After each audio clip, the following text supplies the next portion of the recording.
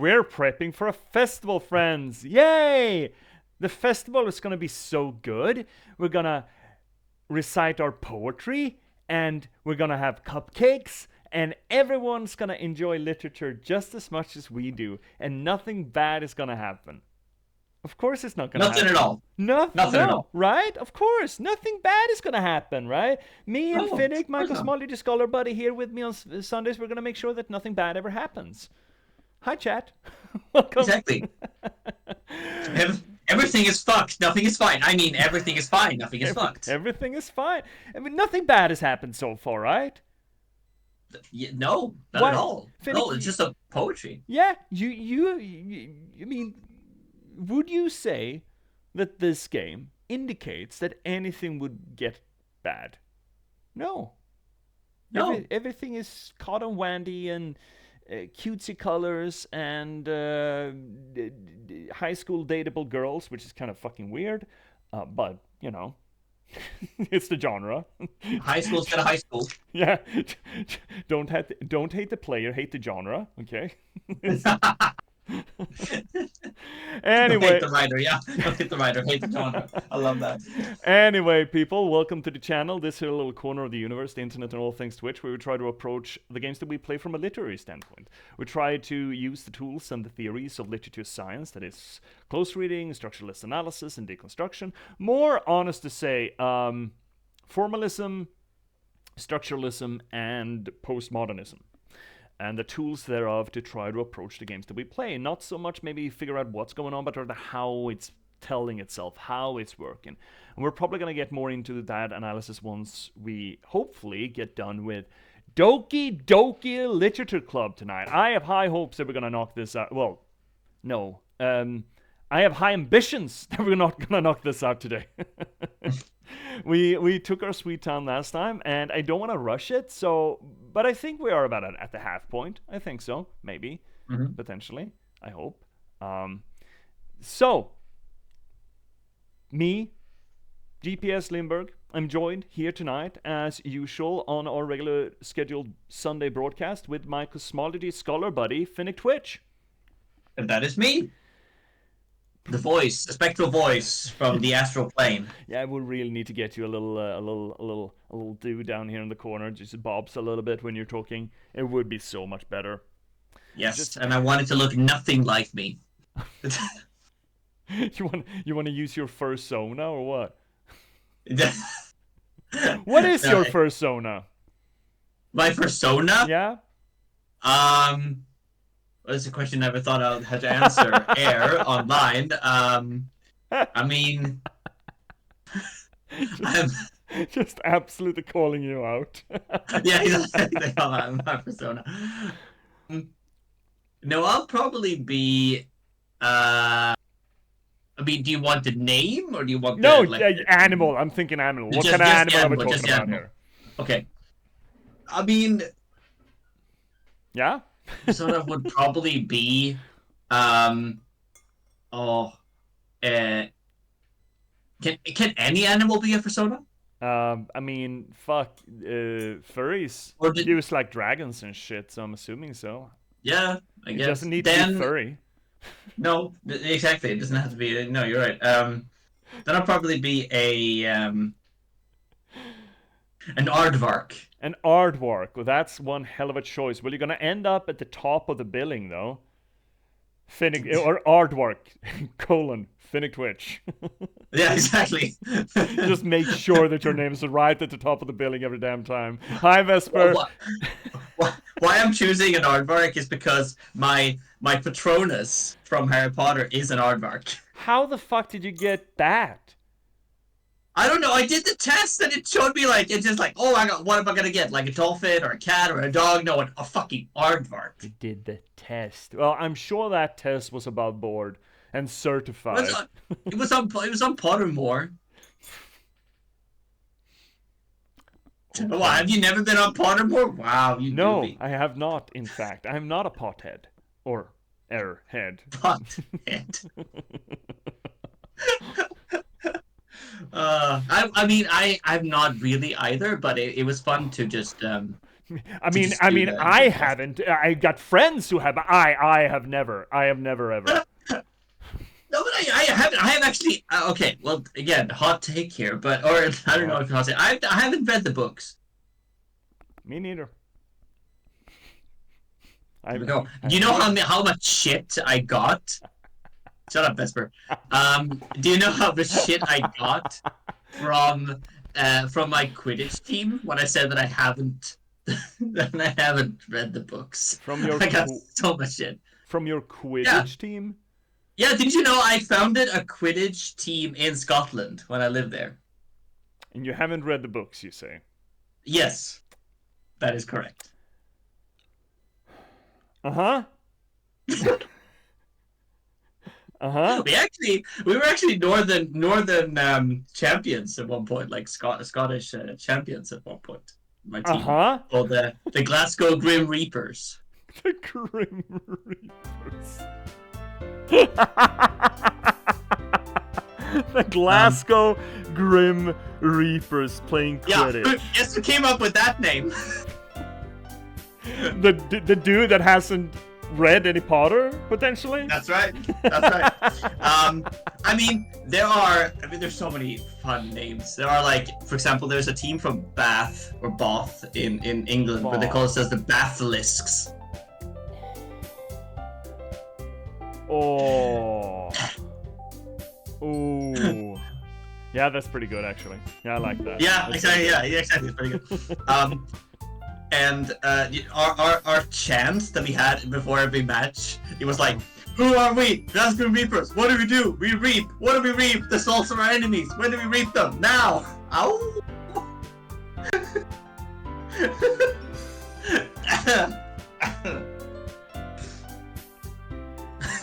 Okay, those are choices.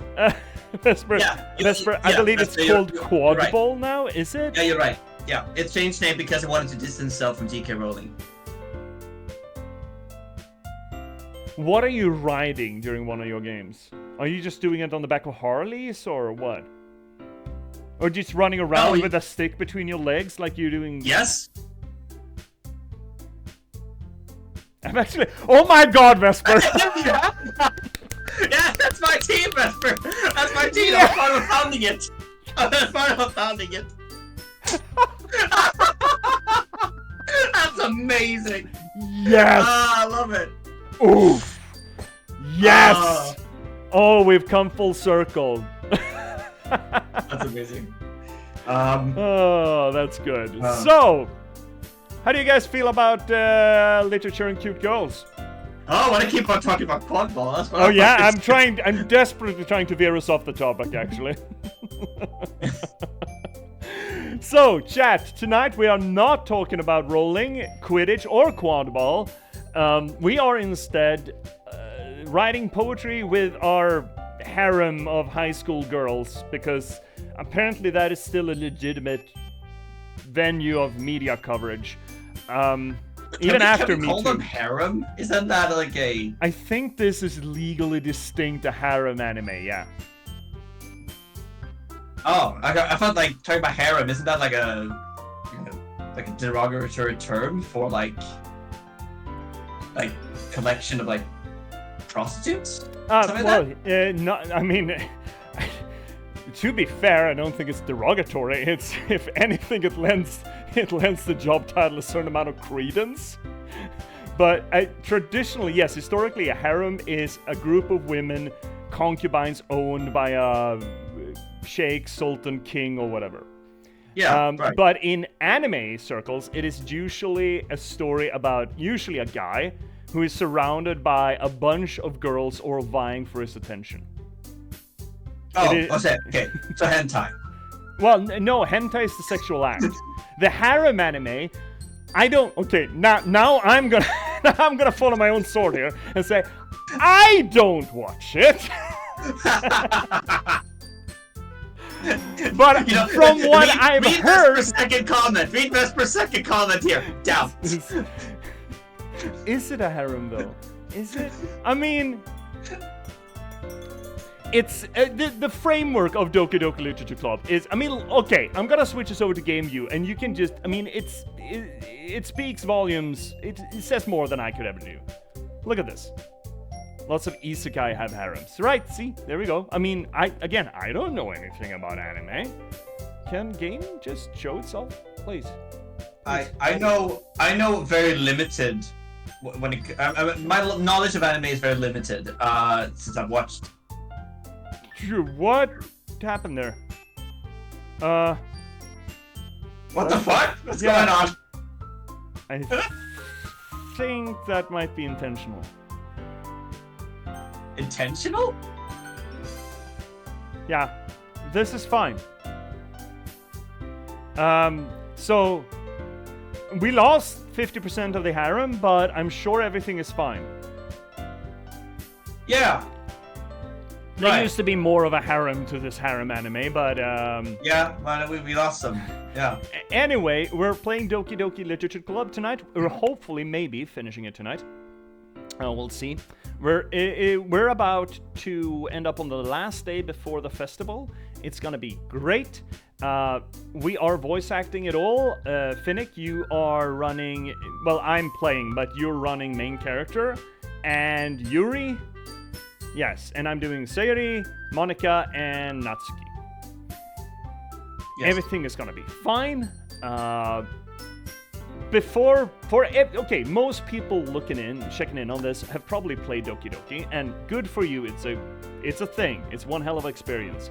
For those of you who haven't, don't let this cotton candy, cheerful music fool you. There are content warnings, and be aware. I think the game also has a pretty heavy content warning etiquette right from the get-go, so just be mindful. I don't want to say more than that, than just stress that there is a content warning and you should be aware and take heed, because, well, we'll get to it real soon. That being said, is everyone prepped? Does everyone feel ready for this completely cutesy harem anime to carry on? I mean, I don't think that Yuri and what was her name? The other one? Natsuki. That's Natsuki. I don't think they're ready because we can't see them. Yeah, I don't know where it happened to them. That's weird. I'm sure it's fine. Yeah, should we load the game? We probably should, yeah. Well, exactly like Vespa says, yeah, it straight up warned you. Yeah, the game did tell us. Came out, or I guess Monica also told us that we should stagger save our game. Monica knows these things, she's clever.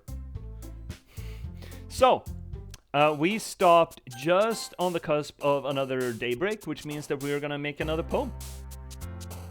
Alright, well, I mean, as we have established, we're going after Yuri, so let's... well, what's this week, Kimosabe?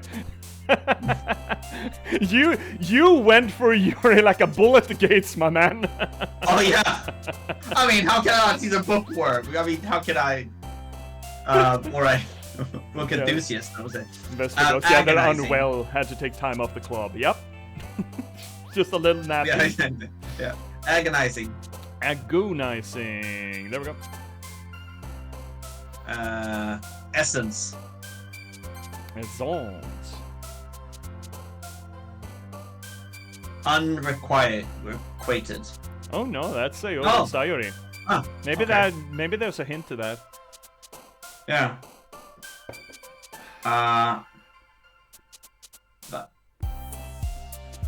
Vitality. Vesper, how's the mastering of the sound volumes? Is it good? The sound looks a little high on my end, but then again, the sound's good. Or the music's good. Subtle. Yes. Yeah, I know. Thank you. Thank you for noticing. What do you say, Vivacious? Yeah. I guess unending. Yeah. Analysis. I love Natsuki's frump here. Look at that. Yeah.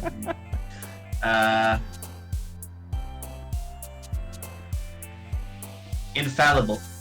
Ooh. Boop. Boop. I like that.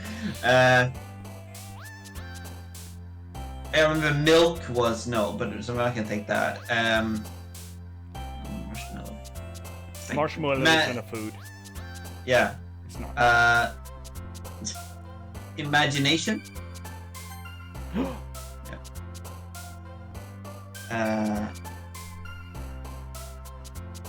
Afterimage. Or You're just gonna write the exact same poem again. Exactly. That's what I do. Tenacious. D. I knew it. I freaking knew it. I knew you were gonna say that. Someone marshmallow, bro. No, Vesper. C and I have concluded that I do not, in fact, marshmallow. Disarray. Which array? Which array? Insight. Yeah, there you go. Intellectual. Of course. Oh. Pass me my monocle there, Jeeves. Oh, look, there's anime. Philosophy. Are you sure? You don't want to go for anime? This one, duh. Kawaii. That's an oh my god. Melancholy. Colonelli. Ooh, uncanny. Now we go into Uncanny Valley here. Oh no, we wouldn't in this game. Wait, where is it? There we go. Incongruent. Ooh. That's a nice word. Ooh, and Effulgent. That's it. what is that? Effulgent. Dude, I think I actually need to look it up if I'm supposed to. Effulgent. It's something about flow, right? No, shining brightly, radiant. I thought that was no, effervescent is the bubbly. Right. Oh, okay. I thought that was more like shiny, but okay. Yeah. Okay, then effulgent in that case, yeah. And entropy. I'm sure that's fine. Yeah, definitely fine. Oh man, I'm the last one here again. Don't worry, I just walked in too. And Evanescence is a band, yeah, right. Effulgent is bright, Effervescent is bubbly, and Evanescent is just a band, nothing else. Yeah. Yeah, dude. Is that the short? Is Evan short for Evanescence? What if you're named Evan? Actually, in Evanescence, anyway. Were you practicing piano again? Yeah. You must have a lot of determination. Starting this club and now picking up piano? Well, maybe not determination, but I guess passion. Remember that the club wouldn't be here if it wasn't for all of you. And I'm super happy that you're all willing to help out for the festival too. No, let's see. Let's see. Nah, it's not like... Nah. I can't wait for the festival. It's gonna be great. Huh? Weren't you complaining about it just yesterday, Natsuki? Well, yeah. Oh, I'm not talking about our part of the festival, of course, duh. But it's a whole day of school where we get to play and eat all kind of delicious foods. You sound a bit like Sayori all of a sudden. Monica! Do they usually have fried squid? Squid? That's a pretty specific thing to look forward to. Oh, come on! Are you saying you don't like squid? You, of all people? Why? Because she's got the fisherman's wife on the inside of her locker? What? The fisherman, you know, the old woodcut with the... Oh, yeah. Yeah. Yeah. The hentai was not a thing that was discovered after the nuclear bombs. Japan was with the tentacle porn way ahead of that. I didn't say that I didn't like it.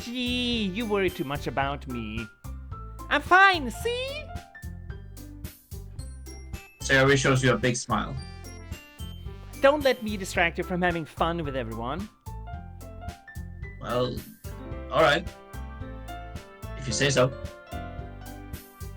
I worriedly glanced at Sayori before turning back towards everyone else. But the conversation has already dispersed, with everyone back at their usual activities. Maybe I should ask Monica if she's noticed anything about Sayori recently. Since they've been preparing for the festival, they must have been spending a lot of time together. I timidly approached Monica, who's shuffling through some papers at her desk. Finnick, what's up? Hey, this might sound a little strange, but have you noticed anything up with Sayori recently? Anything up with her? In what way do you mean? Maybe I'm reading into it a little too much, but she seems a bit downcast today. Oh, you think so? I can't say I've noticed anything about her. Monica peers across the room at Sayori, who's idly dragging a rubber eraser up and down her desk. Maybe there is something on her mind. But I'm surprised I'm not the one asking you, Finnick. You certainly know her a lot better than I do. Yeah, but she's never really like this. She's always talked to me about things that bothered her. But this time when I asked her, she was really dismissive. Sorry, I know this is not your problem. I just wanted to ask if you knew anything, so I'll drop it now. No. It's important to me too. I mean, I'm also friends with her. And I also care about the well-being of my club members, you know. Maybe I'll try talking to her myself. Are you sure about that? She seemed like she wanted to be left alone. Are you sure? Maybe she's just has a hard time bringing it up with a person of interest. Person of interest? What do you mean by that? I'm saying that maybe the thing on her mind is you, Finnick. Whoa. Hang on. Me? I mean, I get it, but also, Yuri is on my mind, okay?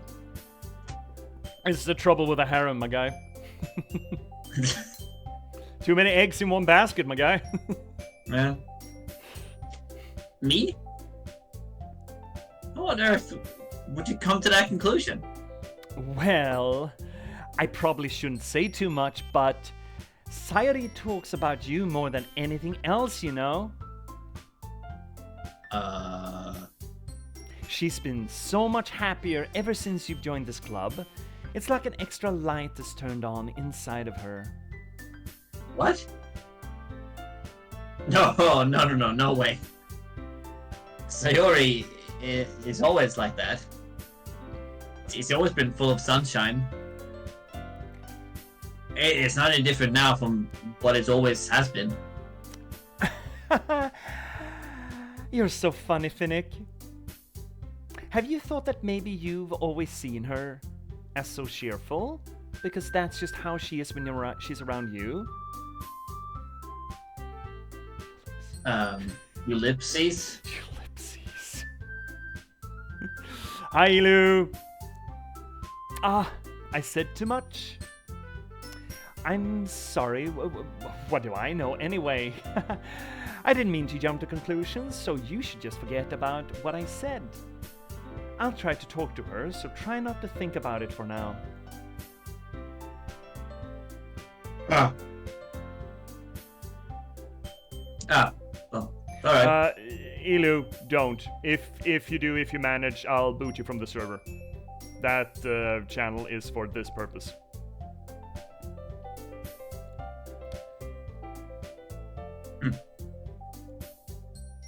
Oh, sorry. You're Monica smiles meaningfully. I know she said to forget about it, but I already know that I won't be able to get her to get the words out of my head. Monica stands up from a desk and walks across the room to where Sayori is sitting. I watch her kneel down next to Sayori and gently talk to her. But she's keeping her voice so quiet that I can't hear her from here. I sigh and sit myself down. I know Sayori told me not to worry about her and to have fun with everyone else. That's impossible to do when she's behaving like this. Exactly how much do I care about her, that I'm letting this weigh me down so much? Now it feels like I'm the one behaving out of the ordinary. Oh no, heaven forbid that you act out of the ordinary. You can't do that. No, I would never. I'm totally normal and within the the frames of everything. I'm inside my comfort zone at all times. Always be happy. Forget your troubles. Come on, get happy. That's right. But there's nothing I can do besides wait for Monica. Why does it feel like I'm being watched? I glance across the room. Suddenly, I notice Yuri peering at me from over her book. she's doing this thing because. Yeah, exactly. It's like watching behind a newspaper kind of thing. Yeah, very clandestine. Yeah. But she looks away just as quickly with a flustered look on her face. I realize that she won't get anywhere. I realize that she won't get anywhere like this. I've never really seen Yuri approach anyone or start a conversation on her own accord. So, I have no choice but to approach her myself. By now, it's a little easier for me to do that. I stand up from my desk and sit in one next to her own. Your ellipses. I didn't mean to bother you or anything. Relax. You didn't even do anything. But I could tell that you wanted to be alone with your thoughts. Alone with my thoughts? Have you seen this guy? What do you mean alone with my thoughts? I would never alone with my thoughts. It scares me. How were you even able to tell that I was thinking like that? Well, it's something that I do a lot. So it wasn't hard for me to spot. Based on your posture and expression. No, not that I'm staring or anything. I didn't do anything creepy like that. I'm not that kind of girl. No, Yuri would never do anything creepy at all, ever. No. In any case, I guess you were right. I'm sorry if I caused you any concern. Don't apologize. Your troubles are only the concern of those who willingly share in that concern. Of course, there are certainly those who find the most comfort in keeping to themselves. But if you would prefer to share what's on your mind, then I would be glad to listen. It's really not that big of a deal. I was just feeling a bit uneasy about Sayori. Sayori? Yeah, she seems a little bit off today, but when I asked her about it, she didn't want to admit it to me. So I can't help but wonder if something has happened to her. Oh. That's quite romantic. Nani? När kände du? So sorry. I didn't mean to say anything stupid. It's not that. I just didn't want you to misunderstand. Sayori and I have just been friends for a long time, that's all. I see. Then perhaps it is unusual for her to be dismissive to you about her feelings. Or maybe I'm just reading into it a little. Or maybe I'm just reading into it a little too much. Finnick, the world is full of meaning, often hidden deep beneath plain sight.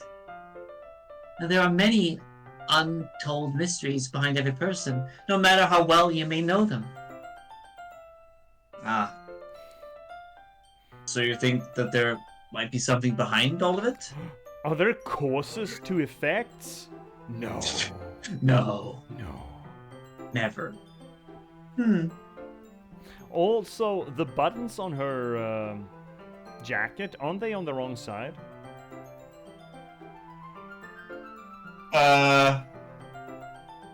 Because the right side is overlapping the left, but the buttons are on the left. Yeah. Shouldn't they be on this side? They should be on the right side. Look at the folds. Look at the lapels, right? Oh yeah. I mean, I guess we're talking. Oh yeah. Yuri, what are you hiding? I think that Yuri is a very complex person. Her mannerisms on the outside don't always match what may be going on inside her head. Mannerisms is also such a, writer word, isn't it? No Yeah. one says mannerisms. Some would, but it's like, I feel like up class kind of. Like half. Like they want to force themselves to be fancy. Yeah, or pretentious bastards like me. Yeah. Exactly. And she may not always know what she wants. I noticed her strange behavior today, too. And I also feel some concern for her. But in your case, it looks like she was fully occupying your thoughts. Wasn't she? Well, I guess that was the case. Sayuri, she really means a lot to you, doesn't she? Dude, I guess. the love triangle is closing in on you, bud. Disengage, Yeah. disengage. Sayuri, ask her out now. But you don't need to put it in that way. We're just good friends, that's all. Ellipses. Ellipses. Yuri suddenly looks deeply into my eyes. Her expression is gentle and curious, as if she was searching for something. Dangerously close to smut language now. Embarrassed, she averts my gaze. Sometimes, a person's mysteries are untold even to themselves. And you, as someone honest and caring, may uncover feelings you weren't aware of, what you weren't aware were in you. That is, I think that she would be a very fortunate person. Have you feel that way about her? Yuri, you're giving me way too much credit. I'm a pretty simple guy. Well, confirmed as a guy now. Yeah. So I think I'm pretty good at understanding my own feelings. I'm not nearly as sophisticated as you. That's not a compliment, is it? I mean, it's a low bar, Yuri. You don't need to get all flustered about it. Is it though in this club? For him, yeah. Yeah, true. It is what it is. Anyway, as long as we're here, why don't we do some reading? Well, as long as you're okay with it. Yeah. Should be taking my mind off this whole thing anyway. Ellipses. Musicless ellipses. Uh-huh. The sound of Dude. silence. Oh my The sound god. of silence. Garfunkel? Simon? What the fuck? Okay, everyone. As some time passes, Monica calls out to the club room. You just completely cheated out of feeding her chocolates, dude. Monica just absolute fucking cock. Look at the cock block on this girl. Look at. Could you not, Monica, please? Why don't we share our poems now? Before I know it, everything is back to normal. Everyone goes to read their poems, and I do the same. I make contact with Monica. She smiles at me. I wonder what she was talking about with Sayori. What do you want to share? I feel like Datsuki hasn't gotten any attention, so let's start with her. She's okay.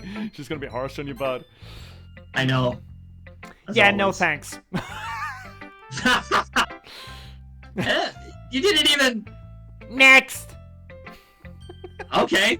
Bye. Fucking get him, Natsuki. Fucking get him. Let's do Yuri first. Ellipses. Finnick. Your writing has only improved in these last few days. Every poem you showed me has been nothing short of a spectacular. I can really feel the emotions. I'm a little envious, even.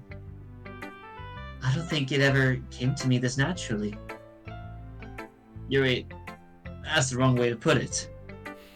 This never did come naturally to me. But I've been able to improve so much thanks to you. You're really the example I was chasing after. Is that so? Yuri gently smiles to herself. This feeling. I'm so glad I got the chance to share my writing. I never thought it would feel like this. Oh, smiley face, despite the, the nervousness. I remember you mentioned that yesterday. I can't believe you're so good at something and you've never even shared it with anyone. It's kind of a shame. Maybe, but it's not like I really had a choice. What do you mean? Yeah, that's what I also... Oh, sorry. Well... Yuri smiles sadly. Finnick, during lunchtime, I eat by myself. Did you know that? It's a great time to find a quiet spot and do some reading. In fact, I always have some books with me. I could say I really enjoy reading. You could say I really enjoy reading. Well, that's one way to put it, anyway. But books are so full of amazing and inspiring people.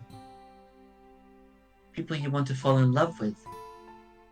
Or people you just know would make a really good friend. Cheerful people who always put a smile on your face. Or deep thinkers and problem solvers who discover the mysteries of life. So when you look at it like that way, surrounded by friends every day, you know? And those friends don't laugh at me. They don't tease me for spacing out all the time. They don't make fun of my body type. And they don't hate me for acting like a know-it-all. People say that about you? I'm not a know-it-all, Finnick. It's the opposite. I don't know anything. I don't know how to talk to people. I don't know how to make people see me as normal. I don't even know how to make myself happy. I have all these feelings. And all I can do with them is read and write. But it wasn't until now that I started sharing it with you that I really understood what was missing all this time. But I haven't really done anything. No. That's wrong. Just being patient and respectful, that's really important to me. I know I'm a difficult person, Finnick. I speak too slowly. I second guess myself all the time. I read too deeply into things. But every time, you've always treated me like anyone else. It's so rare that I feel comfortable with myself when I talk to others. But that's why every time I talk to you, I just feel really happy. I see. Well, I treat you how you deserve to be treated, Yuri. And if other people don't see it that way, then screw them. I mean, I joined this club hoping I would make friends. You joined this club because you were badgered and you were promised cupcakes. Don't try to make anything else out of it. Maybe it's not the best time to say that, okay? Those are thoughts we keep inside. And I would say I've had at least one success. Wouldn't you? If you put it that way, yeah. We really are friends now, aren't we? Yuri puts her head in her hands. This time, she's smiling as she doesn't. Do you want to show me your poem? Yeah. I do. Let me get it for you. Alright. Ghost Under the Light, Part 2. The tendrils of my hair illuminate beneath the amber glow, bathing. In the distance, a blue-green light flickers. A lone figure crosses his path, a silhouette obscuring the airy glow. My heart pounds. The silhouette grows, closer, closer. I open my umbrella, casting a shadow that shields me from visibility. But I'm too late. He steps into the streetlight. I gasp and drop my umbrella. The light flickers. My heart pounds. He raises his arm. Time stops. The only indicative movement is the amber light flickering across his outstretched arm. The flickering light is in rhythm with the pounding of my heart, teasing me for succumbing to this forbidden emotion. Wow. Getting some Outlander writing here. Yeah. Have you ever heard of a ghost feeling warmth before? Giving up on understanding? I laugh. Understanding is overrated. I touch his hand. The flickering stops. Ghosts are blue-green. My heart is amber. I mean, it's kind of like, I mean, it's kind of, I mean, more wholesome than the other ones, I would say. Yeah. Imagine that all you need to do to make someone healthier is to give them their absolute undivided attention. Or just, be nice to them. Yeah, well, that alternatively, yeah, sure. Finishing the poem, I start to hand it back to Yuri. But instead of taking it from me, she looks away. Ellipses. Do you dislike it? No, of course not. I just don't really know how I should respond. Despite Yuri's poem being usually cryptic, it was not to figure out what this one was about. Not. Nope. I don't know how I'll be able to explain this one. It's fine. I understand this one. Ellipses.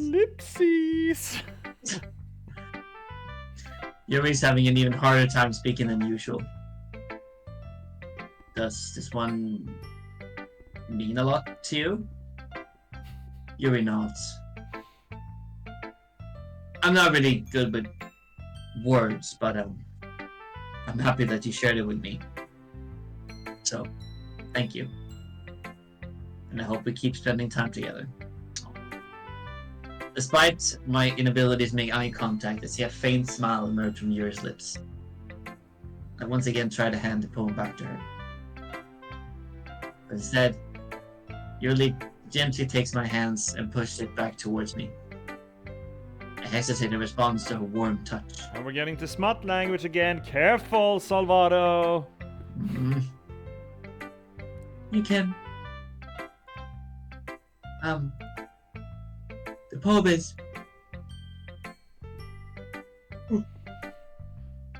Once again, Yuri fails to form a complete sentence. You mean I can keep it? Yuri nods. I'd love to. And again, Joey faintly smiles, as if she doesn't want me to notice. You always make me feel nice. I know I'm not good with people, but I hope that I can return the favor sometimes. Yeah. Don't worry. I think you do a good job. Yuri finally turns back towards me. I guess we should move on before Monica says something. Before cock-blocking Monica just kicks in the door Yeah, exactly. again. We're not gonna get caught, but we gotta finish this or something. But I'm sure we could talk again later. Yeah. I'm sure we will. With that, Jerry timidly smiles at me, and I return to my seat so I can put her poem away. We got a 4 and 30 until an ad break, but I'm sure we can knock one of these out. Okay, let's do Sayori. Ellipses. Wait, give me a second. I'm just gonna reload. Okay. It's nice, I guess. Come on. You can already tell. I can already tell you that you don't like it. Well, you don't need to worry about what I think. After all, you wrote this for someone else, didn't you? Probably Yuri. Yeah? I didn't write it for anyone specifically. Maybe. Well, that's not really what I meant, though. But it's okay. You're making new friends just like I was hoping. That makes me really happy. And you're happy too, right? In this club? Well, of course I am. Good! That's all that matters to me. Thank you, Finnick. Sayori, is there something wrong? Huh? No, nothing. I'm just a little tired today. Alright. Just tell me if you need anything. I will. Don't worry about me, okay? You can go play with everyone else now. Well, if you insist. Yay! I'm gonna go home a little bit early today. Sayori? Tell Monica I wasn't feeling well, okay? I'll see you tomorrow! Before I can say anything else, Sayori cheerfully walks out of the classroom, humming to herself. I mean, let's do it to Monica. I'm thinking we're gonna knock in the break, I think. That's 2 minutes. Right. And we might as well. I mean, this is a nice spot for it, right? So we're not in the middle of something. So, chat, we're gonna take a 3 minutes break. I'm sorry, Twitch is gonna Twitch. Can't help it. So we're gonna take 3 minutes, cycle your fluids, take care of yourselves, and you do you, and we'll see you all in 3 minutes' time, yeah? Please don't go anywhere. Yeah. See you soon.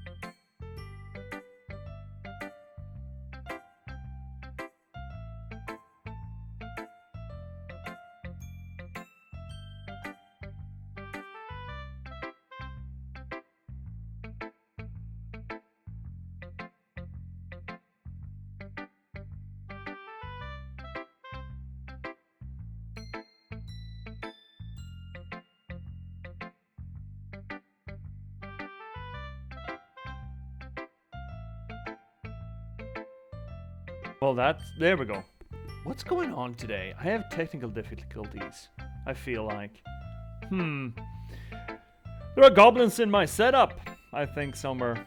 I don't know why, I don't know where, I don't know how, but they're there. Something's gonna happen.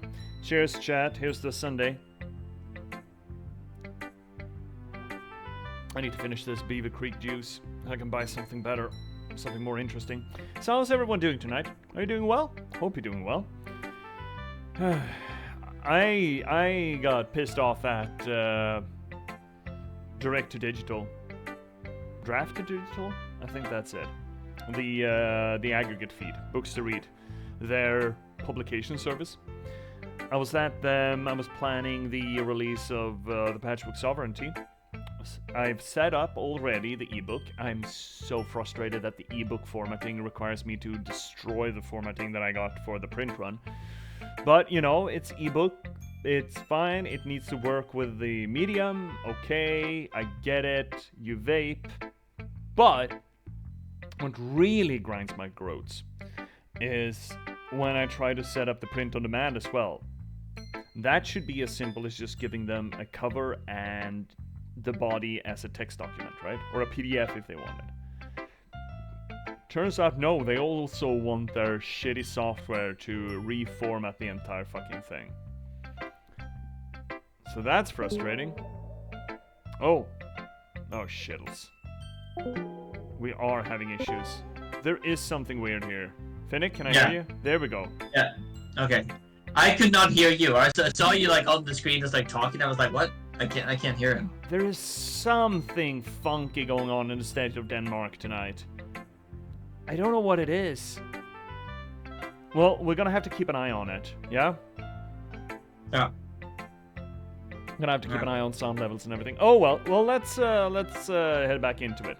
Okay, chat, can you hear both of us now? I'm just wanna make sure. Yeah, I'm seeing sound levels at least. Okay. So, Monica. Mm-hmm. Hi, Finnick. Have you thought about what you want to submit to perform at the festival? Well, being in this club is one thing. Performing in front of a bunch of people, I'll have to give it some more thought. Okay, no pressure. But whatever you do, I'm sure it'll turn out great. It would also make me happy to see. Anyway, let's take a look at today's poem. Sure. I'll let Monica take the poem I'm holding in my hands. Ellipses. Your style's gotten so refined, Finnick. Yuri's been teaching you a lot of things, hasn't she? Hasn't she, Finnick? Finnick? What? Me? No. Well, I guess so. Yeah, I've been noticing how much time you spend with her. I think I've heard her say more words these past couple of days than she's talked the whole year. Not sure how you did it, but that's pretty impressive. Well, she just needs some patience and a way to talk about all the things in her head, I guess. I'm still getting the hang of it myself. You're careful. You're certainly putting a lot of effort. You must really like her. That's It's awfully suspicious, you know. Spending time with her in the club room every day, reading that edgy novel with her. Well, I just feel bad that she's has a hard time socializing. Yeah, sure. That's all you're feeling, Finnick. Absolutely. That's the only thing that's crossing your mind. I'm not feeling anything else. No, of course you're not. Mm-hmm. It makes me want to make sure she doesn't spend all her time alone. Besides, the novel isn't too bad either. You know? All right. I get you. Just be careful, all right? I know that Yuri isn't used to opening herself up. Oh, phrasing, Monica. What? So if something bad happens while she's vulnerable, then it could be really hard for her. Her books aren't a total escape from reality. They're just bandages. You say that like I'm going to hurt her. Sorry, I didn't mean that. If anything, she might accidentally hurt herself. Anyway, I'll share my poem with you now, alright? Alright. The lady who knows everything. An old tale tells of a lady who wanders earth, the lady who knows everything. A beautiful lady who has found every answer, all meaning, all purpose, and all that was ever sought. And here I am, a feather, lost adrift the sky, victim of the currents of the wind. Day after day I search with little hope, knowing legends don't exist. But when all else has failed me, when all others have turned away, the legend is all that remains, the last dim star glimmering in the twilight sky.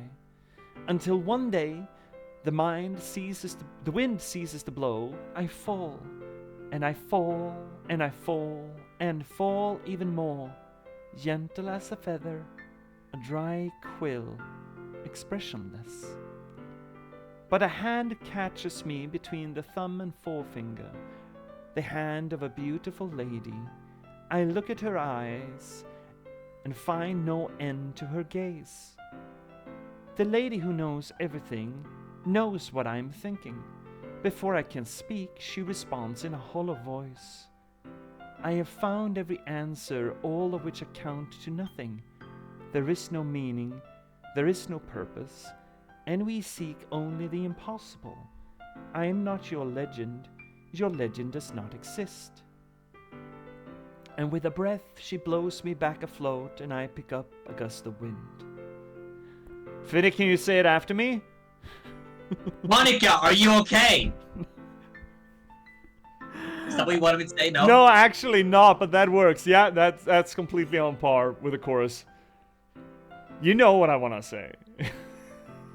Everything is fine, nothing is fucked? Well, that also suitable, but what a postmodernist poem! Oh, well, yeah, that works too. Yeah, exactly. I mean, it's the whole, there's no purpose, there is no meaning. The lady who knows everything knows that there's no meaning to anything and it doesn't amount to anything, having all the answers, right? That is it's exceptionally postmodernist take. And also the fact that we're talking about the feather that's actually writing the page, just writing this thing. Yeah. So that's also like very possible in taking, the text talking to the author, or the author talking to the audience, or the And the author only being a tool for the purpose of perpetuating the message, as it were. Yeah. Oh, I really want you to play Alan Wake and Remedy universe now. I mean, I feel like Look, so I've seen all of Alan Wake, both 1 and 2. And I was so fucking frustrated with the try hard, oh, this is how a writer works, and the weight he puts on his dumb proper nouns, the darkness or whatever. I'm like, oh, dude, for fucking out loud, dude. It's not that well written, my guy. No, but I think that's the point. Yeah. For me, as I'm listening, that's the point. It's not supposed to be good writing. No. I mean, the Remedy universe itself, I think it's in very interesting and cool writing, but Alan Wake is not. I mean, especially now in the latest, because I just watched a playthrough of the latest DLC for Alan Wake 2, and it is so. I think they make a big thing out of what kind of style Alan Wake is writing. Yeah. Okay. Yeah, I mean, Control has been really fucking cool in that way, to talk about the narrative structure and its structuralist manifesto, as it were, speaking about the human soul and the collective subconscious, and art as an expression of that, and thus the astral plane as an expression of that. Essentially, the astral plane is art, and the entities in the astral plane are artistic movements, essentially, sort of, kinda. So there's absolutely, I mean, again, you mentioned off-stream, Finnick mentioned that the House of Leaves was used as an inspiration for Alan Wake, and sure, I mean, again, I haven't played Alan Wake myself, I've seen a lot of it, but I feel that's doubly true for Control. And I feel like Control is the distillation of that thesis statement, and Alan Wake is one expression of that thesis statement, potentially. Maybe, I know that every time I watched anything from Alan Wake, I get so fucking frustrated with the voiceover, with Alan's description of things that trying to evoke this emotionality to it, and I'm like, dude, you cannot make me take this seriously. maybe that is a personal thing though, you know, being an author and being really frustrated with authorship being made fun of, essentially. Maybe I'm too thin-skinned to be able to get into it or take it seriously. That's kind of what I feel whenever I, you know, you encounter like an academic or not lore master potentially, but also like perhaps someone who focuses on like the mythological side or religious side in sort of games as well. Whenever you see a depiction of that, because if we're being honest here, I think most of the time that shows up, usually in the end they're revealed to be some sort of nut job or a villain or something like that, and it's like, we're not all like that. Like, yeah, you get these sensitive spots in how you consume media. I know, for example, doctors have a hard time watching Dr. House. I have a hard time watching Newsroom. I know the show's good. I get it. And I would love to watch it. I just get so fucking frustrated seeing how they frame a regular day for journalistic work. And I'm like, dude, this is such fucking rock star journalism. Fuck off. This is not how it works. And I just can't get into it. And again, the same thing for Dr. House with doctors. This is so fucking dumb. It's just too fucking much, man. And I'm thinking that maybe Alan Wake is that for me as a writer, that I just can't, because it's so... This is not how it works, man. I just get frustrated. And it's not a knock against Remedy, really. It's not a knock against the media, because you kind of have to draw things out to their extremes that they are going to be interesting. And I mean, you're not... Let's be fair, you're not going to alienate most of the audience by making fun of either doctors or journalists or writers or academics or whatever. It's fine to do that. It's just... It's sometimes frustrating when it's a good bit of media and you just can't... You can't stomach it for it being too close to what you quote-unquote know, right? It's like you gave me notes on the encyclopedia. You're like, this is not a proper academic paper.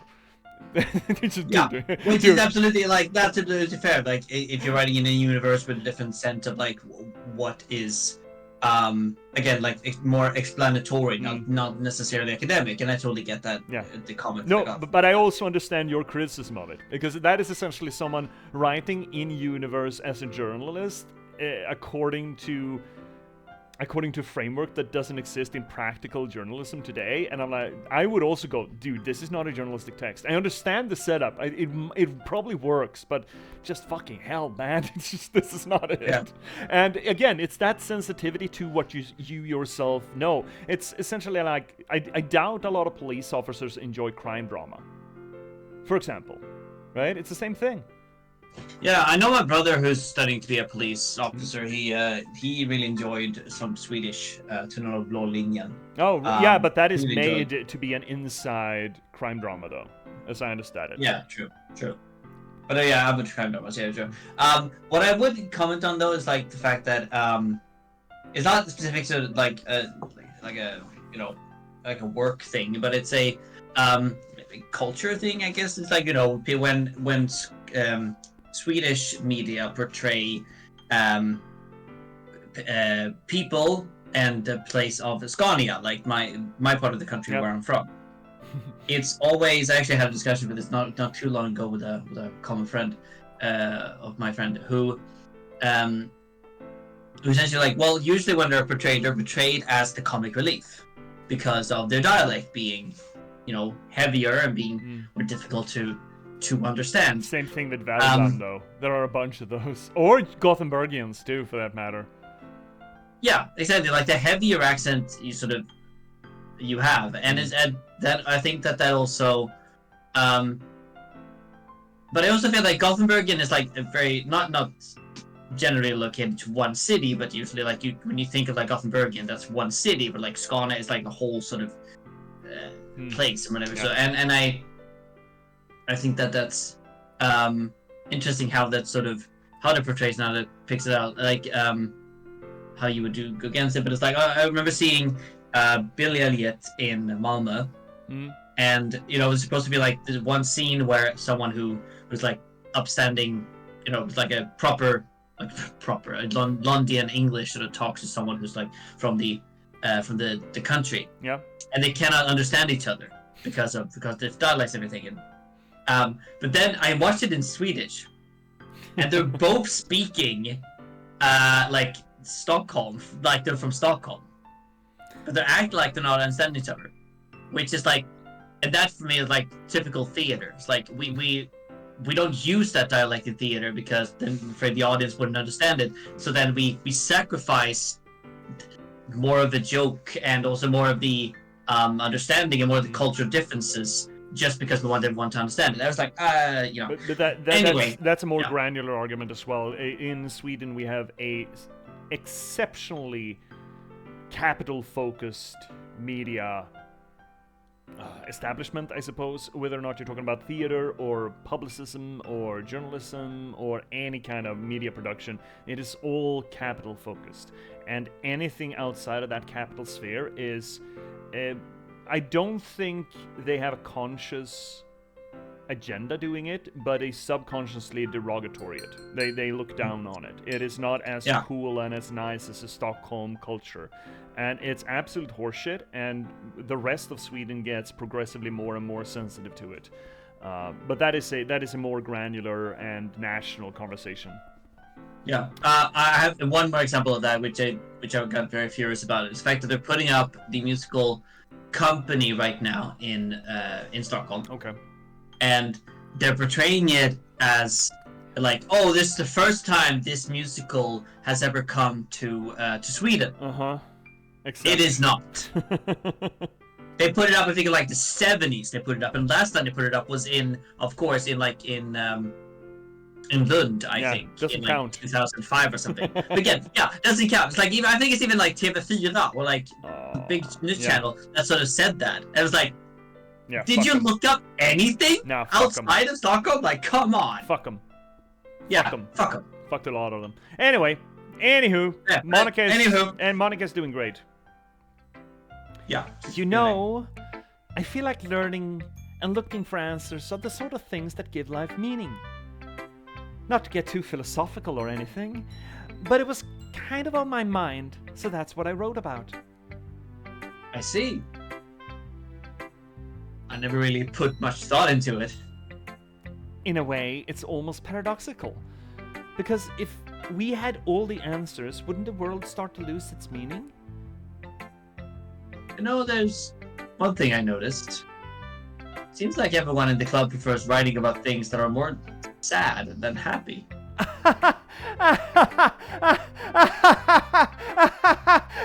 Are you surprised? I mean, if everything was okay, we wouldn't really have anything to write about, would we? Humans aren't two-dimensional creatures, Finnick. I think you'd know that better than anyone.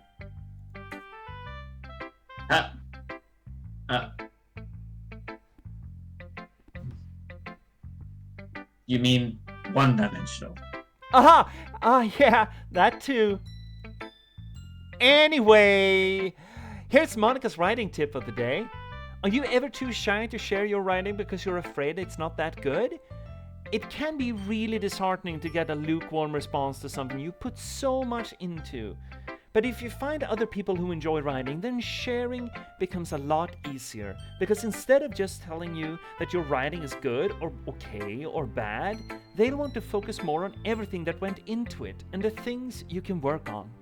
It's much more encouraging that way, and it will make you want to continue improving. It's almost like having your own literature club, don't you think? That's my advice for today. Thanks for listening. Okay, you three. We're all done sharing poems, right? Why don't we start figuring out... Hold on a second!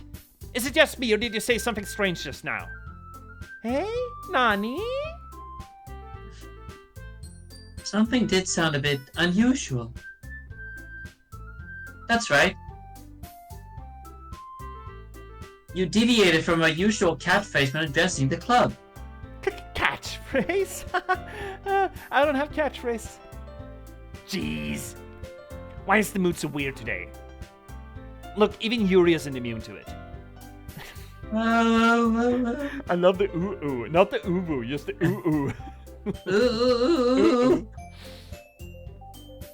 Stagnating air is common foreshadowing that something terrible is about to happen. For fucking out loud, Yuri. Okay. Okay. In your books, maybe. Look, the only thing different is the Sayori isn't here. Ah. It seems you're right. Sigh. She's not actually sighing, she's saying sigh. Like a a dog sigh. saying woof, essentially. Yeah. Woof. Sigh. Sayori always helps lighten the mood a little bit, doesn't she? It's almost like everyone's balance is thrown off when she's not around. Where the heck did she run off to anyway? I thought she just went to pee. Natsuki, please show some decency. Fine! I thought she just went out to take a piss! Oh, come on. Damn. She actually wasn't feeling too well and went home early. Is that so? I hope she's alright. Seriously? Of all the time not to go home with her, and you pick the time she's not feeling well? So much for you two being all lovey-dovey. No. What are you talking about? First of all, stop misunderstanding my friendship with Sayori. Mm-hmm. I have friend-zoned her multiple times, okay? Mm-hmm. Yuri, look at her. How can you not? And second, she's kind of been avoiding me today, so I didn't want to force it.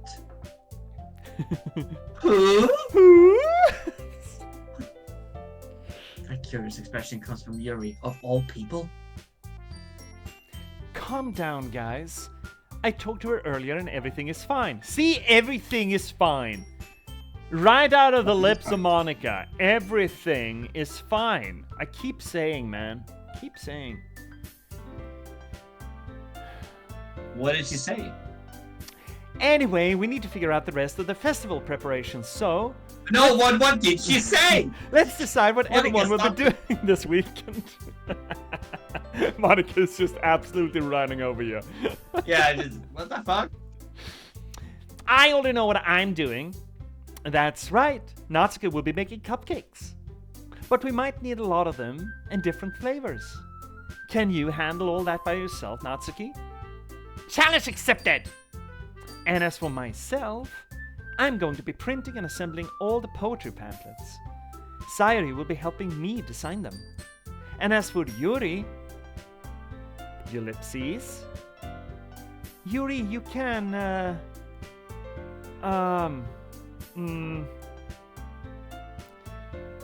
Ellipses, question mark? I'm realizing that I'm more and more channeling my Gilbert Godfrey into Natsuki here. Yeah.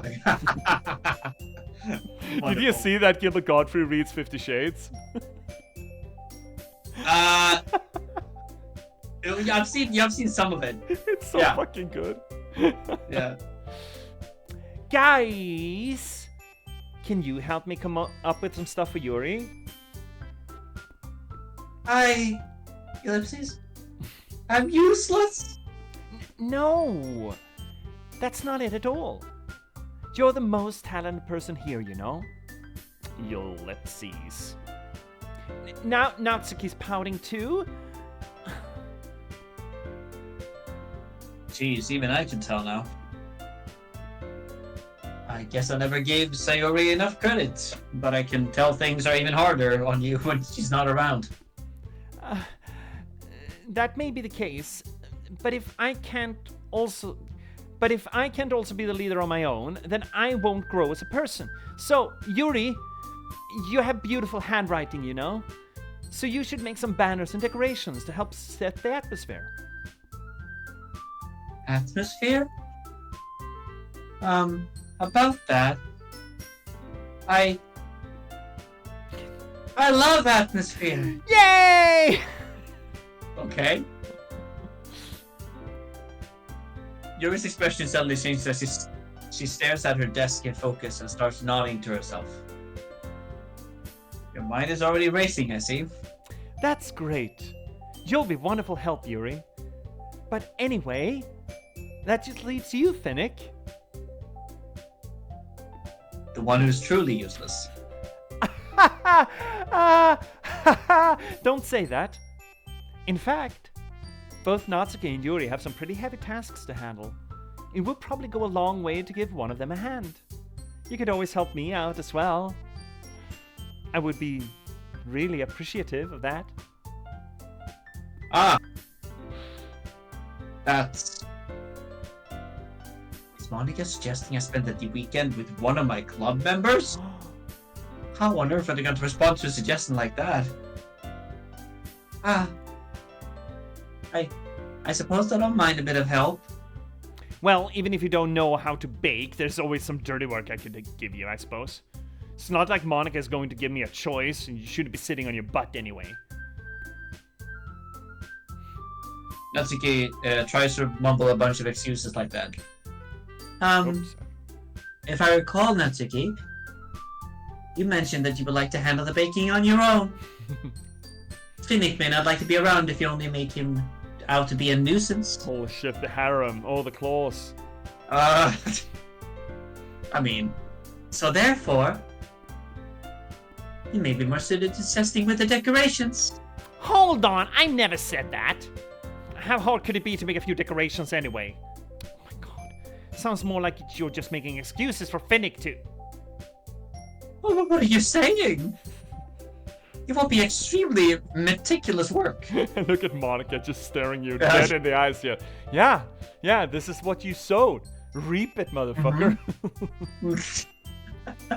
And bake This is what you sow. Reap it, motherfucker. That's such a... Another line. And baking isn't? Just what do you think? Guys, let's settle down for a moment. In the end, I think it's up to Finnick to decide how he'd like to contribute. Besides, he hasn't really gotten the chance to spend any time with me yet, you know? So I'm sure he's interested in it. You literally just said! I'm surprised as well. Oh, sorry, I was just saying though. Jeez! Can we just settle this already? Yeah. Finnick, are you okay with this, right? In the end, it's up to you. Ah. Of course. Very well. In that case... Everyone looks straight at me.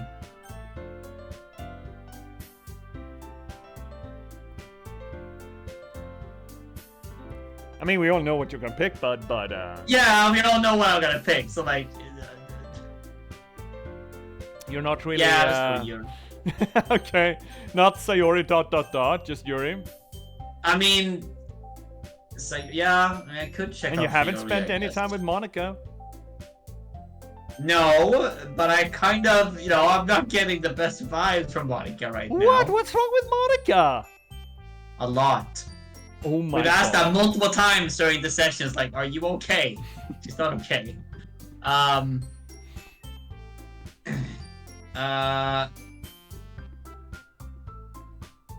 it's gonna be Yuri.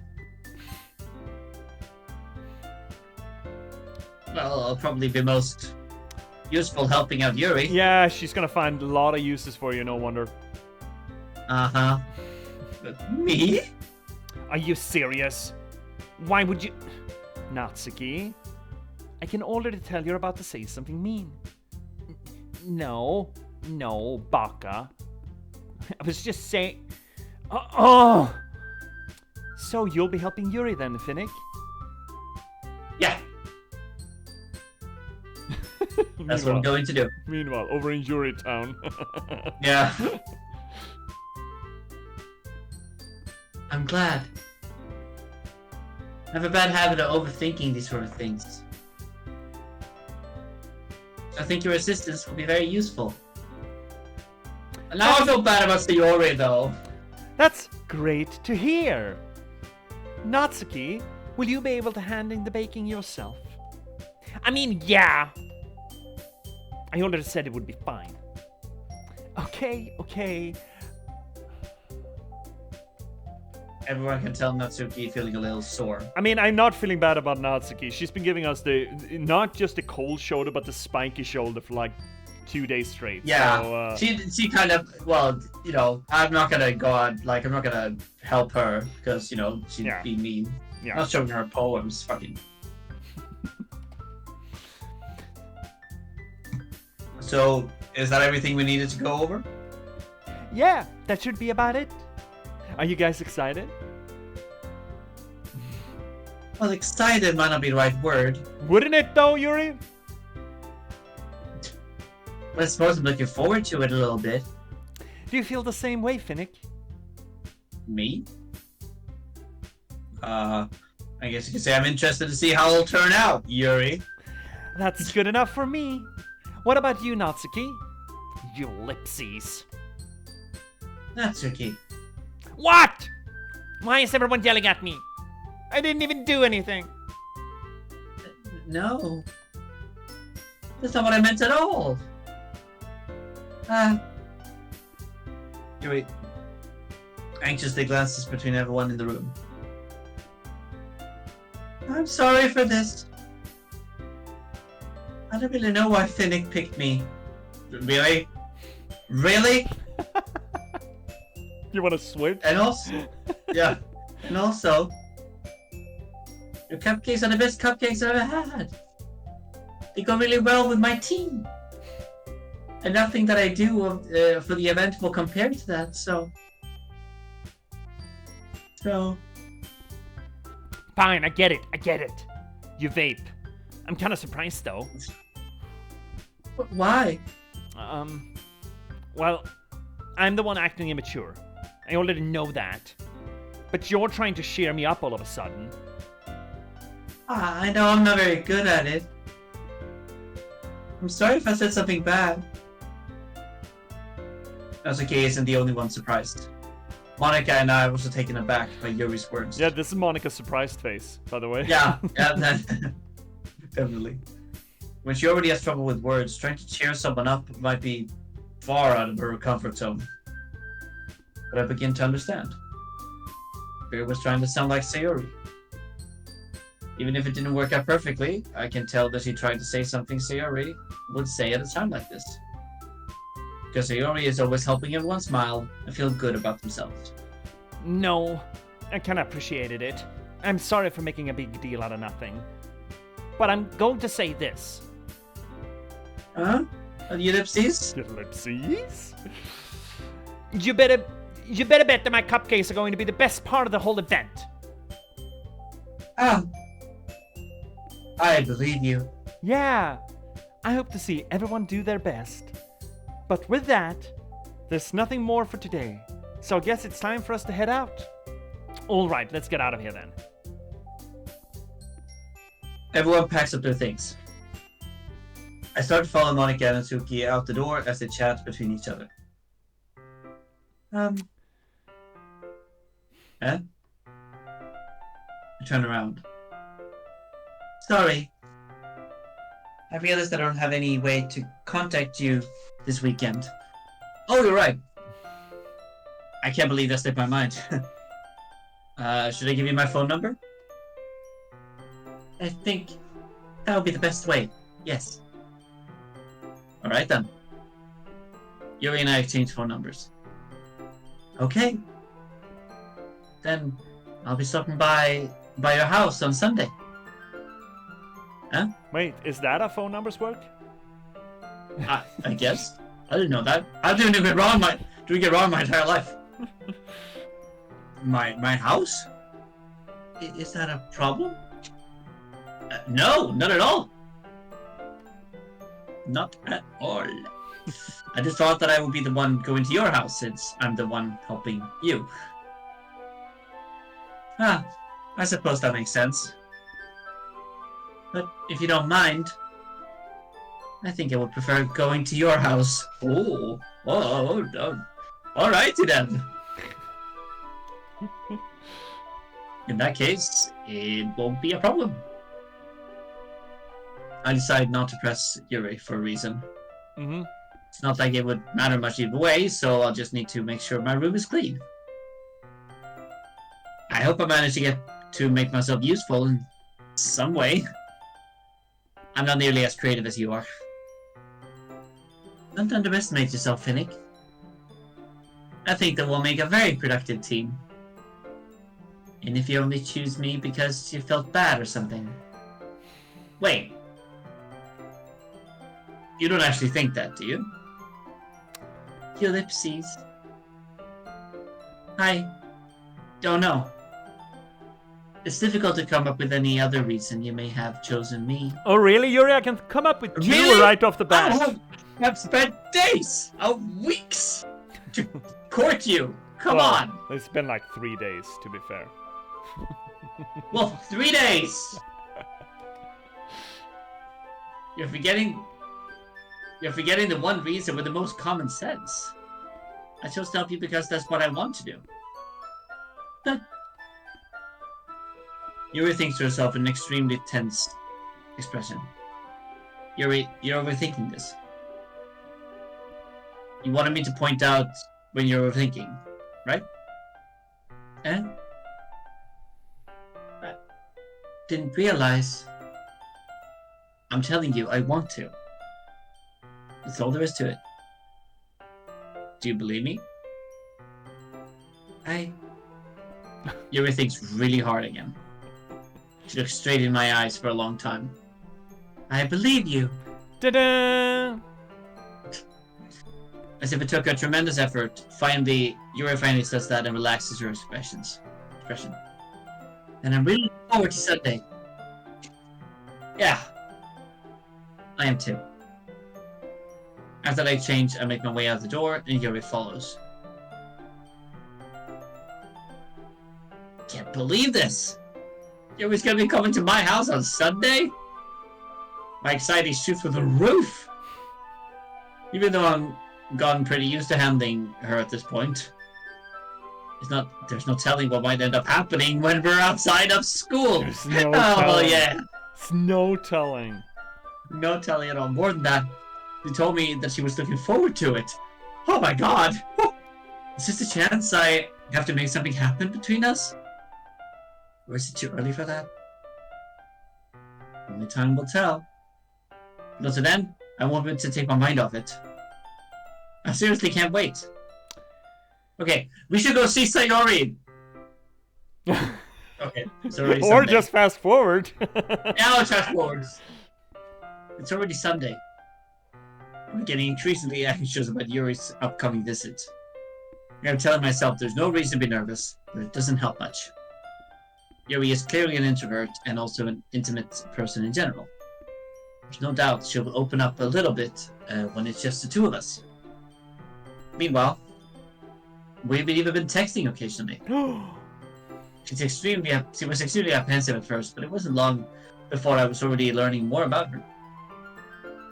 Putting Yuri aside, I haven't heard a thing from Sayori since she left the club early the other day. Not like we text each other all the time or anything. But I've been worried about her in the back of my mind. Between what Sayori said and what Monica said, is it really okay for me to put Sayori's feelings aside when she might need me? No! Go see her! Thank you. I decided to visit Sayori before Yuri comes over. Rather than asking... Wait. Why did the music stop? Oh, I don't know. Rather than asking, I simply tell her, I'm coming over. Much like we've done in the past. Once I use Yuri's house, I knock on the door before entering it myself. Again, we use the place so often that we made it a habit of simply entering each other's houses like we're family. The house is quiet. Siri isn't anywhere on the first floor, so I assume she's up in her room. It's already strange of her not to run down and greet me. I don't like this. I head up to her bedroom, where I finally find her. Sayori? Oh. Hi, Finnick. Thank God. I sit down in her room. Sayori forced a smile, but it's easy to tell that she's different. There's a minute of silence between us. Yeah, you haven't come over like this in a long time, have you? Well, I guess you're right. It's been a long time. Not much has really changed, has it? Sayori's room is as messy as it always been. Are you fucking high? It's fine. Yeah, Dude. well, what do you mean? This is great. Yeah, the bed's unmade, but that's about it. There's like some clothes on the chair, but yeah. I also recognize the same stuffed animals and wall decorations as he's had for years now. What wall decoration are you talking about? Yeah, exactly. That's a calendar. I mean, I guess the pyramid. What is that? Like a calendar? Yeah, it's thing? a cat. That is not a decoration. That's a calendar. There's a difference. Yeah. Also, there's an entire month just stricken from it. That's weird. Maybe she didn't like that month. If you come over more often, it wouldn't be such a mess. That's because I end up cleaning it for you. How come you suddenly want to come over today? Aren't you supposed to see Yuri today? Yeah, but wait, how do you know that? Sayori had already left by the time she decided that last meeting. Monica told me. It's only natural for her to keep me informed about festival preparations, right? Ah, that's true. What about you? Aren't you going to be helping Monica today? Of course. But I'm just helping her online. We didn't plan to meet up or anything. So just me and Yuri then. Yup. There's more silence between us. Sayori stares in a random direction. Everything about her behavior is really uncharacteristic. I finally get to the point. I just wanted to see how you're doing after you left on Friday.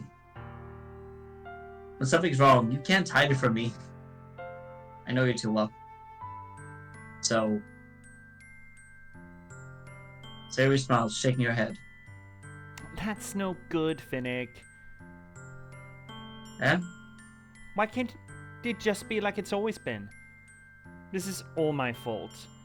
If I didn't get so weak and accidentally express my feelings, if I didn't make that stupid mistake, then you wouldn't have been worried about me at all. You wouldn't have come over here. You wouldn't have been thinking about me right now, but this is just my punishment, isn't it? I'm getting punished for being so selfish. I think that's why the world decided to have you come over today. It just wants to torture me. Sayori! Are you okay? I grab Sayori by the shoulders. And start shaking her mannequin. That's like thinking, are you okay? What on earth are you saying? Are you listening to yourself right now? I know something happened to you. There's no other explanations for you to be like this. So tell me already. Until I know I won't be able to stop thinking about it. Sayori gives me an empty smile. You're really putting me in a trap, Finnick. But you're wrong. Nothing happened to me. I've always been like this. You're just seeing it for the first time. Seeing what? What are you talking about, Sayori? Oh, you're really just going to make me say it, aren't you, Finnick? I guess I have no choice this time. The thing is, I've had a really bad depression my whole life. Did you know that? Why did you think I'm so late to school every day? Because most days I can't even find a reason to get out of bed. What reason is there to do anything when I fully know how worthless I am? Why to go to school? Why eat? Why make friends?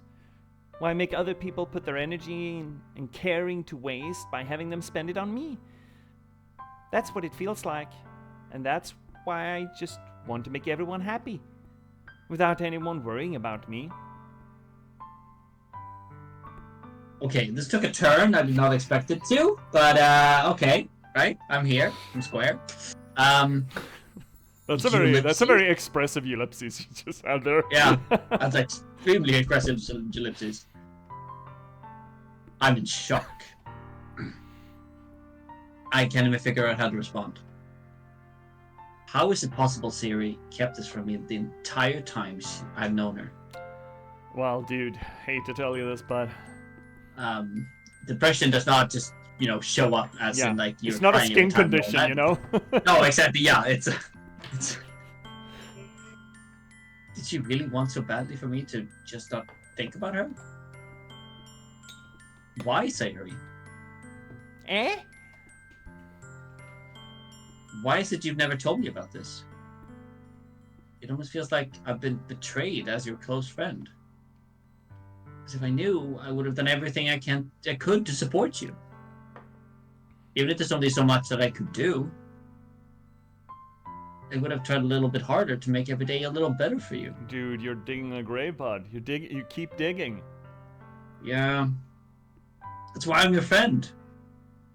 All you had to do was tell me. You don't understand at all, Finnick. Why do you think I didn't tell you? Because if I told you, then you would have wasted...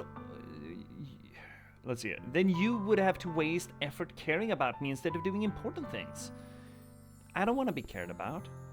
It's bittersweet when people try to care about me. It feels nice sometimes, but it also feels like a bat being swung against my head. That's why I wanted so badly for you to make friends with everyone else. Helping everyone be happy together is the best thing for me. But then I discovered something else too. Seeing you make friends and get closer with everyone in the club. It feels like a spear going through my heart. So that's why I decided that world just wants to torture me. Every path leads to nothing but hurt.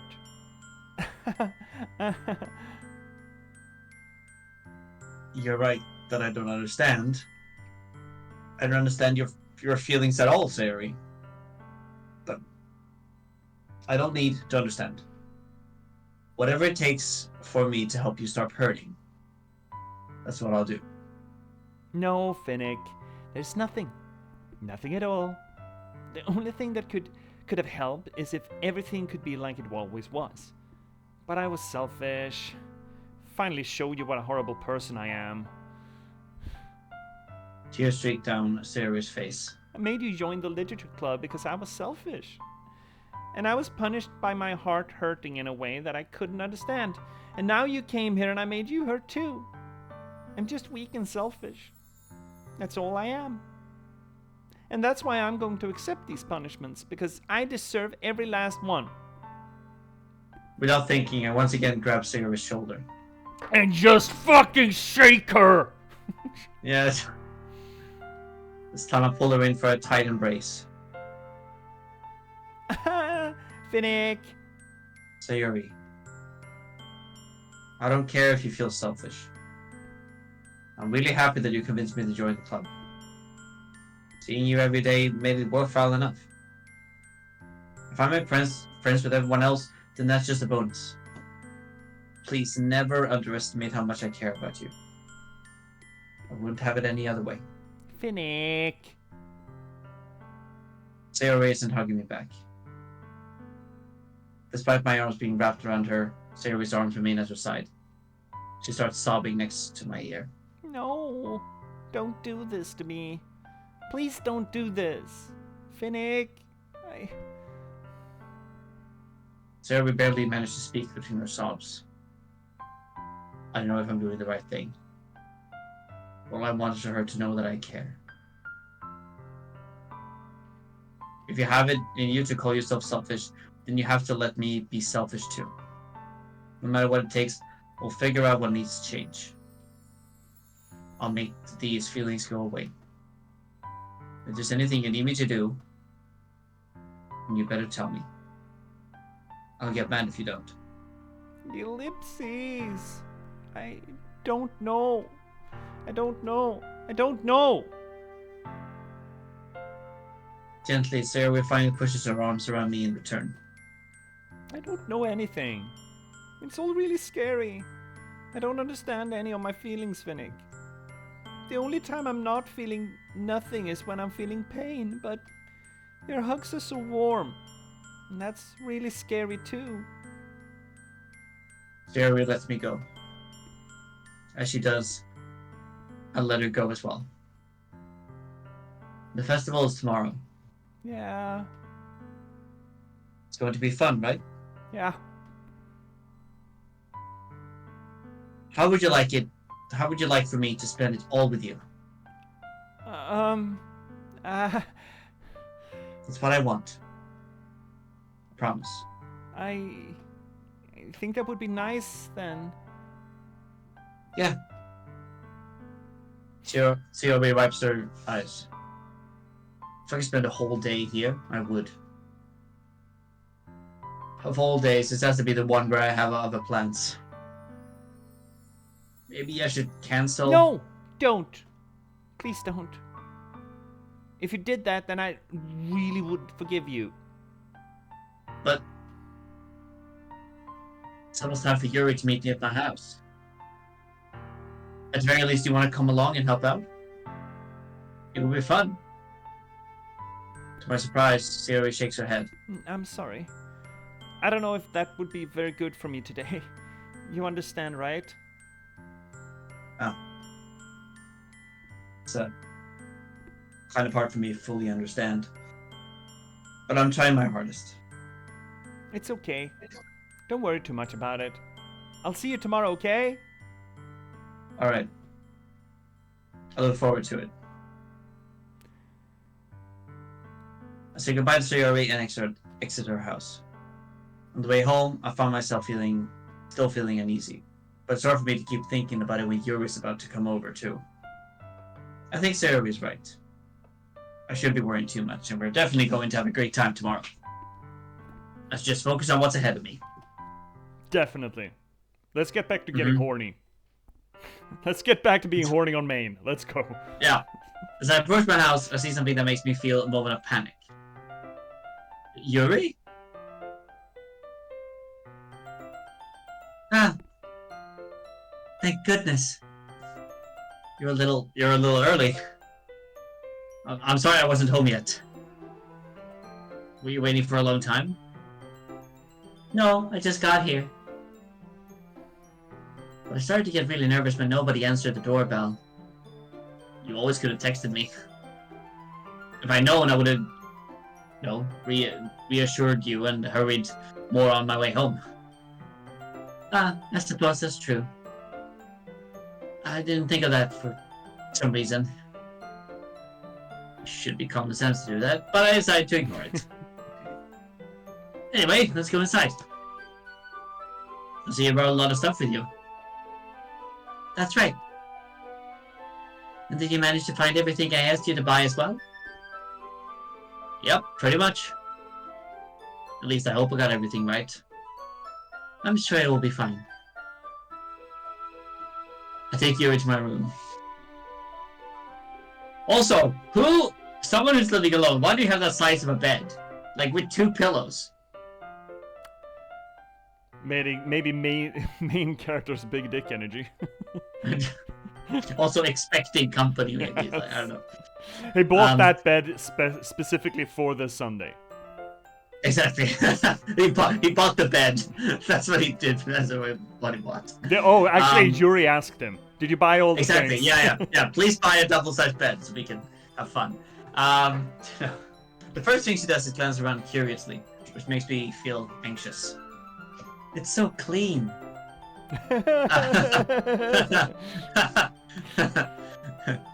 I cleaned it before you came over, so that's very considerate of you to do.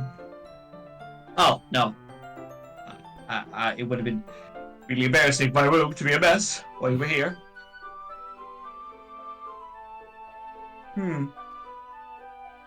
Well, I do enjoy cleaning. I would have helped you clean. That would have been even more embarrassing. Wait, don't look in there. Wait, Yuri? Seriously, do you expect to let a guy help you clean you on the first date? You need to wine and dine Finnick first before you can help him clean, okay? That's right. I'm a very much of a wine and dine kind of guy.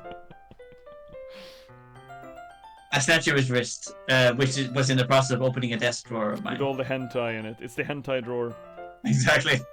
She went from the bottom drawer immediately. Yeah, of course. Like, you get the dirtiest secrets, right? I'm sorry. I wasn't thinking for some reason. I was just spacing out. It's fine. It's fine. I let go of Yuri's wrist. She puts both of her hands firmly in her lap, as if making sure she's keeping track on them. So, should we get started? Ah, yes. I have your face plan that you can help with. Decorations and other atmospheric enhancements. Wow, that's... Enhancements these days has been such a sexual word, I feel. So we need to put on some Barry White, and we need to... Atmospheric enhancements? You know. Mood lighting. Aromatherapy candles. Oh, wow. Yuri, what do you want? Just tell me, I'll do it. I didn't know you planning on taking it that far. Of course. I want to help our guests. I want to take our guests to a faraway place. Oh, the many will stop by just out of curiosity. And cupcakes, I guess. I'm determined to provide an experience that will leave them wanting more. Uh-huh. That's great. Love your thinking. It's easy to forget that you're a pretty intense person. Intense? I guess that's the best way to put it. Is that a bad thing? No, not at all. It's something that I like about you, actually. Is that so? That makes me feel relieved. And kind of happy. Yeah, no need to be anxious.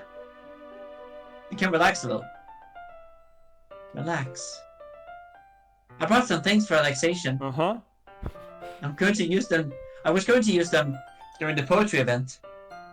Oh yeah? Like what? Let's see. GHB? No. Yuri rummages through her bag. She pulls out a few candles and a wooden cylinder-shaped object. Kinky.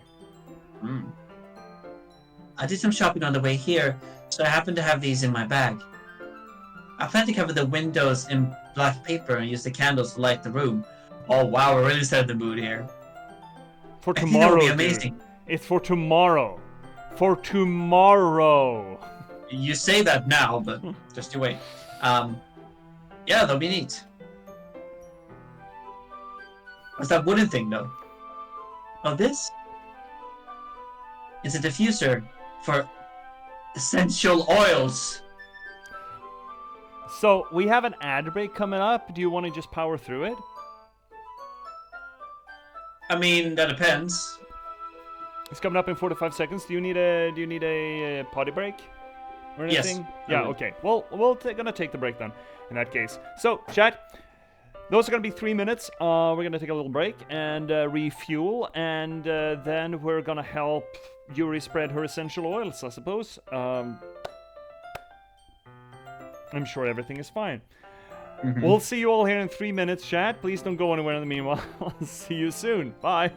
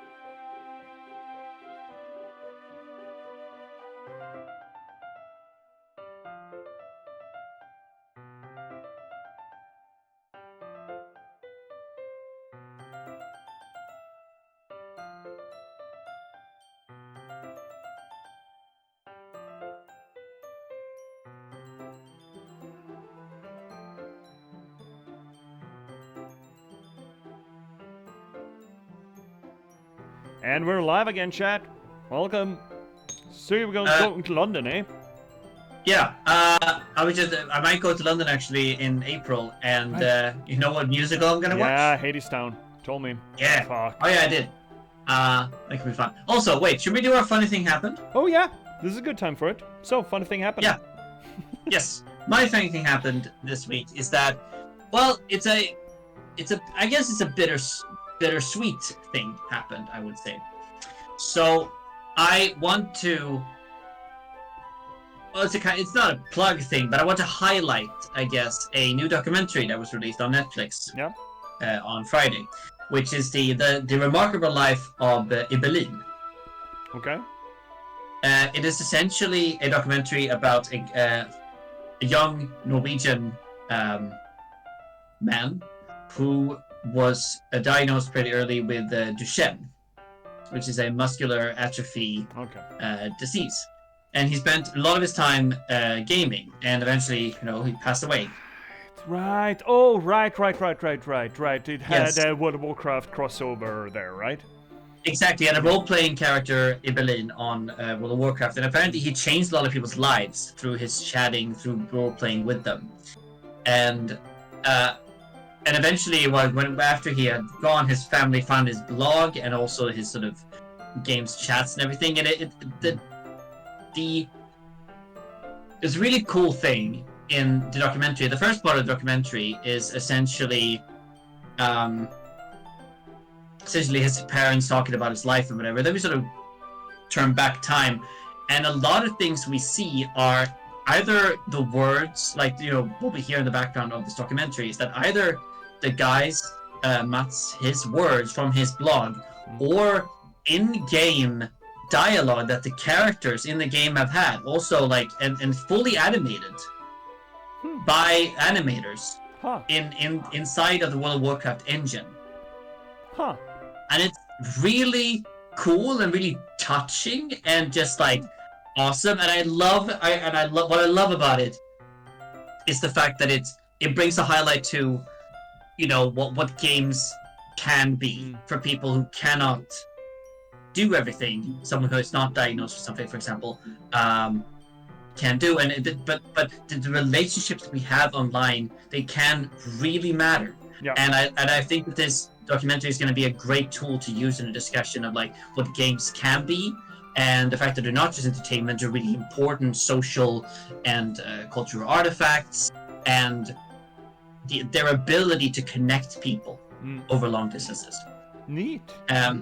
Yeah, and so I really recommend it on Netflix. And also the fact that, what I would bring up as well, this fact that World of Warcraft themselves have paid attention. Well, obviously they're a part of this, but they've created a virtual tombstone for him in Elven Forest, World of Warcraft, and also created a little pet and a backpack that you can have in the game as well, so that you can buy it in their store, but then all of the profit goes to Cure Descent, which is a non-profit organization that fights to help people with Duchenne's.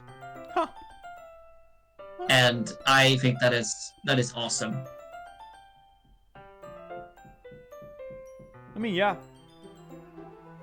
Sure. I'll check it out. I saw it pass by the feed, and I saw that there seemed to be overlay with World of Warcraft. So I actually thought about you when I just saw it, skipped it by, but I lost track of it. And now you bring it up. There we go. There we go. I don't have anything prepared. If I come up with something, I'll throw it out. Yeah. And again, Good. Once more, I haven't prepped. I haven't done my homework. That's all right. Usually I come up with these last minute or something the same day. So That's better than after the moment, though. I do. I don't know. Fuck. Poop worms in pigs. I don't know. Man, I can't. So, shall we get back to the essential oils? Let's do that.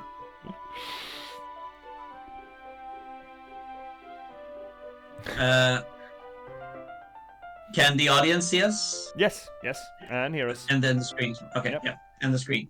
Yeah. How familiar are you with aromatherapy? I mean, Yuri, I smell my own farts. I mean, that's therapeutic, I think. That's some kind of aroma. Not familiar at all. Ah, is that so? One of my favorite contributors to positive atmosphere. Here, come smell my fart. Stick your head. Let me sit on your face. Oh, okay, Yuri. Depending on the oils and herbs you choose, you can change the mood of the air itself.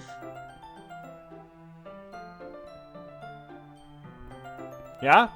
You can even feel it permeate through your body. Uh-huh. Relaxation, positive energy, romance, reflection. It's almost like magic. Yuri takes the cylinder and pushes a switch on the bottom. In just a moment, a thin ray of vapor begins to drop through a small hole on the top. Wow, that smells wonderful. What kind of mood is that for? Well, Yuri, Yuri? pick your words carefully here, girl. Uh-huh. This is a jasmine essential oil. Smells a little sweet and flowery, right? Yeah, that's a good way to describe it. I chose jasmine for the event because it provides more than relaxation. Uh-huh. Uh-huh. Jasmine enhances your emotions and helps you feel the flow through your body. Uh-huh. You feel warmer, and your heart pounds more heavily. Don't you think it'll be perfect for sharing our poems? Yes. Yes, definitely. Uh-huh. Sharing our poems. Is that another word for something? It does sound suitable. this game brings to mind, you know, the meme. Are they lovers? Worse, they're idiots. Yeah. Exactly. But you seem to know a lot about this, so I'll trust your opinion with anything. Yuri smiles gently, clearly enjoying herself. She again reaches into her bag and pulls out several spools of thin ribbon. What are those for? Well, did you purchase the origami paper I asked you to get? Yeah, I have it over here. We won't be using the paper for folding origami. What I'd like to do is write a different word on each page. We'll need about 100 of them. Oh yeah? What will those be used for? Well, I'm going to cut pieces of ribbon to hang from the doorway of the classroom. Then, we can fasten the paper into the ribbons to create a doorway curtain. Wouldn't that be beautiful? Actually, yeah. Yeah. It would also catch the eye of those passing by the room. It may attract some to peek inside. That's really creative. Yeah, there's no better way to get people's attention than trying to hide something from them. Or seeming like you're trying to hide something. That's just how we work. I had no idea you were so good at this, Yuri. Is that so? Well, I suppose I get a little intense, as you put it. Yeah, what the fuck? What the fuck kind of noise is that, Yuri? That's your mating call. Oh right, fuck. Like a seal?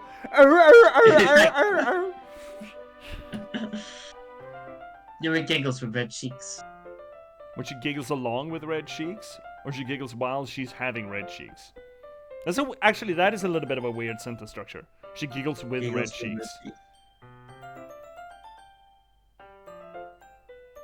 Yeah, but, so, here we go. Yeah, Maris was like, "Oh, Yuri's here." Yeah, I mean, same, Vesper, same. Is it just me, or is it more relaxed than when it's just the two of us? It's the smelling drugs, man. It's the fucking bath salt she's feeding you. Also, you're an idiot. Just kiss already or something. Just kiss already. I know Loading Ready Run had a Twitch, a program that they had on their Twitch channel for a while. Just Kiss, where they just played dating sims. They were weird dating sims. Like one was an island of cats, and you were dating the cats. I think they played the one where all the girls are tanks too. It was a weird fucking show. I have played the one where all the girls are doves. Are what? Are doves. Oh. No, Okay. pigeons. Man, the I cloaca think makes it's it weird for me. That's what What makes it the- weird. The cloaca. That's what makes it weird. I'm gonna go fetch my tea now. You do that. So, chat. Again, I see nothing bad can happen from this. I mean, obviously, you know, Sayori is having a hard time, but again, we're gonna spend the day tomorrow with her. It's gonna be great. Nothing bad is going to happen ever again in this game, because this game is not set up for being bad. I don't know what disturbing things they're talking about, so... What? No, it's darling and delightful. Yeah, exactly. Darling and delightful. Or maybe it's just the excitement she feels from sharing something that she enjoys. Here's a marker, Finnick. You can buy any characters you want. I'll help you once I finish cutting the ribbons. Ah, alright. Sitting on the floor together, two of us get to work. I carefully draw a different character on each page, doing my best to manage my bad handwriting. Yuri unravels a long strand of red ribbon with her to her desired length. Yeah, shouldn't this be turnaround? Wasn't the whole point why Yuri was doing this because of her handwriting? Yes, but you know, we're copying her, I guess, so. Okay. Then she reaches into her bag once more and pulls out a pocket knife. Huh? Nani? Why do you have a pocket knife? You see, Yuri has a hobby. The knife is strangely beautiful. The silver handle has an intricate pattern of waves etched into it. Okay, that's a little bit weird. A pocket knife with a silver handle, that's usually wood or horn. It's a folding knife, right? A pocket knife is a folding knife. Yeah. It's not a fucking athema. Athema? How do you pronounce that? I don't think I've ever heard anyone say that. Athema? Athema? Athame? Athema? I think You know, it's silver Athema. ritual things. Yeah, yeah. I think it's Athema. I could be wrong though. The blade itself is gently tinted blue. Holy shit. That's an ordinary pocket knife. Is it a bird? Is it a plane? No, it's a... Oh, it's a knife! It's a non-ordinary pocket knife. You know what this reminds me of? It reminds me of the meme where it's like, what do you have in your hand? A knife! No! It's not an ordinary pocket knife. It's an unordinary pocket knife. Exactly. It looks really fancy.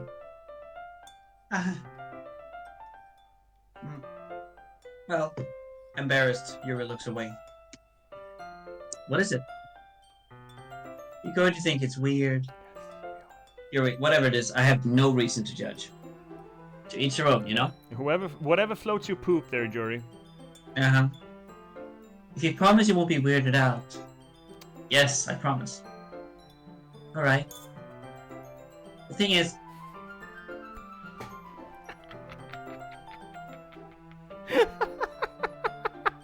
I'm kind of into knives. We're missing a ellipses there. Holy shit, you promised, Fennec! For fuck's sake, you promised not to be weirded out! You promised My her! character is not weirded out!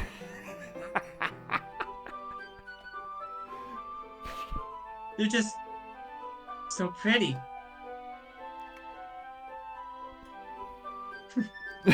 Yeah, I am just talking to myself here. I can't help it. I don't know what it is.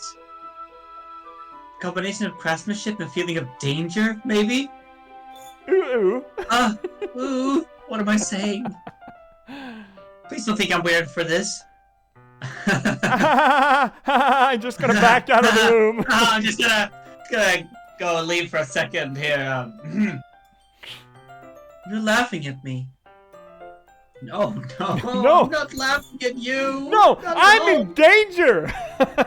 I would never laugh at someone who's holding a knife. So like, Oh, come on. no, I'm not laughing at you.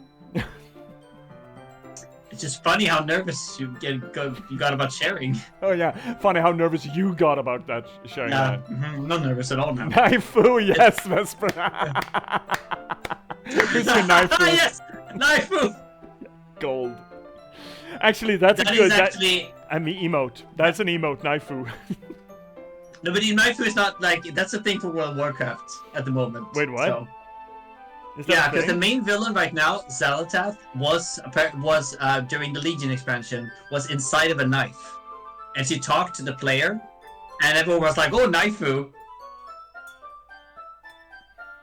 I'm gonna make an emote out of that. That is gold. Yep. Just a That is very much so. blushing pocket knife. Yeah. Oh yeah. With big anime eyes. Yeah, exactly. With your size. Well, it's an interesting thing to be into, I guess. But I think it kind of suits you. Suits me? Yeah, it's kind of intense. Besides, it's a really cool looking knife. I can't deny that. Yeah, that's just Yuri. Actually, that yeah, purple hair and that is just straight Yuri. Yeah, with the knife, yeah. It is, isn't it? You were relaxed as your expression once again. Would you like to hold it? That Yuri, this is getting Freudian. Really fucking Freudian, real fucking quick. I don't. It's getting Freudian. It's getting Kierkegaardian. It's getting Nietzschean. It's getting Jungian. It's getting all of it. I need to read Kierkegaard. People keep referring to. I need to pick up some Kierkegaard. I love Kierkegaard. I've read some Jung. I've read my Schopenhauer. I read my Nietzsche. You know, you can't step over the humanities without absolutely falling flat over Freud. But I never. Or Heidegger. Oh, really? Okay, I haven't really read. Because I've heard that there's like a between philosophers. I've heard there's an ongoing fight between Kierkegaard and Heidegger. Like who's the best one? I had a kind of a not a fight, but it's like a friendly banter thing with one of my youngsters that I worked with during last summer. Oh wow! About, like who's best, Kierkegaard or Heidegger? Wow. Okay. I mean, I'm a Nietzsche fan, but yeah, it probably doesn't surprise anyone. No, I don't know. Anywho's, would you like to hold it? Would you like to hold it? Sure, I'll check it out. Check it out. Very Not carefully with hands the knife, with the handle facing me. I take it and turn it around in my hands. It feels heavy and extremely solid. Wow. Where do you even get a knife like this? In the knife store, obviously. Duh. From the Knifeu. From the Curious of its sharpness, I feel the point of the knife with my index finger. The knife fairy, the knife fairy. Yeah. Ow! Dumbass. Okay, so, you know, I do that shit too. You check how sharp the knife is, and of course you check on yourself. But it's like, okay, so where do you point the thing of the knife? As far away from you as possible, and the first thing you do is like, boink. I know, everyone does that, but if you look at it, if you take it a step away from it, it's so fucking dumb. So dumb. And you keep doing it. I mean, here's the thing, like, kiss. No, they're idiots. Yeah, are they kissing? No, they're worse, they're idiots. Like, yeah, this is a Finnick. Yeah, it's like, okay, you can hold my knife, and the first thing we do is hurt ourselves with it. Well, what do you expect? What do you expect? Like, you're just, like, you want to hold it? Of course you gotta stick yourself. It's a knife. Yeah, we're all fucking idiots. Why did you do that?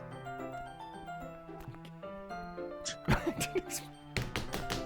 didn't expect it to be that sharp. It's a fucking knife. It's got one job. A knife has one job. The knife is made to cut things. Exactly, Vesper, right. You didn't expect Caution, it to be sharp. This is hot. Poke. There is this, I forget the name of the comedian. I think it's Texan. He does a whole skit about warning labels, especially, you know, US warning labels. And the dumbest example that he brought up was he was selling his car. He was selling it. Well, he was looking at his car, and you know what? There's a warning label on the inside of the fan belt that says "Do not touch while in motion." On the inside of the fan belt. Yeah.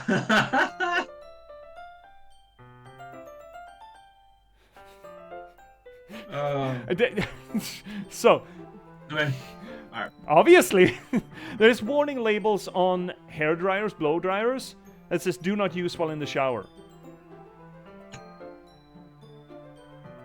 Well, I mean, again, but at the same time, some people, Yes, obviously! Obviously!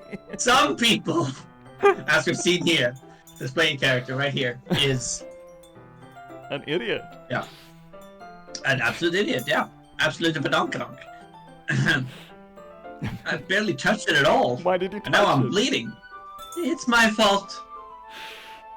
I should have warned you. No, it's a knife! It's fine, Yuri! We should have expected That this was me! outcome. I'm a dumbass! I'm a dumbass! That's what's happening. This knife is extremely sharp. You can cut through skin like it's paper. That's an oddly specific detail to know. It is. Also, isn't skin easier to cut through than paper?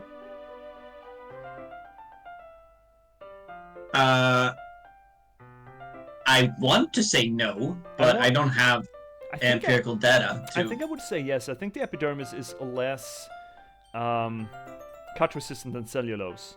Pressured cellulose. But if you have like a... Yes, Vesper, yeah? Okay. It is? Yeah, Yeah. I'm just spontaneously, I'm like, wait a minute. Wait a minute. Isn't the whole point of trying a knife's sharpness cutting paper, because paper is actually sort of cut resistant? So, I mean, it's still thin material, but, you know, if you compare it per square inch and stuff. Yeah, I guess. Huh. Alright. Never thought about it that way. Oh no. A small drop of blood trickles down the side of my finger. Uh-huh. Yuri takes my hand and gives the wound a closer look. He stares at it and noticeably fidgets. If you're squeamish, I'll go wash it off now. Ah.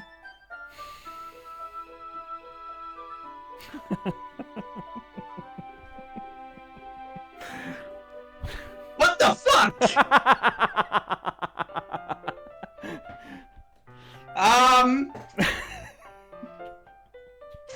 Yeah, read the line, monkey! Read the line! Yes, I will! Just give me time to process!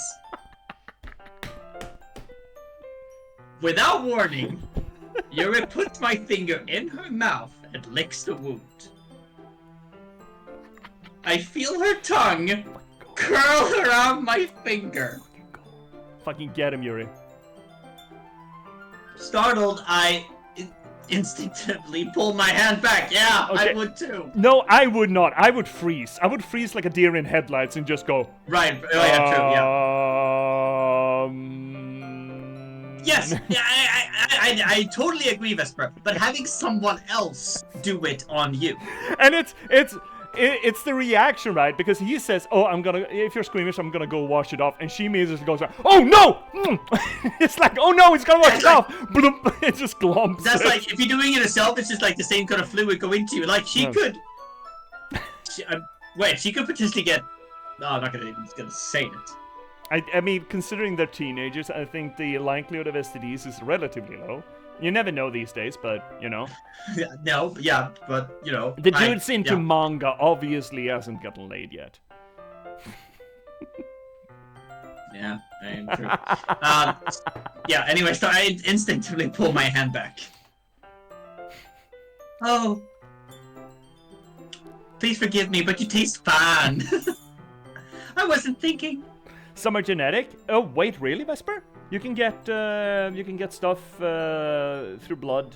I mean, it's not blood transfusion, but blood ingestion. Things that are genetic. What? Oh yeah, like I know that like, let's just say someone with AIDS, for example. Yeah, that's not genetic. That's not necessarily genetic, technically. You get that through infection while you're gestating. Oh yeah, maybe, yeah, true. I didn't know any some were genetic, some STDs, but alright. This would be the perfect moment for Z to come in now and just like, what did I walk into? Are you talking about STDs? Alright, I wasn't thinking. Hi. Yuri lowers her head, her face burning up. Yuri, see, this is what happens when you put on your aromatherapy. Yeah, you get too much into being a vampire. Yuri, That's the most embarrassing thing I've ever done. Well, give me your finger and I'll suck it back. And then we're quits. Yeah. How can I do something like that? I'm sorry. Sure, it was a little weird and it took me by surprise. But... I'm just trying to help, and I mean, yes. you know, I'm not complaining about... That is the rationalization. Yeah, they are fucking idiots. Yeah. Yuri, I think you're overreacting a little. Ooh. She doesn't lift her head. What if she doesn't recover from this for the rest of the afternoon? Alright, you know what? Please, do it. Fucking do it. It's not be a stupid thing to do, but I'll do it anyway. Yes. Jesus Christ. I take Yuri's hand and lick her index finger in return. There's a flu-like syphilis that can transmit along the placenta, but isn't that essentially you're getting... It's not so much a genetic thing, it's more that you're getting infected while you're in the womb. Because you're sharing fluids with an infected person. It's not like you could get Huntington's from, you know, drinking someone's blood. Right? Not that I know of. It's not like blood's mutagenic, you know? Yeah. It's not that you become a turtles from drinking a turtle's blood. It's not. No. They're not werewolves, I think, technically. I mean, someone's looking into that. Yeah. Anyway. Yeah, I take Yuri's hand and lick her index finger in return. Nick. Now you're weird. Yeah, exactly. Did you really just do that? I mean, dude. I mean, I feel like it's kind of... How are you? It's kind of reasonable. Yeah, I think so too. Break it out of her shame bubble. Share it. Sit in her shame bubble. Just break into her shame bubble and sit there with her. Now we're even. Now she's gonna go back to school and tell everyone that you licked her finger, though. Yeah, well, I'll do the same with blood.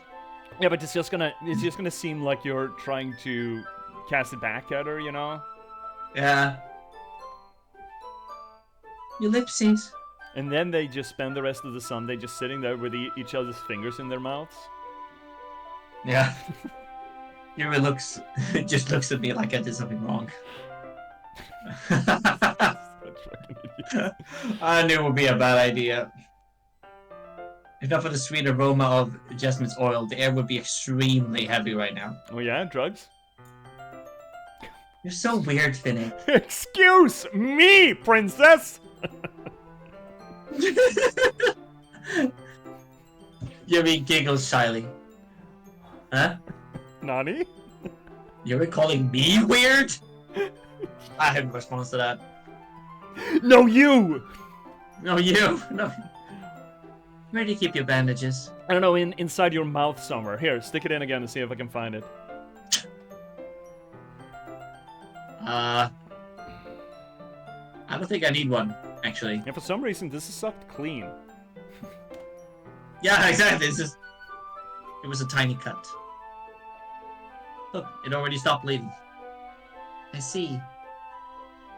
That's relieving.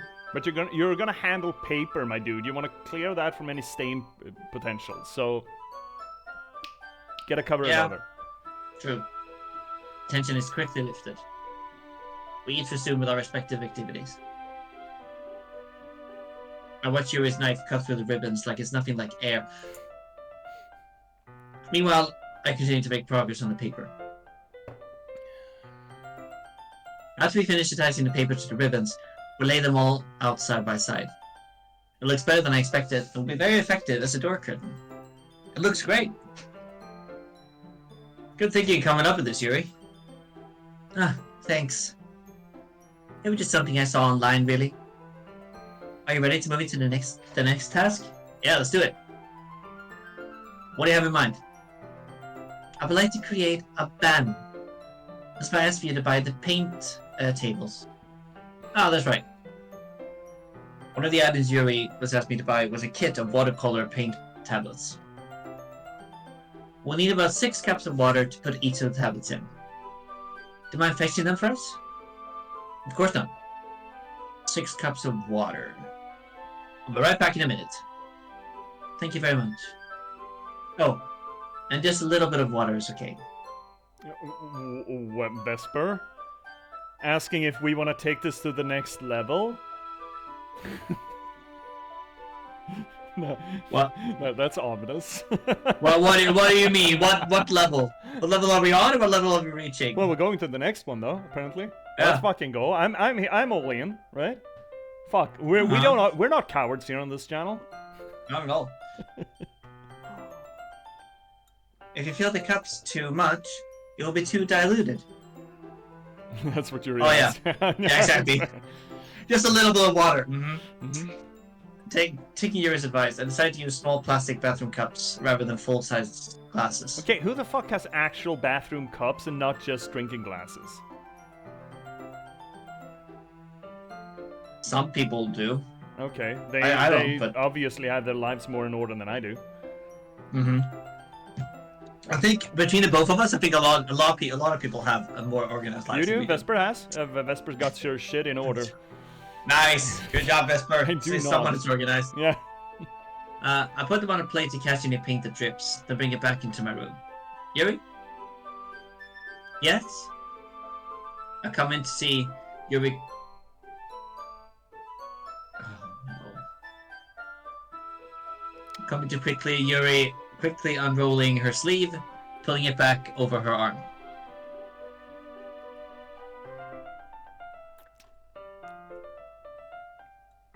Okay. Huh? Nothing. When it's used for toothbrushes, to be fair. I mean, Vesper, isn't that the whole point of having a glass in the bathroom? To put toothbrushes in? And I just use a regular-ass drinking glass. A small, I mean, not a big one, but, you know, a drinking glass.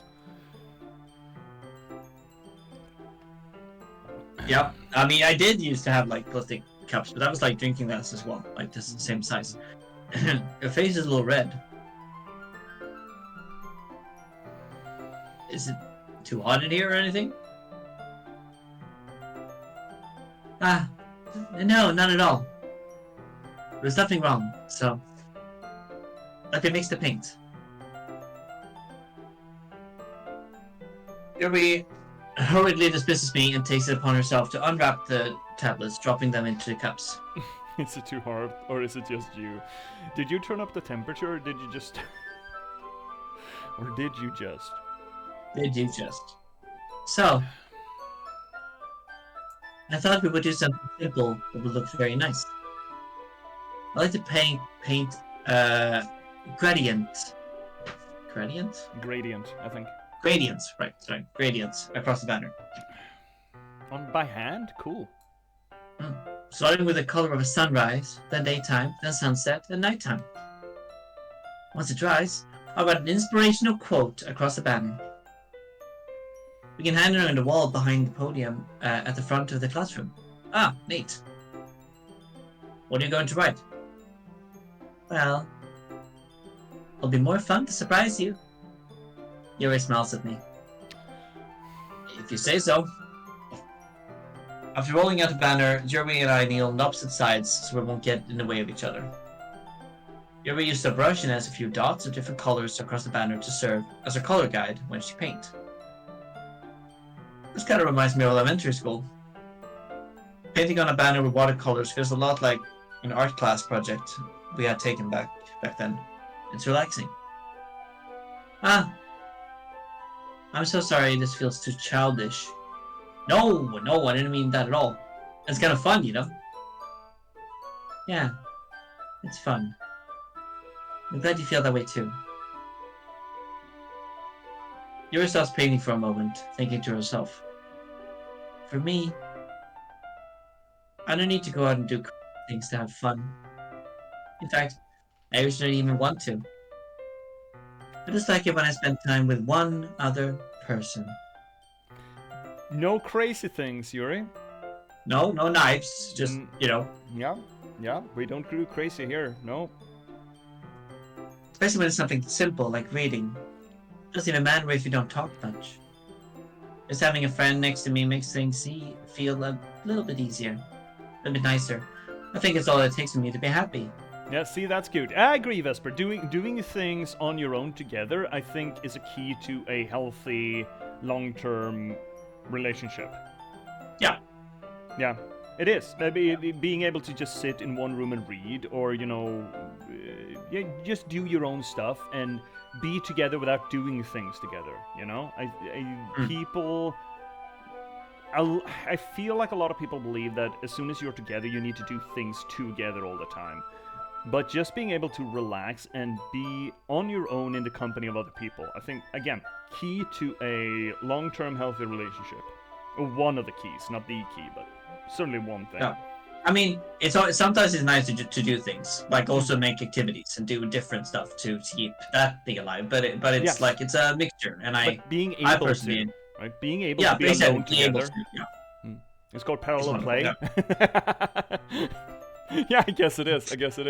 Parallel play, I like that. I mean, that is a term I think is used generally for child psychology, I think. But I mean, it's essentially the same, right? Is that so? Even if you're in a quite different, I can understand where she's coming from. I feel that way about things like anime and games, where simply sharing the experience with someone can make me happy. I think I feel the same way. Yuri smiles gently. I knew you'd understand.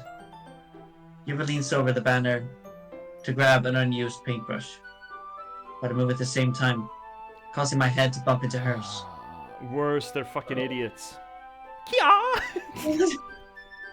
Kia! Sorry. Yuri reveals bags, and I quickly lift my hands in surprise. Are you hurt? No, I'm not hurt. Quick, put her forehead in your mouth. Put her what? Her forehead in your mouth. Your forehead in your mouth. Yeah, I mean, apparently that's how we fix boo-boos, right? Yeah, exactly. True. No, I'm not hurt. You just startled me, that's all. Sorry, I should have asked you to get it for it. It's not your fault. Ah, your face. There are droplets of paint on Yuri's face and neck. Is there something on my face? Let's see here, Vesper. Probably one of those things that start as childhood, but realize similarities with adults do and borrow the term. Yeah, probably. Yeah. I mean, yes, forehead kisses help bumps. See? Oh yeah, that's true. That is true. That is very true. Vesper supports putting foreheads in people's mouths. There we go. We got it.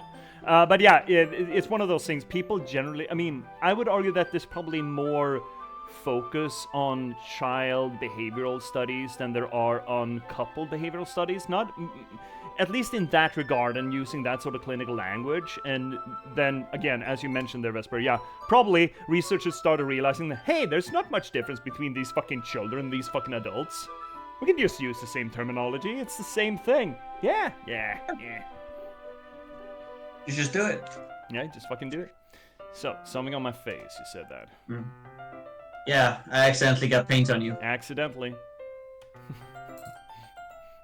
Sorry, it's totally my fault. I'll get a towel right away.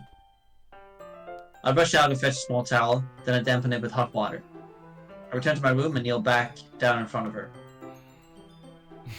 Oh. Here. I pat down Yuri's face and neck with the towel. Yeah, got a tender... Should have used your mouth. Should have used your mouth there. Yeah, should have totally used the mouth. It's already warm water, right? It's the same thing. It's the same thing. Yeah. Just kiss that water paint away. Speaking about intense people. Is something wrong? It's hot. It's hot. I just didn't expect it. Sorry. Nobody expected this day to get hot. Nobody. Nobody expected the Spanish Inquisition. I didn't want to use cold water. Having finished, I start to retract my hand. She is holding your arm in place. Just... Oh yeah. Casual. Yeah. Oh. But Yuri suddenly holds my wrist. Wait. Huh? Nani? Nani? I feel like we need to insert a nani every time we go, eh? Yeah. Nani? Nani? Just for a little longer. It feels really nice. I keep my hand still against Yuri's neck. She looks into my eyes. is an intense expression that I recognize from when she reads her books. Oh yeah, she's reading you like a fucking book there, Oh, champ. oh yeah. Almost as if she's lost in a daze, enveloped by her own thoughts. She breathes gently, half through slightly parted lips. We're getting to smut language. Uh-huh. Here we go. What is happening? Yeah, what is happening? God, fucking idiot. Is it the aroma of Yes. the jasmine oil giving me this dizzy feeling? No, Yes. I think it's hormones. Yes, no. This person has never heard the word hormones. It's all jasmine oils to this motherfucker.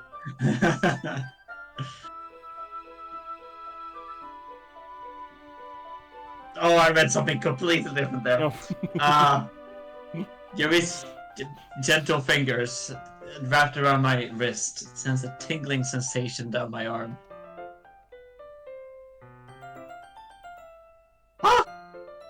And suddenly, her face seems to be so much closer to mine than it was just a moment ago. Now kiss! Now kiss! Oh! Yuri slowly pulls away. Sorry. I've been feeling a little lightheaded today. I didn't mean to space out. It's fine. At least we got good music. It's piano, isn't it? Yes. The moment is over as soon as it began. Carry on. Yuri picks up her brush again. Eyes on the target. Stay on target. Stay on target!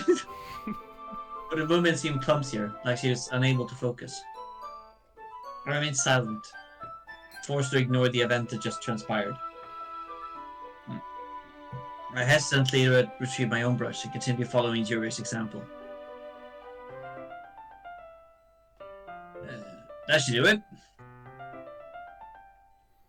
I finished filling the night sky with the white dots that looked like stars. Looking at the batter as a whole, it's very pretty and natural looking. I think it came out better than I expected. I'm really happy with the results. Yeah, me too. Are you going to add lettering now? Not yet. Needs to fucking dry, you troglodyte. Yeah, exactly. Yeah, exactly. That was soul read. It needs to dry first. That's true. But won't that take a while? Well, perhaps it will be best to leave it here. Then have you bring it in the morning. I can do the lettering in the classroom before our event starts. Is that okay? That's totally fine. Wonderful. In that case, I don't think there's any more for us to do here. Nothing. Oh, really? Nope, there's nothing. Nothing else? Nope. Phew! You say that like you're glad it's over. Was I wrong to assume that you were at least enjoying yourself a little bit? No, it's not that. I'm just glad we managed to get everything done. I see. I see is such a I don't buy your shit kind of statement, right? Yeah, yeah. It's the, yeah, I'm not gonna take that at face value, you dumbass. I understand can also work in that context. Yeah, as well, but- I understand. Yeah. But I see, yeah. But I see cannot be made, it cannot be said at face value. No, sure. I am too. I was a little concerned about time. I need to start making dinner soon. So you don't have any time left?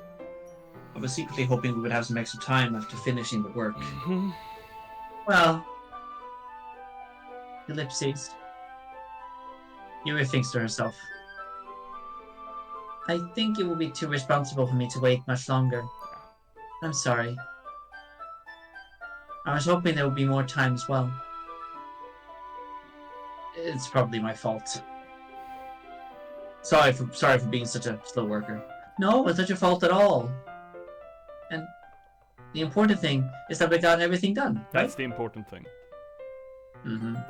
Yeah. So, I shouldn't be disappointed or anything. No! No, not at all. Gathering all our things, you seem to look a little downcast. I understand why. Oh, you do you? I don't think he does. It sounded like she rarely gets the opportunity to spend time with friends in a relaxed environment. Exactly it. But it doesn't mean this is the last time it can happen. Once Yuri packs up, I walk around the front door. Thank you so much for having me today. No problem, I'm glad I was able to help. Just let me know if there's anything else you need me to bring tomorrow. I will. Well then. Yuri fidgets. I guess I'll see you tomorrow. Wait. I cannot say that without thinking. About today. It's fine that we didn't have as much time as we wanted, because we can do this again. Wait, this background is outside Sayori's house, not your house. Yeah. No, but I think it's outside of, like, it's outside on the street, and it's like, I think they were neighbors. It's a different view than what we have when we are outside our home. This is specifically the outside Sayori's home. Yeah. Maybe we're supposed to visit Sayori after this. I don't know. Because we can do this again. Whenever you want. You can come over, or we can go out somewhere. I forget you don't like going out much. As I stumble on my words, Yuri simply smiles bashfully. Anyway. You know what I'm trying to say, so. You're very thoughtful, Finnick. Yuri takes a step closer to me, then briefly squeezes my hand. Oh!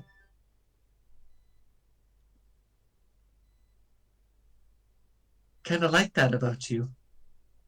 It's finally happening. Is it happening? Well, how am I supposed to respond to that?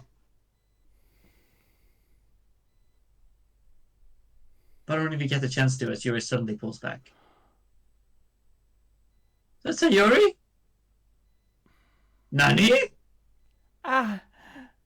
Hi, Finn. Oh, yes, yes. Hi, Finnick. Sayori! Just now, we weren't, It's okay, Finnick. I just stopped by to say hi. Well, it's nice to see you. I'm sorry, but I'm already on my way to leave. Aw, really? That's too bad. I'm sorry. But we'll all be together at the festival tomorrow, so that's fine, right? Of course. Sayori beams. Yeah. So, I'll see you tomorrow. Boom. Boom, exit stage right. Fuck off. Yeah. Exit stage right, chased by a bear. Clearly embarrassed, Hubert hurries off. Sayori waves goodbye after her. Sayori, I thought you didn't want to come over today. Well, I tried staying in my room, but my imagination was being really mean to me, so I had to come here and see it for myself. See what? What are you talking about? You know, how much fun you were having with Yuri, and how close you got to her. It makes me really happy that you made such a good friend. That's all that matters to me. Tears start to fall down Sayori's face. That's all that matters to me. Why am I feeling this way, Finnick? I'm supposed to be happy for you. Why does it feel like my heart is splitting in half? It hurts so much. Everything hurts so much. It would be so much better if I could just disappear. Okay, girl, you need therapy. Sayori, don't say that. It's true, Finnick. If I wasn't here, then you wouldn't have to waste your sympathy on me. You wouldn't have to put up with me being selfish. Monica was right. I should just... Monica? Monica was right about what? Ellipses! Sayuri. What I said before is true. I'm not gonna let this continue. Caring about you like this isn't the burden on my mind. What? Caring about you like this isn't the burden your mind is making it out to be. It's something that makes me happy. It's something that I wouldn't trade for anything else. I should just Monica. Yeah, just Monica things. So even if it takes an entire lifetime, I'm gonna be by your side until you don't feel any more pain. But... Sayuri looks away. I put a hand on her shoulder to reassure her. I'm scared, Finnick. I'm really scared. What are you scared of, Sayuri? I'm scared that I might like you more than you like me. Sayuri? It's true, isn't it? I was weak and started to like you too much. I did this to myself. Finnick. I like you so much that I want to die. That's how I feel. And that's... That's enough. That's enough, Sayuri. I don't want you to hurt anymore. I slid my hand down Sayuri's arm and squeezed her hand in my own. Yeah, damn girl. Yeah. Do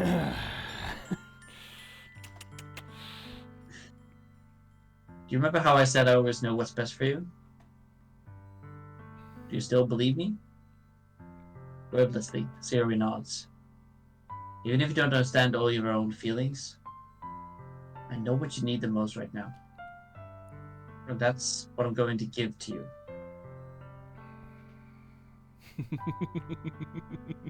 How do you like choices in your games, Finnick? Oh my god! How do you like your I choices?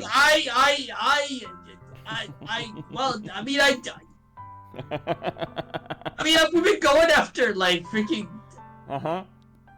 Yuri all this time. How can I? I mean, I gotta follow it. Stop it. Shut up. I mean, I love you as a friend. No, you'll always be my dearest friend. I'm gonna go with yeah, you just be honest. Yeah, honesty Yeah, is always be the honest. best policy, Yeah. right? Yeah. Yeah. You'll always be my dearest friend. But you need most of her things to be like they've always been. Monica told me the truth. She told me how much happier you seem after I joined the club. I know you're struggling with some really difficult feelings right now. But please trust me when I know what's best and what will make you happy in the end. Promise I'll help get things back to the way they were. I see. Sayuri forced a smile through an incredibly pained expression. Is this what it feels like to get stabbed in the chest? I should write a poem about this. Sayuri. It's okay. This is just my punishment, remember? For being so selfish. So please don't worry about these stupid feelings, okay? I know you're right. I knew this whole time that there's no happiness down that path. That's why I came here. Just so I could get the answer I needed to hear. And the other thing, you're also right that I just wanted to go back to the way it was. I realize that now. You really do know me better than anyone, Finnick. Hi, Z. Oh, weird game time. Yeah, it's about, yep. We're right there. I'll trust you with anything. Anything at all. So...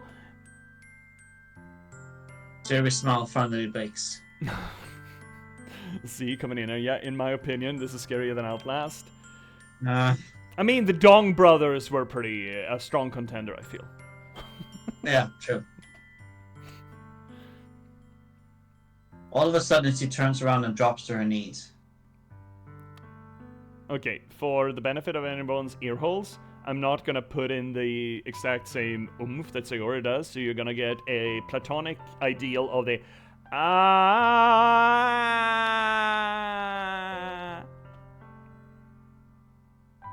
Clutching her head with both hands, she screamed as loudly as she can. I'm so shocked I didn't even know how to react. Ellipses. Sarah looks over her shoulder and flashes me one more weak smile before turning around and running off. Sarah! Ellipses. I'm left helplessly standing in front of my house. I feel so horrible about this. There's nothing more I could have done. No, you were honest, right? You did the right thing. Yeah. Again, like, what was I supposed to say? That I love her? Buddy, I'm not accusing you of anything. Why do you make? No, I know. I'm just trying to rationalize sort of myself. It's like, okay. Also, important lesson for anyone here in the chat or anyone later that's watching this. You are not responsible for sort of confirming if someone has feelings for you, but you don't have the same for them. It's better to be honest because what they do with that information, that is not on you. You are being completely honest. You have to be honest with yourself because that might break their heart, but that is life. Yeah, everyone breaks their hearts.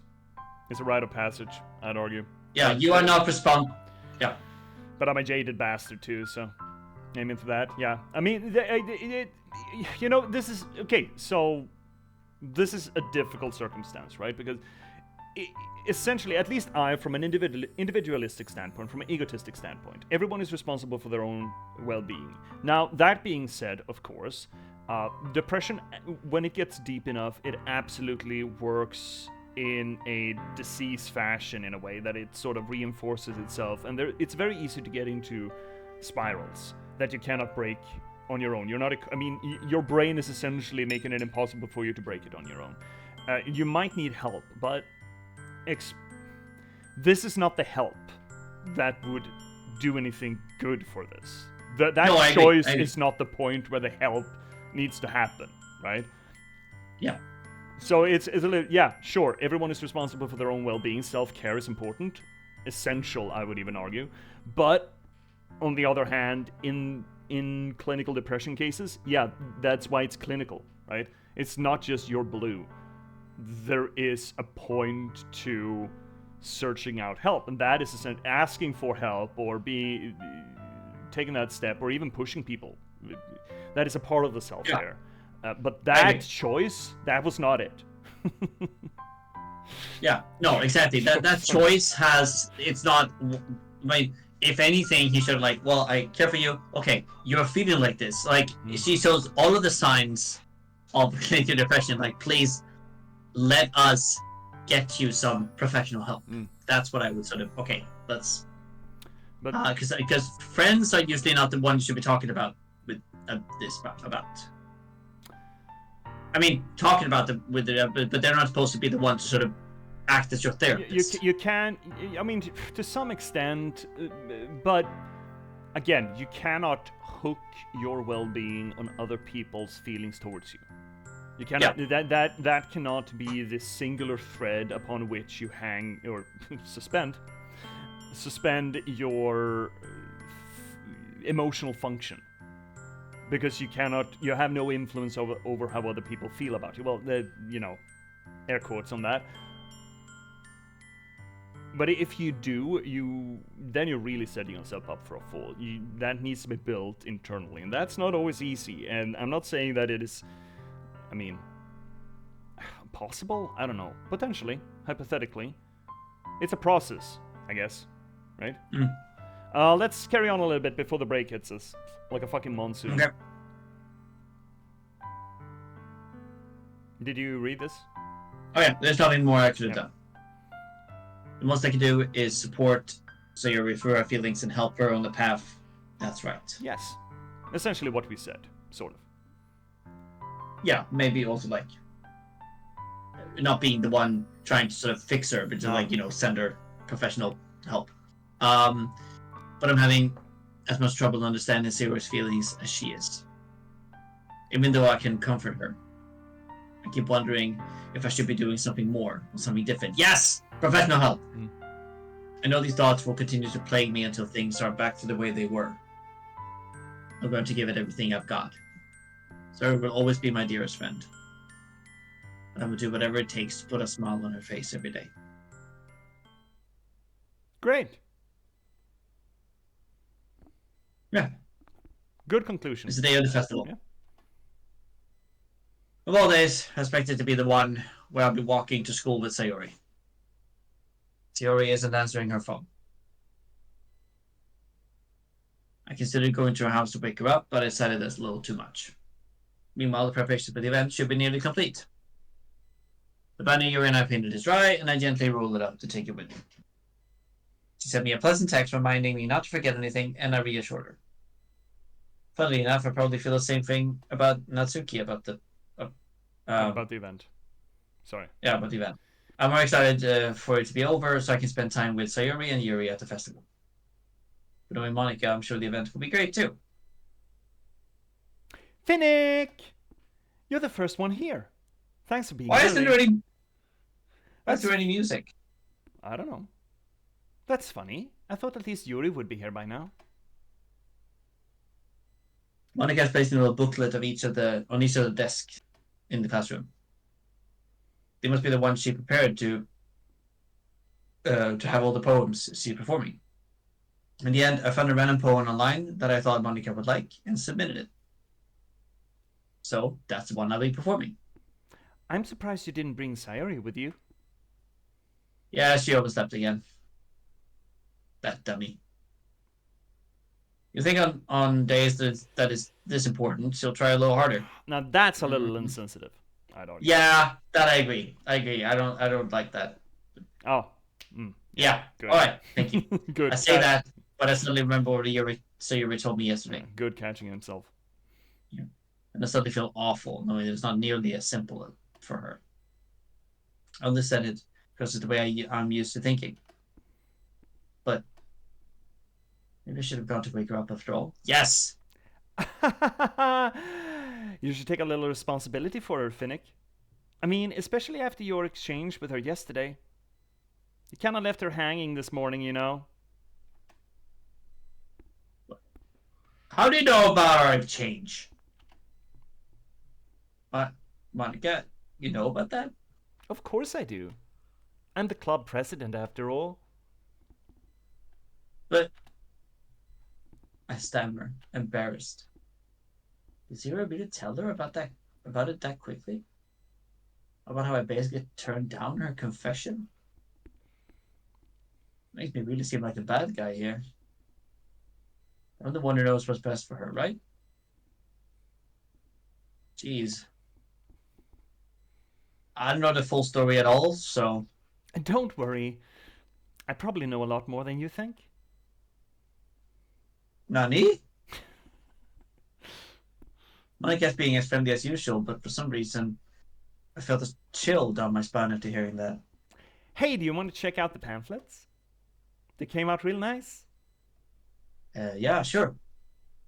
I grabbed one of the pamphlets laid out on the desks. Oh yeah, they really did. Something like this will definitely help people take the club more seriously. Yeah, I thought so too. I flipped through the pages. Each member's poem is neatly printed on its own page, giving it an almost professional feel. I recognized Natsuki and Yuri's poems from the ones they performed during our practice. What's this? Flip to Sayori's poem. Simply from the one she practiced. One that I haven't read before.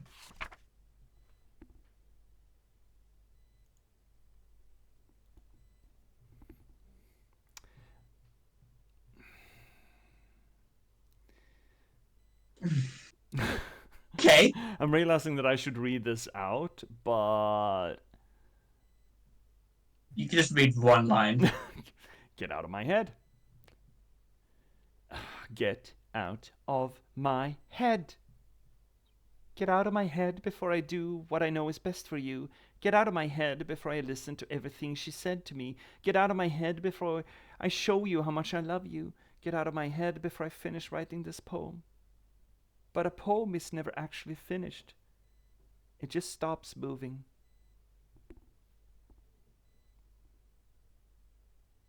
We need to go to Sayori right now. We need to go right now. What is this? We did the poem. I get a pit in my stomach. Finnick? What's wrong? Nothing. This poem feels completely different from everything else Sayori has written. More than that. I've changed my mind. I'm going to get Sayori, so. Ah, well, alright. Try not to take too long, okay? I quickly leave the classroom. Don't strain yourself! Monica calls out after me, quickening my pace. What was I thinking? I should have tried a little bit harder for Sayori. It's not a big deal to at least wait for her, or to help her wake up. Even the simple gesture of walking her to school makes her really happy. Besides, I told her yesterday that things will be the same as they always have been. So she needs, and what I want to give her. I reach Sayori's house and knock on the door. I don't expect an answer, since she's not picking up her phone either. Like yesterday, I opened the door and let myself in. Sayori? She really is a heavy sleeper. Very heavy. I swallow. Can't believe I ended up doing this after all. Waking her up in her own house. It's not like someone like a boyfriend would do. In any case, it just feels right. So Sayori's moving a knock on her door. Sayori? Wake up, dummy. There's no response. I didn't want to have to enter a room like this. Isn't that kind of a breach of privacy? But she really leaves me no choice. Gently open the door.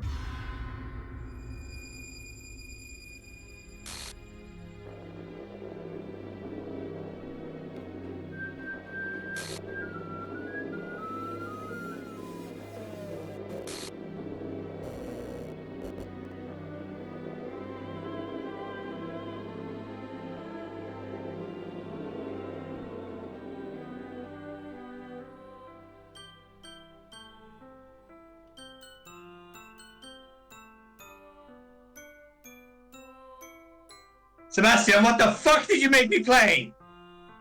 What? It's a dating sim. I said there was content warning. Okay. Ellipses? What the hell? What the hell? Is this a nightmare? It has to be. This isn't real. There's no way this can be real. Sayori wouldn't do this. Everything was normal up till a few days ago. That's why I can't believe that my eyes are showing me. I suppressed the urge to vomit. Just yesterday, I told Sayori I would be there for her. I told her I would do his best and that everything will be okay. Then why? Why would you do this? How could I be so helpless? What did I do wrong? Turning her down to a confession? As if it was pushed her over the edge. Her agonizing scream still echoes in my ears. What did I do to her that she needed me the most? Why was I so selfish? This is my fault. My swarming thoughts keep telling me everything I could have done to prevent this. If I just had more time with her, walked her to school, gave her what I know she wanted out of our relationship, then I could have prevented this. I know I could have prevented this. Screw the literature club. Screw the festival. I just lost my best friend. Someone I grew up with. She's gone forever now. Nothing I can do to bring her back. This isn't some game where I can reset and try something different. I had only one chance and I wasn't careful enough. Now I'll carry this guilt with me until I die. Nothing in my life is worth more than hers. But I still couldn't do what she needed from me. But now, I can never take it back. Never. Never. Never. Never. Never.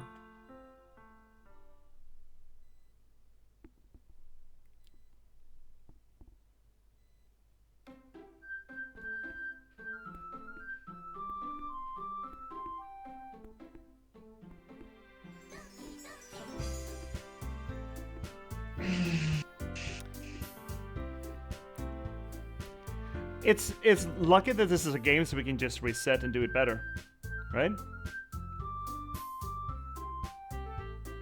Uh-huh. So, yeah, let's do that. Yeah, because we got the bad ending, right? That feels like a bad ending. Yeah, yeah. Well, whoopsie daisy. I'm sure it's fine.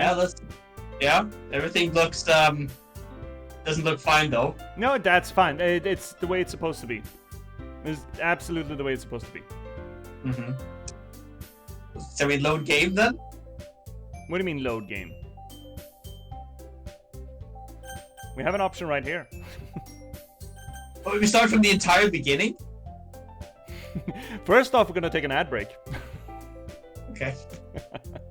First off, we're going to take an ad break. Because, of course, we got the bad ending now. But, of course, we want to aim for a good ending, right?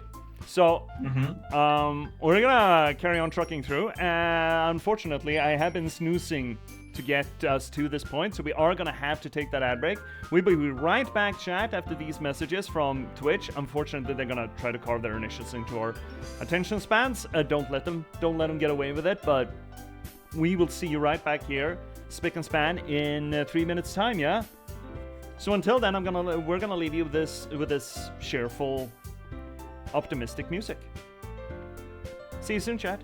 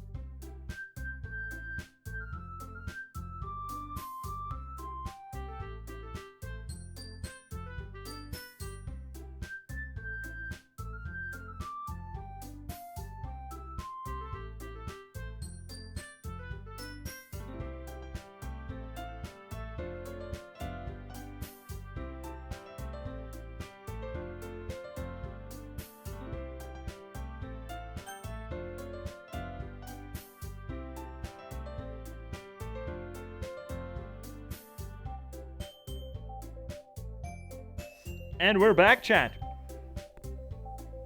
Yes, we undoubtedly are. So we got the bad ending. I'm sure if we try it again and try a little bit harder, we're gonna get a better ending, right?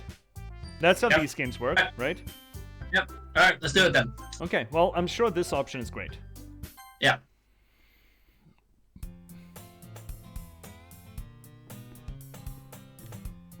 That's probably you, I don't know.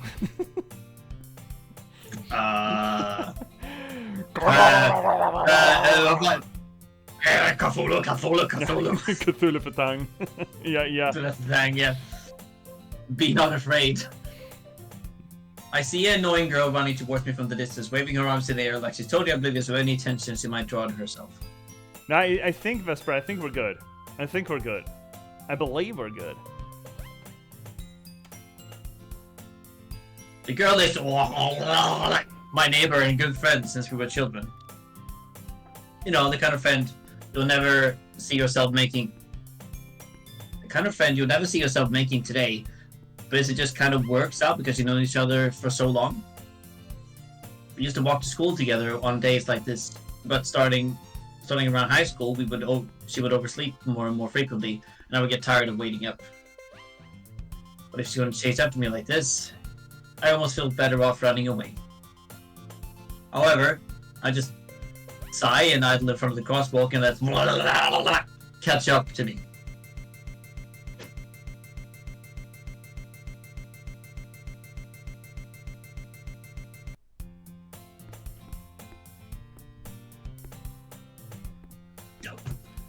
Huh? Huh? What?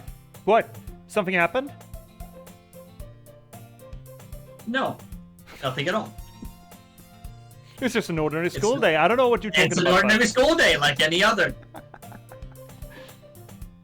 Mornings are usually the worst, being surrounded by couples and friend groups walking to school together. Meanwhile, I've always walked to school alone.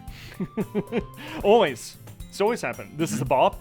Dude, Vesper, I love... The soundtrack is so good in this game. It's just so fucking good. I always tell myself it's about time I meet some girls or something like that. And especially the remix versions of it when everything just goes... Whoa, whoa, whoa, whoa, whoa. That's the best. I haven't heard anything about that. But I have no motivation to join in clubs. I'm perfectly content just getting by on the average while spending my free time on games and anime. Same, really. No, it's the anime club, but it's not like there's any girls in it anyway. School day is ordinary as ever, and it's over before I know it. After I pack up my things, I stare blankly at the wall, looking for an ounce of motivation. Clubs. There really aren't any that interest me. Besides, most of them would probably be way too demanding for me to want to deal with. I guess I have no choice but to start with the anime club. Finnick?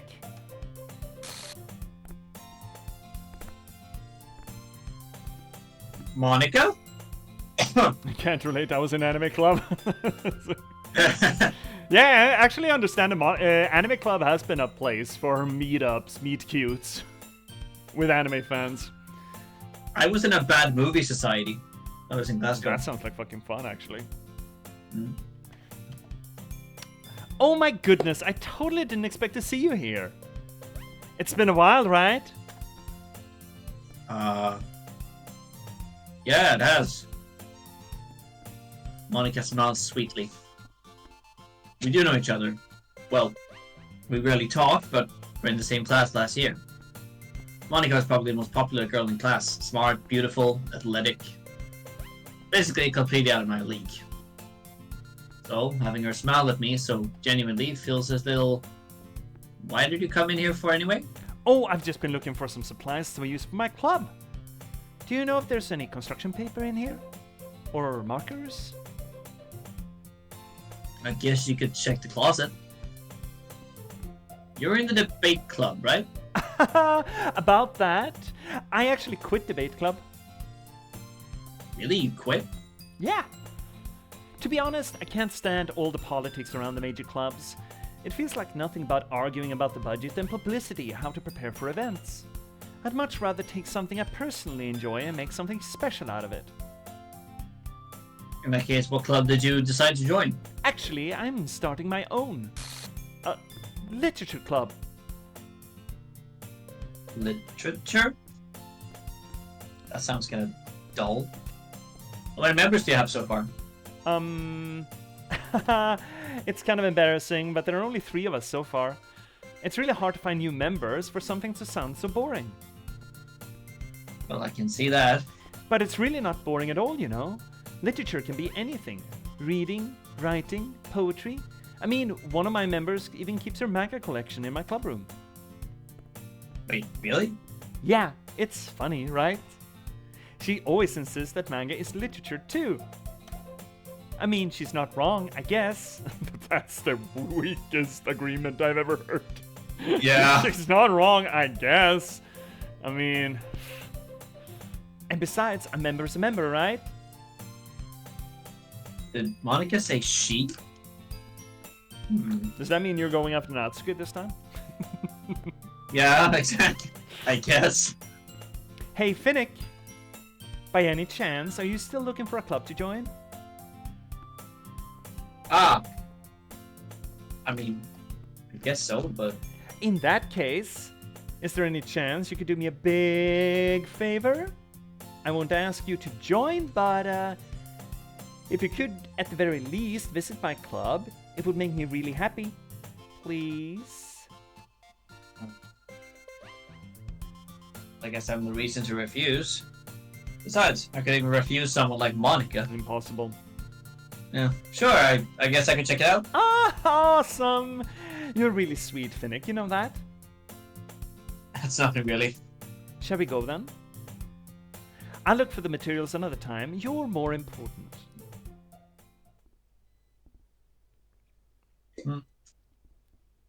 And thus, today marks the day I sold my soul to Monica and her irresistible smile.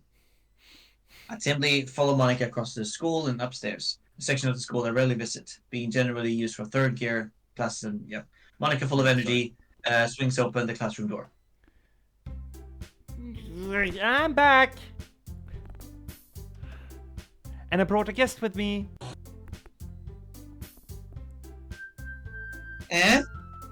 Nani? Guest? Seriously, you brought a boy? Way to kill the atmosphere. Don't be mean, Natsuki. But anyway, welcome to the club, Finnick. Ellipses. All words escape me in this situation. This club is full of girls! It's full of incredibly cute girls! So, let me guess. You're Monica's boyfriend, right? Nani? What? Nani? No, I'm not. Natsuki, a girl with a sour attitude whose name is apparently Natsuki, is one I don't recognize. The small figure makes me think she's probably a first year. Anyway, this is Natsuki, energetic as usual, and this is Yuri, the vice president. It's nice to meet you. Yuri, who appears comparatively more mature and timid, seems to have a hard time keeping up with someone like Natsuki. Because timidity is the same as maturity, right? Obviously. Mm-hmm. I don't. This is one reason why I'm not particular to Japanese culture. Their gender politics on display is problematic. I mean, yeah. Yeah, it's nice to meet both of you. So I ran into Finnick in the classroom and he decided to come check out the club. Isn't that great? Wait, Monica! Didn't I tell you to let me know in advance before you brought anyone new? I was going to... Well, you know. Oh, sorry. I didn't forget that. But it just happened to run into him. In that case, I should leave to make some tea, right? Yeah, that would be great. Why don't you come sit down, Finnick? The girls have a few desks arranged to form a table. Yuri walks to the corner of the room and opens the closet. Meanwhile, Monica and Natsuki sit across from each other. Still feeling awkward, I take a seat next to Monica. So, I know you didn't really plan to come here, but we'll make sure you feel right at home, okay? As president of the Literature Club, it is my duty to make the club fun and exciting for everyone. I'm surprised there aren't more people in the club yet. Must be hard to start a new club. You could put it that way. Not many people are very interested in putting in all the effort to start something brand new. especially when it's something that doesn't grab your attention, like literature. You have to work hard to convince people you're both fun and worthwhile. But it makes school events like the festival that much more important. I'm confident that we can really grow this club before we graduate. Right, Natsuki? Well, I guess. Natsuki reluctantly agrees. Such different girls, all interested in the same goal. Monica must have worked really hard just to find these two. Yuri returns to the table carrying a tea set. She carefully places the teacup in front of each of us before setting down the teapot in the middle. You keep a whole tea set in this classroom? Don't worry, the teachers gave us permission. After all, doesn't a hot cup of tea help you enjoy a good book? I guess. Don't let yourself get intimidated. Yuri's just trying to impress you. Nani? That's not... Insulted, Yuri looks away. I meant that, I believe you. Well, tea and reading might not be a pastime for me, but I at least enjoy tea. I'm glad. Yuri faintly smiles to herself in relief. So, Vinny, what kind of things do you like to read? Manga. Well, yeah. Considering how little I've read these past 3 years, I don't really have a good way of answering that. Manga? I muttered quietly to myself, half joking. Natsuki's head suddenly perks up. Someone said a magic word. Fuck. Yeah. Whoop. Looks like she wants to say something, but she keeps quiet. Not much of a reader, I guess. Well, that can change. What am I saying? I spoke without thinking after seeing Yuri's sad smile. Anyway, what about you, Yuri? Well, let's see. Yuri traces the rim of her teacup with her finger. My favorites are usually novels that build deep and complex fantasy worlds. The level of creativity and content behind them is amazing to me. Oh, have you read the past book Sovereignty? That's a really good one for that. If you want to get into a fantasy world and everything. Anyway. And then shameless plug, it's shameless. And telling a good story in such a foreign world is equally impressive. Yuri goes on, clearly passionate about her reading. She seems to be reserved and timid since the moment I walked in, but it's obvious by the way her lights light up and she finds comfort in the way of books, not people. I was totally looking for a piece of paper or something to look up whatever book you were about to refer to. I was like, oh shit, I'm gonna get a book tip. I was like...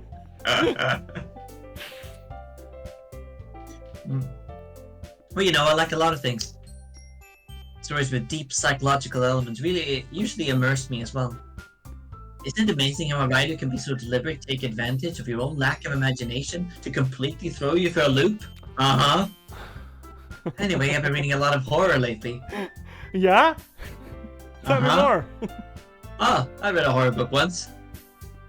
I desperately grasped something I could relate to at a minimal level. At this rate, you might as well have having a conversation with a rock. Yeah, it was called Linear Algebra. That's a horror book I read. A non-linear algebra. Euclid's geometry. There we go. I'd expect that from you, Yuri. It suits your personality. Oh, is that so? Really, if a story makes me think, or takes me to another world, then I really can't put it down. Surreal horror is often very successful at changing the way you look at the world, if only for a brief moment. Oh, I hate horror. Oh, why is that? Well, it's just... Natsuki's eyes dart over to me for a split second. Never mind. That's right, you usually like to write about cute things, don't you, Natsuki? What? Nani? What gives you that idea? Oh, you left a piece of scrap paper behind last club meeting. It looked like you were working on a poem called "Don't Say It Out Loud!" And give me that back. Fine. Natsuki, you write your own poems? Well, I guess sometimes. Why do you care? I think that's impressive. Why don't you share them sometime? No. Natsuki averts her eyes. You wouldn't like them, Baka. Not a very confident writer yet. I understand how Natsuki feels. Sharing the level of writing takes more than just confidence. The truest form of writing is writing to oneself. You must be willing to open up to your readers, exposing your vulnerabilities and showing even the deepest reaches of your heart. Do you have writing experience too, Yuri? Maybe if you share some of your work, you can send an example and help Natsuki feel comfortable enough to share hers.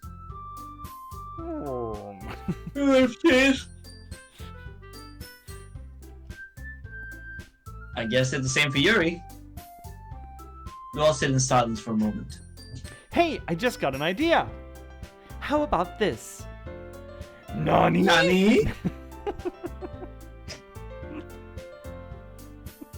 Natsuki and Yuri looks quizzically at Monica. Let's all go home and write a poem of our own. Then, next time we meet, we'll share them with each other. That way, everyone is even. Nani? I mean, J.P.S. I mean, I thought it was a good idea. Well, I think you're right, Monica. We should probably start finding activities for all of us to participate in together. I can decide to take on the responsibility of vice president after all. I did decide. I need to do my best to nurture the club as well as its members. Besides, now that we have a new member, it seems like a good step for us to take. Do you agree as well, Finnick? Hold on, there's still one problem. Oh no. Huh? What's that? Now that we reached the important topic, I bluntly come forward with what's been on my mind the entire time. I never said I would join this club. Monica may have convinced me to stop by, but I never made any decision.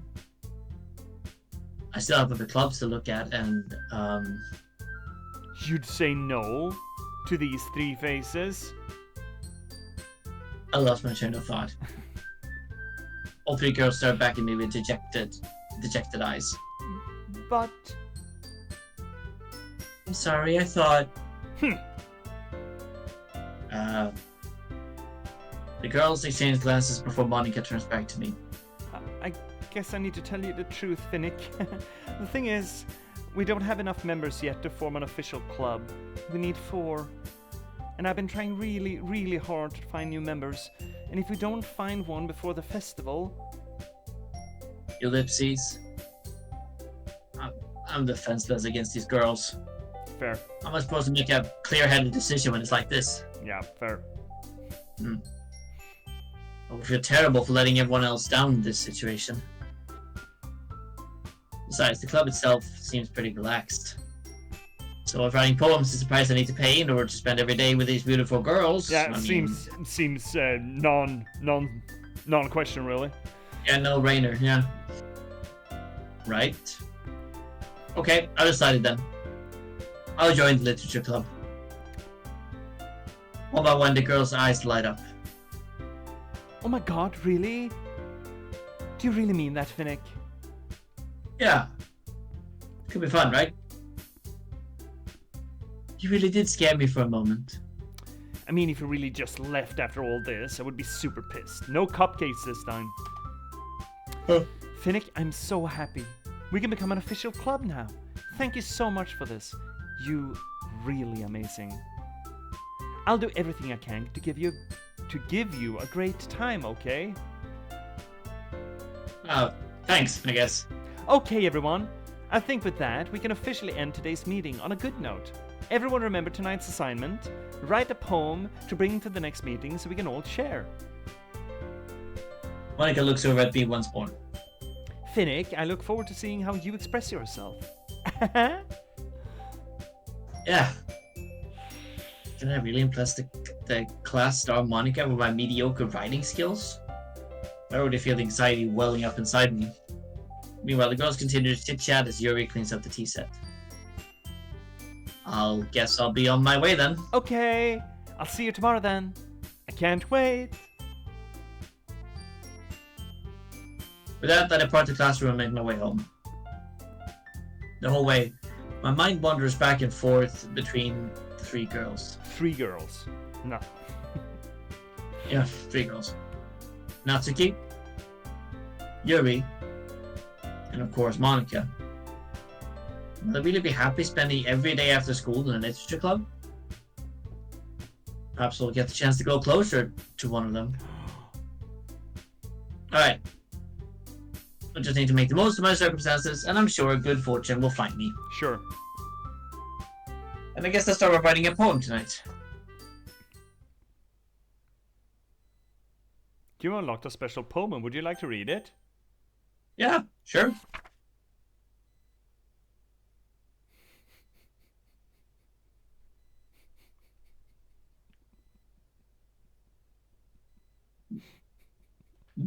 Nothing is... Oh. Nothing is real. Question mark? Can you say it after me, Frederick? It's postmodernism. Yay!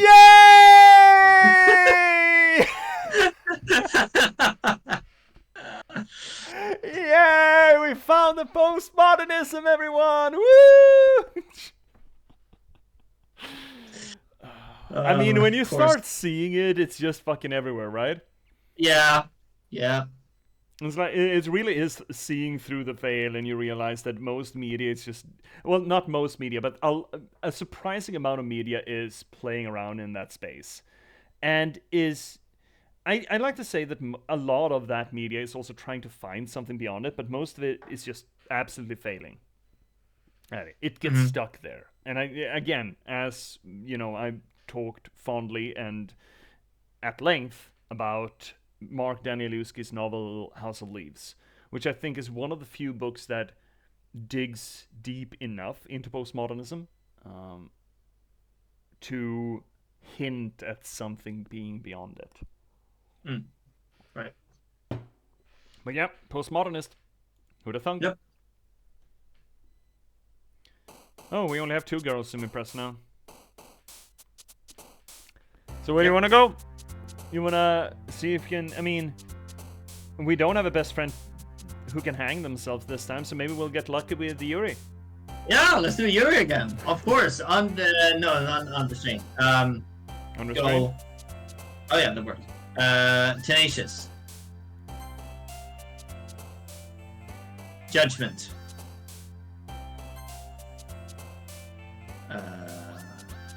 Existence. Entropy.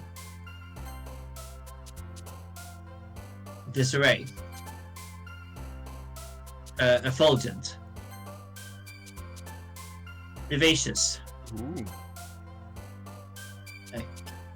Contamination. Vitality.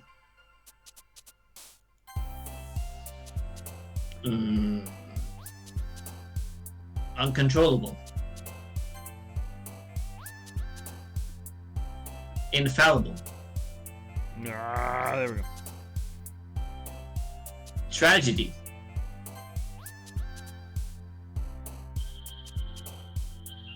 Disaster. Determination. Afterimage.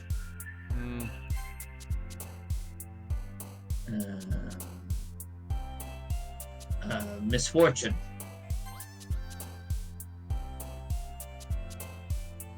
Climax.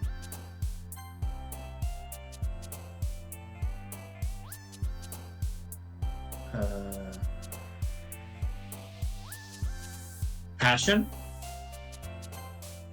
Oh. Melancholy. There we go. I'm sure things are gonna go great now. Hi again, Finnick!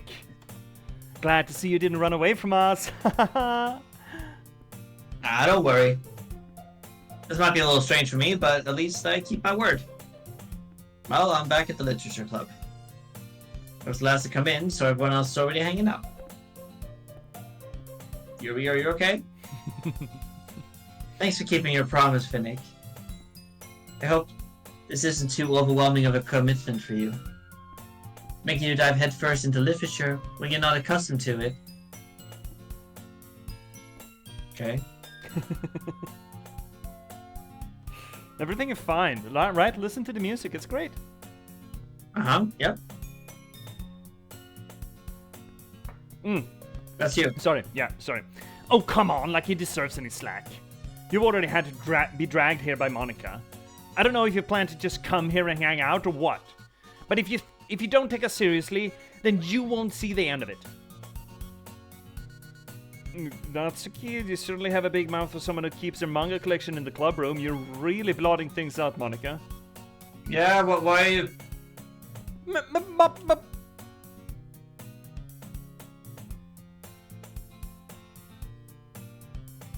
Natsuki finds herself being stuck saying Monica and manga. Manga is literature! Praise. I agree. Yeah. Fucking sing it, sister. What do you mean? Swiftly defeated, Natsuki plopped back into her seat. I'm sorry, Finnick. We'll make sure to put your comfort first, okay? Yuri shoots Natsuki with a disappointed glance. Anyway, now that you're in the club and all, perhaps you might have an interest in picking up a book to read? Well, I can't really say no to either way. Like you said, I'm in this club now. So, it only feels right for me to do something like that, I guess. Wait. I didn't mean it like that. Ooh. If you don't really want to, then forget I said anything, I guess. I know, it's not a Yuri. I want to try to be a part of this club. So even if I don't read often, I'll be happy to pick up a book if you... Are you sure? Yeah. I just felt like... Well, as vice president and all, I should keep you... She is at a weird angle. Wait, are you saying there's a Dutch angle here? No. Yeah. No. I should help you get started on No, something. look at that cross beam up there. It's completely straight.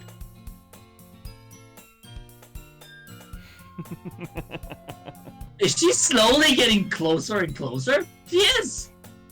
No. Is she? No, I'm sure that you're just making that up. I should help you get started on something you might like. Yuri reaches into her bag and pulls out a book. I didn't want you to feel left out, so I picked up a book that I thought you might enjoy. It's a short read, so it should keep your attention, even if you don't usually read. You could, discuss it if you wanted. Just getting closer. This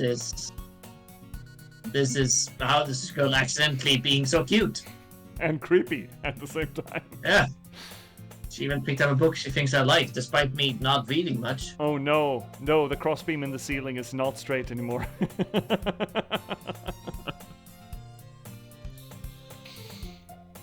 No, you're right. Nope, it's not. Everything is tilting. Okay. Yeah, thank you. I'll definitely read this. Enthusiastically take the book. Phew.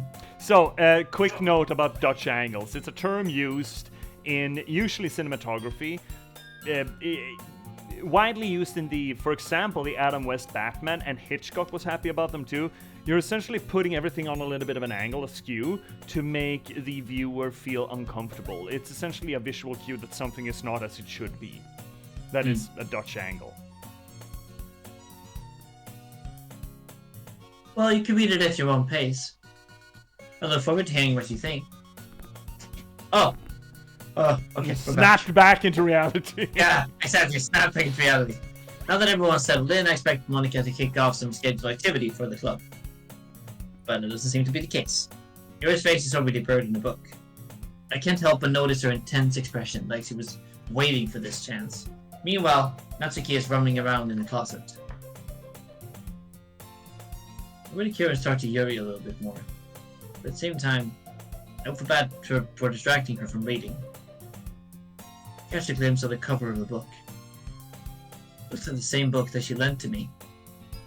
More than that, she seems to be on the first few pages. Oh. More piano. Nice. Huh. Crap.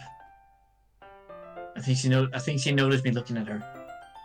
She sinks another glance at me and her eyes meet for a split second. Ellipses. but that only makes her hide her face deeper in her book. Sorry. I was just spacing out. I muttered this, sensing I made her uncomfortable. It's fine.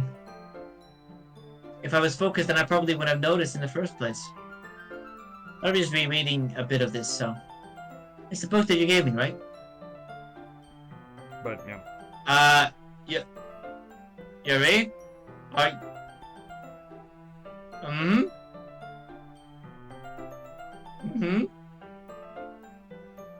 But she's fine, right?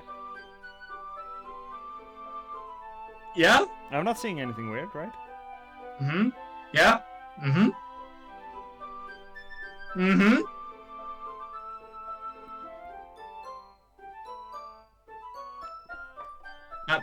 Yeah, okay. How about... I wanted to reread some of it. Oh, okay.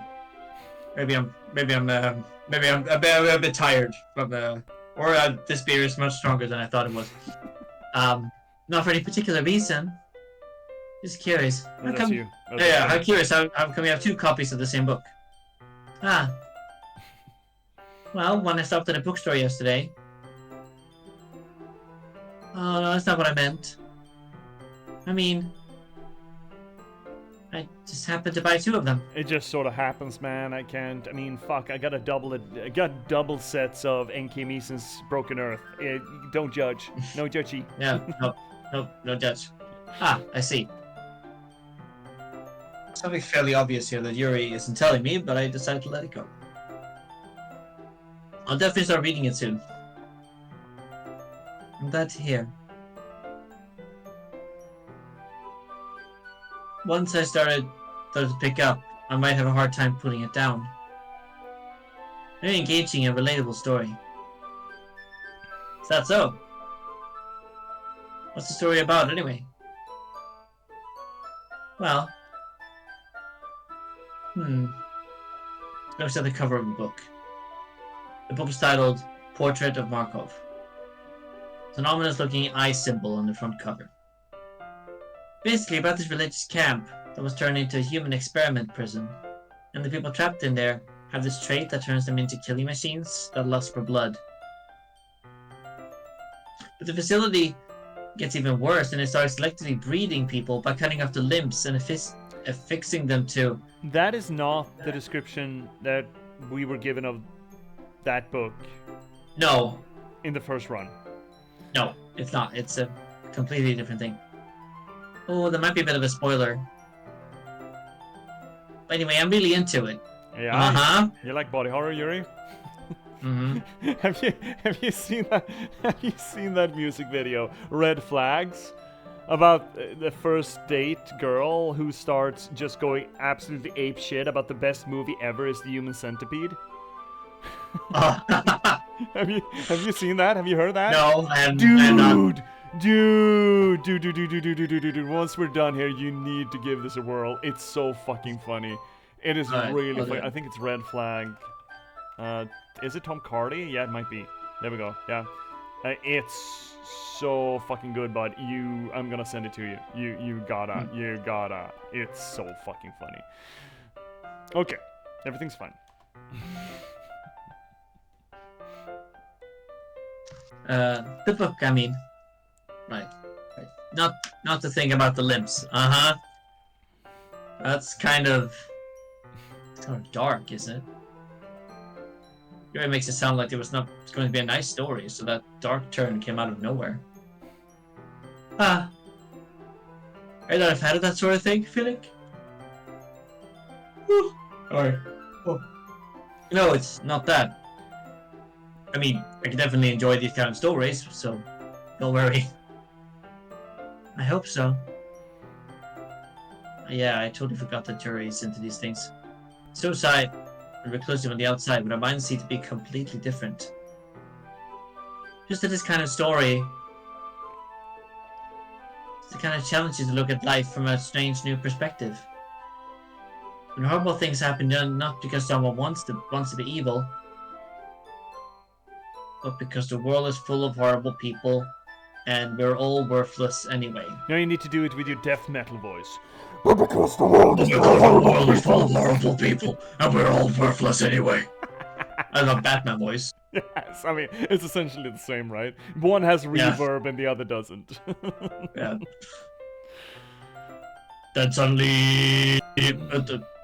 I'm rambling, aren't I? Yeah, and you're sounding like Christian Bale. For some reason, Yeah. I don't know why. Yeah. Why did you, What happened there, Yuri? Rami, Yuri? What's going on? Not again. I'm sorry. Oh, it happens often? Shit.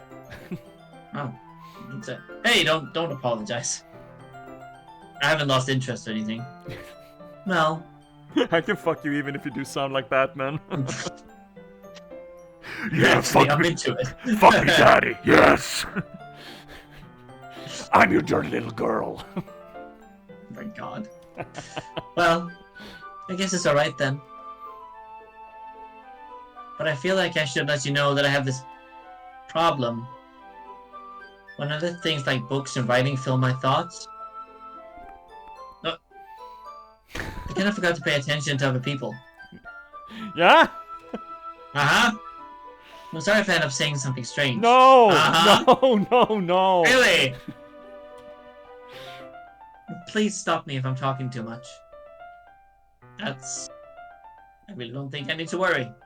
I think I should worry. That just means you're passionate about reading. The least I can do is listen. It's a literature club, after all. Well, that's true. In fact, I might as well get started reading That's it, you, right? or Finnick. Oh. Right, I might as well get started reading it, right? Yes. I mean, you don't have to, but... What are you saying? Ellipses. Let me just get the book. I quickly retrieve the book that I had put in my bag. Alright, it's fine if I sit here, right? I slip into the seat next to Yuri's. Yeah. Are you sure? You seem a little apprehensive. Yeah, I think the word conniptions is appropriate here. Yeah. That's... Oh, someone's cooking. Fuck. Oh, What do you mean someone's cooking? someone's cooking in the house. Oh. I'm sorry. Not that I don't want you to. Just something I'm not very used to. That is reading in company with someone. I see. Well, just tell me if I end up distracting you or anything. Alright. I open the book and start the prologue. I still don't understand what Yuri meant about reading in company. It's as if I can feel her presence over my shoulder as I read. It's not a particularly bad thing. Maybe a little distracting, but the feeling is somewhat comforting. Yuri's in the corner of my eye. I realize she's not actually looking at her own book. I glance over. It looks like she's reading from my book instead. Oh. Sorry. Just updating in the feeling of your body. What the fuck? You really apologize a lot, don't you? I do? I don't really mean to. Sorry. I mean... Here, this should work, right? I slide my desk until it's up against Yuri's, and holds my book more between the two of us. Two of them? The desks. Oh, okay. There we go. I was like, wait, what? Why is there a them there? But it's probably in reference to the desks. Yeah. I suppose so. You were timidly closest to your own copy. Once we each lean in a bit, our shoulders are almost touching. Feels like my left arm is in the way, so instead I use my right hand to hold the book open. I guess that makes it sounding difficult to turn the page. Here.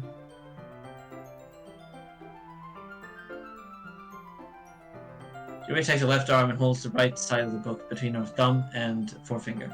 I do the same with my right arm, on the right side of the book. That way I turn a page, and Yuri slips it under her thumb, like it after it slips in her It's tight. But in holding it like this, hold it even closer together than before. It's actually kind of distracting me. Fair. It's like I can feel the warmth of Yuri's face and she's in the corner of my vision. Oh, are you bathing in her? I don't know what the fuck. Bathing in something?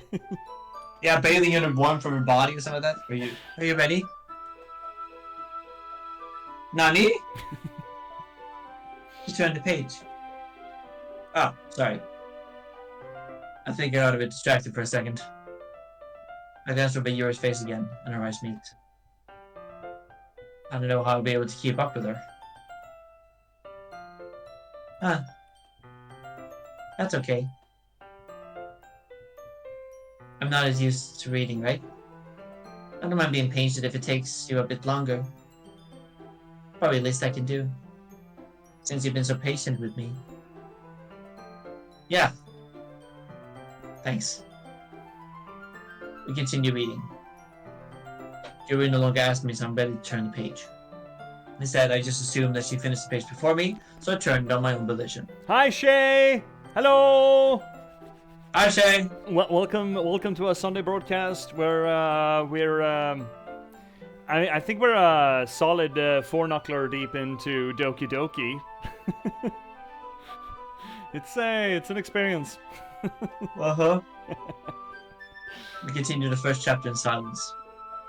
Even so, turning each page almost feels like an intimate exchange. My thumb gently letting go of the page, letting it flutter over to her side as she catches it under her own thumb. Here we go with more smut language structure.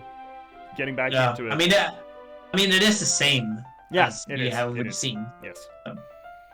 Hey, Yuri.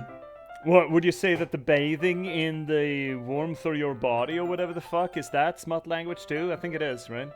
Yeah, I guess. I guess.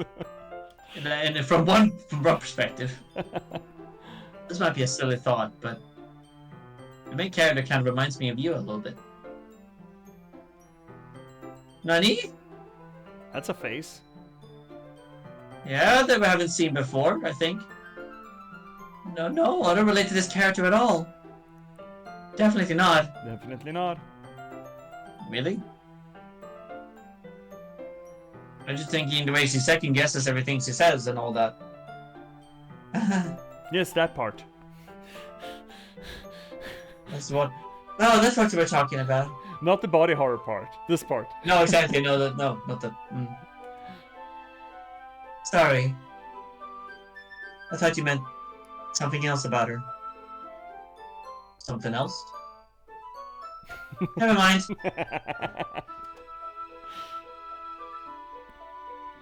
We didn't even get that far yet. I don't know why that came into my mind. Or into my head. Oh, that's foreshadowing. Yeah. Yuri, are you feeling alright? Nani? Nani? Yuri's been a little fidgety ever since we started reading. You can rest if you're feeling sick or something. It's, you, or fuck. Hi, Monix! Welcome back. We're into the good stuff. Mm-hmm. Your breathing is a little... Am I breathing? Yuri puts her hands on her chest, as if to feel her heartbeat. You missed 4 hours. Yeah, we started early, Monix. I'm sorry. We started really early to try to get through this. I'm not sure still we're gonna be able to finish it tonight, but we'll see. I didn't even notice. Anyway, I'm fine. But you are catching up. Okay, Monix, we are on the first day of the second playthrough. If that should probably tell you all you need to know. Uh-huh. Let us see some water. Alright, don't push yourself. Yuri stands down practically rushes out of the classroom. What on earth was that about? Finnick, did something happen just now? Nani?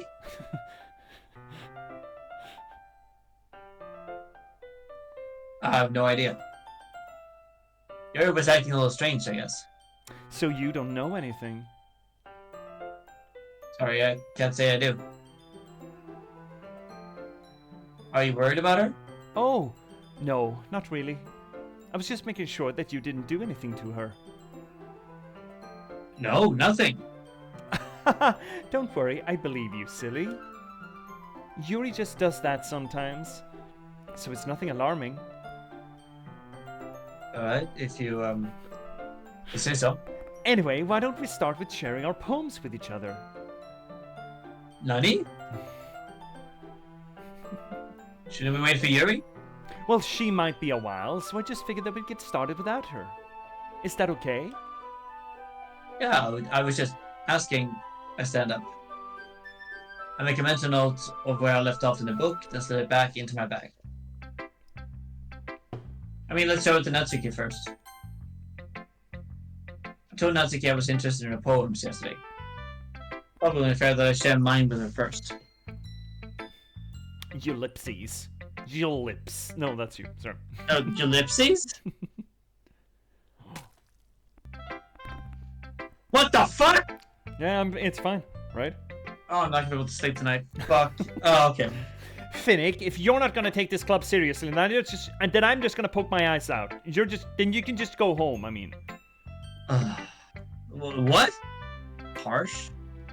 what do you expect me to believe that you actually put effort into this? Do you think I'm stupid? I'm not a writer. Maybe it's not very good, but yeah, I put in some effort. It'll start somewhere, right?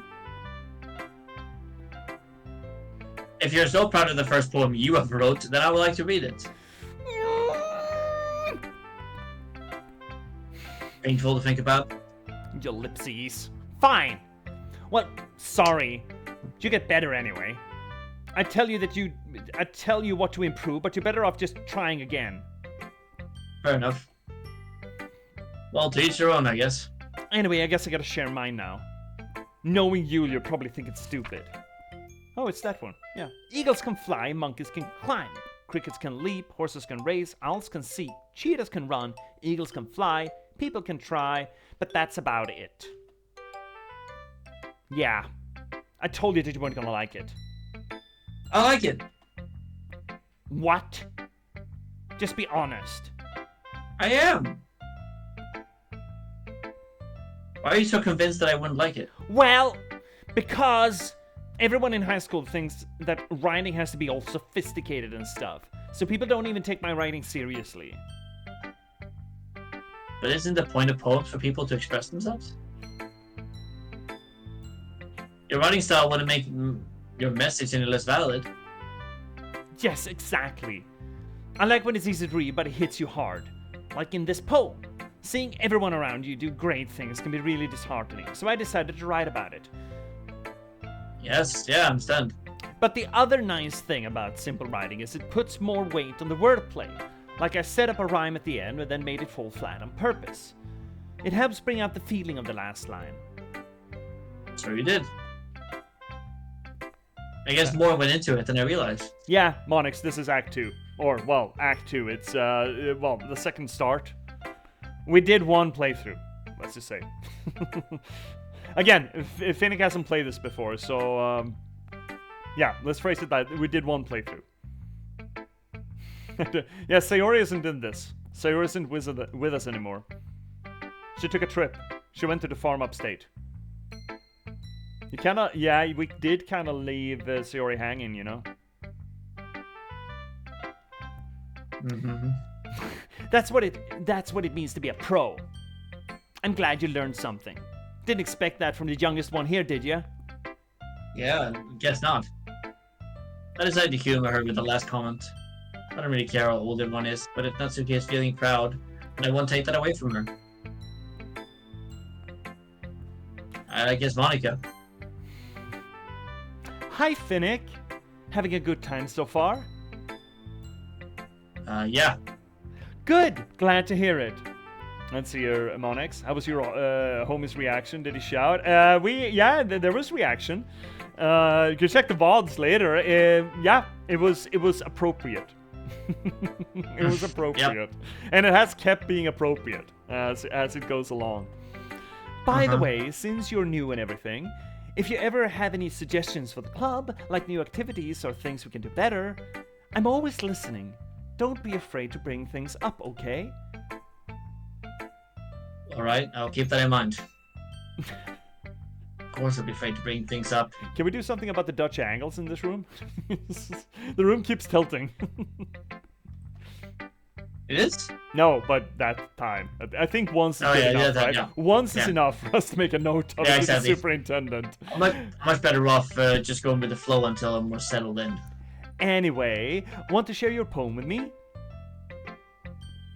It's kind of embarrassing, but I guess I have to. Don't worry, Finnick. We're all a little embarrassed today, you know? But it's that sort of barrier we're all learning to get past soon. Yeah, that's true. I had Monica my poem. Mm-hmm. Great job, Finnick. I was going ooh in my head while reading it. It's really metaphorical. I'm not sure why, but I didn't expect you to go for something so deep. I guess I underestimated you. It's easier for me to keep everyone's expectations low. Yeah, you're right, Monix. Finnick is officially in the DDLC victim club, yeah? It's like a support club, really. Yeah. They need support to carry on. Yeah, they need support, I need support, we all need support. That way it always counts when I put in some effort. That's not very fair. Well, I guess it worked anyway. You know that Yuri likes this kind of writing, right? Writing that's full of imagery and symbolism? Sometimes I feel like Yuri's mind is totally detached from reality. I don't mean that like it's a bad thing though, but sometimes I get the impression that she just totally given up on people. She spends so much time on her own head that it's probably a much more interesting place for her. But that's why she gets so happy when you treat her with a whole lot of kindness. I don't think she's used to being indulged like that. She must be really starved for social interaction, so don't blame her for coming on a little strongly. Like earlier. I think if she gets too stimulated, she ends up withdrawing and looking for alone time. Suddenly the door opens. Yuri! I'm back. Did I miss anything? Not really. Well, we all started sharing our poems with each other. Nani? Already? I'm sorry for being late. No need to apologize. We still have plenty of time, so I'm more glad that you took all the time you needed. Alright. Thanks, Monica. I suppose I should go get my poem now. Anyway, do you want to read my poem now? Don't worry, I'm not very good. You sound pretty confident for someone who claims to not be very good. Well, that's because I have to sound confident. That doesn't mean I always feel that way, you know? I see. Well, let's read it then. Hole in the wall. But he was looking at me. Confused, I frantically glanced at my surroundings. But my burned eyes can no longer see color. Are there others in this room? Are they talking? Or are they simply poems on flat sheets of paper? The sound of frantic scrolling playing tricks in my ears. The room begins to crinkle, closing in on me. The air I breathe dissipates before it reaches my lungs. I panic. There must be a way out. It's right there. He's right there. Swallowing my fears, I brandish my pen. I don't think this is the same poem. No. I think it's different. Alright. Monica, you're obviously not okay. So, I'm not gonna continue asking. Monica, are you trying to, Is this a call for help? Yeah, it's called, are you trying to control me or trying to take my place? Is that it? Is that what's happening?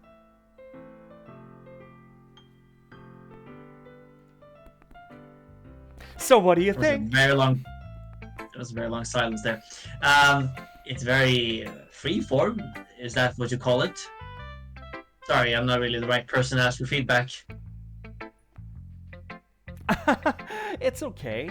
Yeah, that kind of style has gotten pretty popular nowadays. Let's see here, Monix. Last time it was just whole. It wasn't too tight. It was deep, stretching forever into infinity, and he was looking at me. Yeah, I figured as much that the details were different. It felt as much. Yeah. That is, a lot of poems have been putting emphasis on the timing between words and lines. When performed out loud, it can be really powerful. What was the inspiration behind this one? Well, I'm not sure if I know how to put it. I guess you could say that I had some kind of epiphany recently. It's been influencing my poems a bit. An epiphany? Yeah, something like that. I'm kind of nervous to talk about deep stuff like that because it's kind of coming on strongly. Maybe after everyone is better friends with each other. Anyway, here's Monica's writing tip for the day. Sometimes when you're writing a poem or a story, your brain gets too fixated on a specific point. If you try so hard to make it perfect, then you may never make any progress. Just force yourself to get something down on paper and tidy it up later. Yeah, she's giving you hints. Monica's talking about something else. She's doing great. Anyway, another way to think about it is this. If you keep your pen in the same spot for too long, you just get a big, dark puddle of ink. So just move your hand and go with the flow. That's my advice for today. Thanks for listening. So we got Yuri. Yuri's back on track, but unfortunately we are coming up on a break. And I spent all my snoozies before when we had our moments with Sayuri. So we kind of need to run it. I also need more water, as it turns out. Finnick, how are you feeling for running today? 1 hour or 2 hours more? I'm putting you on a spot. I mean, we can do this during the break, but it's up to you. I would start with an hour and then see how I feel. Sure, absolutely. Well, sure, okay. So, chat, we're gonna take 3 minutes. Sorry, Twitch is gonna twitch. I can't help it. There's nothing to be done about it. If you're an affiliate, you need to run with this. So we're gonna let those 3 minutes run. I'm gonna leave you with a beautiful piano score here, and we will be right back with you in 3 minutes time, chat. So please don't go anywhere in the meanwhile. See you soon.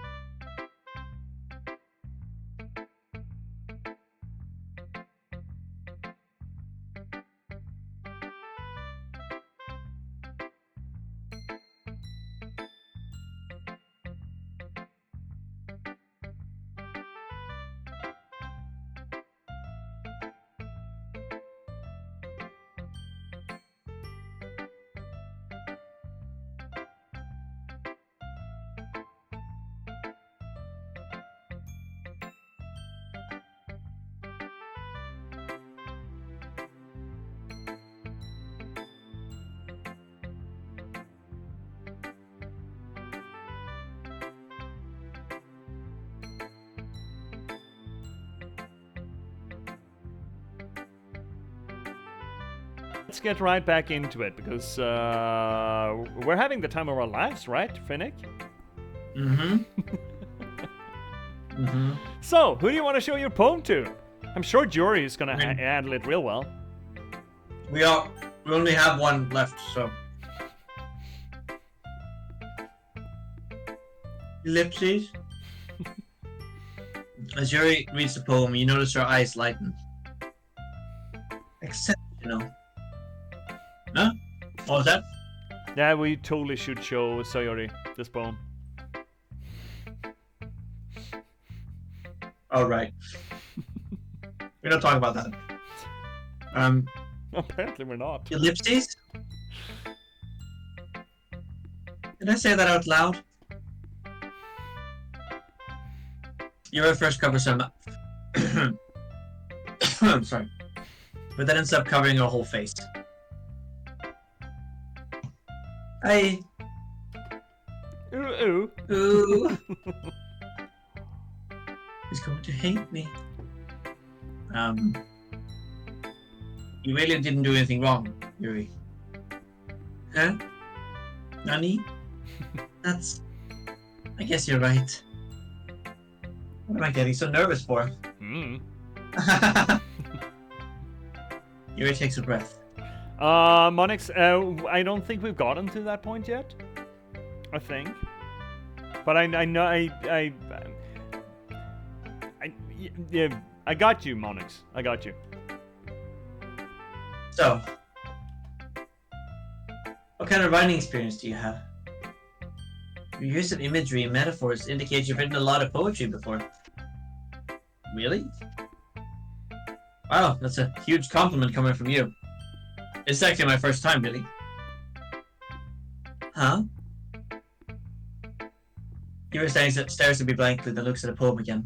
Ellipses? Well, I know that. I just meant,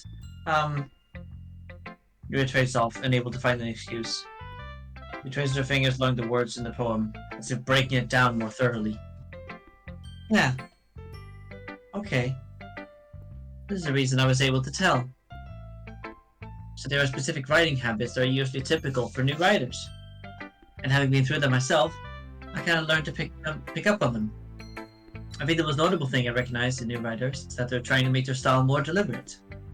In other words, they tend to pick a writing style separate from the topic matter, and they form fit the two together. End result is that both the style and expressiveness are weakened. Once Yuri finds her trail of thought, his attitude and demeanor totally changes. Yeah, I know the drill, Monix. Don't you worry. Her stammering is completely gone. I sound like an expert. Of course, it's not something you can be blamed for. There are even so many different skills and techniques that go into writing even a single poem. Not just finding them and building them, but getting them to work together is probably the most challenging part. It might take you some time, but it all comes down to practice and learning by example and trying new things. I also hope that everyone in the club gives you valuable feedback. Also. Oh, no! Our old saves are gone. Oh, That's a shame. okay. Yeah. That took you be a bit biased, though. Biased? Oh. Well, never mind. I should be talking about people like that. Sorry. It's fine. I'm not sure if you were apologizing to herself, to me, or to Natsuki. Do you mind if I read your poem now? Please do. I'd love to share my thought process behind it. Yuri smiles dreamily, if that's a rare opportunity for her. Which itself is kind of funny. After all, isn't this supposed to be a literature club? That's the same, Oh. I think. It must be the one, last minute street light, place, but yeah. Yeah, the light flickers, I flicker back. I think that's the same one. Ellipses? I'm sorry I have such terrible handwriting. Nani? Nani? What are you talking about? I wasn't thinking that at all. But it took you a long time to read. Ah. Well, I just don't read script very often. I actually think your handwriting is pretty. Nani? That's a relief. Also, I like the poem. Even though it's short, it was really descriptive. It wasn't too short. I usually write longer poems. Not at all. I'm really glad you like it. I'll be honest. This is our first time sharing. I wanted to write something a little more mild. Something easy to digest, I suppose. Are you into ghost jury? Uh-huh. Ooh. Actually, the story isn't about a ghost at all, Finnick. Really? I must have totally missed the point. Well, I suppose you did glance over it, after all. But remember that poets often express their own thoughts, feelings, and experiences in their work. They usually do more than tell a simple story or paint a picture. In this case, perhaps the subject of a poem is only being symbolically compared to a ghost, lingering in a last remaining place of comfort, unable to let go of the past, and soon to be left with nothing. That's a lot more solemn, putting it that way. I haven't even thought about that. That's impressive. Nani? It's nothing, really. Yours was impressive too, so... Nah. If anything, I could probably learn a thing or two from you. You think so? Yeah, of course. You know... I was really nervous about doing all this. But in the end, I enjoyed it. I'm going to keep doing my best for you, Finnick. Me too. Phew! I guess that's everyone. We glanced around the room. That was a little more stressful than I anticipated. Everyone is judging me for my mediocre writing abilities. Even if they're just being nice, there's no way my poems can stand up to theirs. It's a literature club after all. I sigh. This is what I ended up getting myself into. Across the room, Monika is writing something in her notebook. My eyes land on Yuri and Natsuki. They gingerly exchange sheets of paper, sharing their respective poems. As they read in tandem, watch each of their expressions change. Natsuki's eyebrows furrow in frustration. Meanwhile, Yuri smiles sadly. What's with this language? Nani? Did you say something? Oh, it's nothing. Natsuki dismissively returns to the poems to the desk with one hand. I guess you could say it's fancy. Ah, thanks. Yours is cute. Cute? Did you completely miss the symbolism or something? It's clearly about feeling of giving up. How can that be cute? I know that. I just meant the language, I guess. I was trying to say something nice. If you mean you have to try that hard to come up with something nice to say? Thanks, but it really didn't come out nice at all. Well, I do have a couple of suggestions. If I was looking for suggestions, I would have asked someone who actually liked it. Which people did, by the way. Monika liked it, and Finnick did too. So based on that, I'll gladly give you some suggestions of my own. First of all... Excuse me. I appreciate the offer, but it's been a long time establishing my writing style. I'm not expected to change anytime soon, unless of course I come across something particularly inspiring. Which I haven't yet. And Finnick liked my poem too, you know? I even told me he was impressed by it.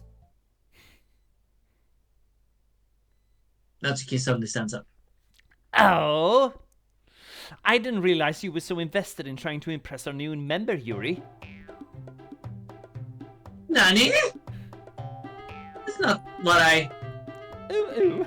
Ooh. You're just... Yuri stands up as well. Maybe you're just jealous that Finnick appreciated my advice more than he appreciated yours. Huh, and how do you know he didn't appreciate my advice more? Are you that full of yourself? No. If I was full of myself, will decidedly go out of my way to make everything I do overly cutesy. Well, you know what? I wasn't the one whose boobs magically grew a size bigger as soon as Finnick started showing up. Natsuki? Natsuki, that's a little... This doesn't involve you! This doesn't involve you! Taking out your own insecurities on others like that. You really act as young as you... Look, Natsuki. Me? Look us talking, you wanna be edgy bitch? Edgy? Sorry, was he offering too much for someone that's less to comprehend? See? Just saying that proves my point. Most people learn to get over themselves after they graduate middle school, you know. I want to prove something to stop harassing others with your sickening attitude. Being a counterbalance your toxic personality is by dressing and acting cute. Oh my god, what is that? You only get to come back to yourself if you try. Whoa, be careful, you might cut yourself on that edge, Yuri. Oh, my bad, you already do, don't you? You should accuse me of cutting myself? What the fuck is wrong with your head? Yeah, go on. Let Finnick hear everything you really think. I'm sure he'll be head over heels for you after this.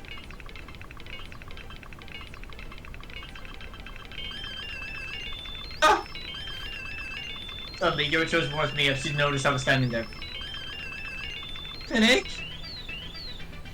You're just trying to make me look bad. That's not true. She started it. Gypsies? What did I do? But... Yuri!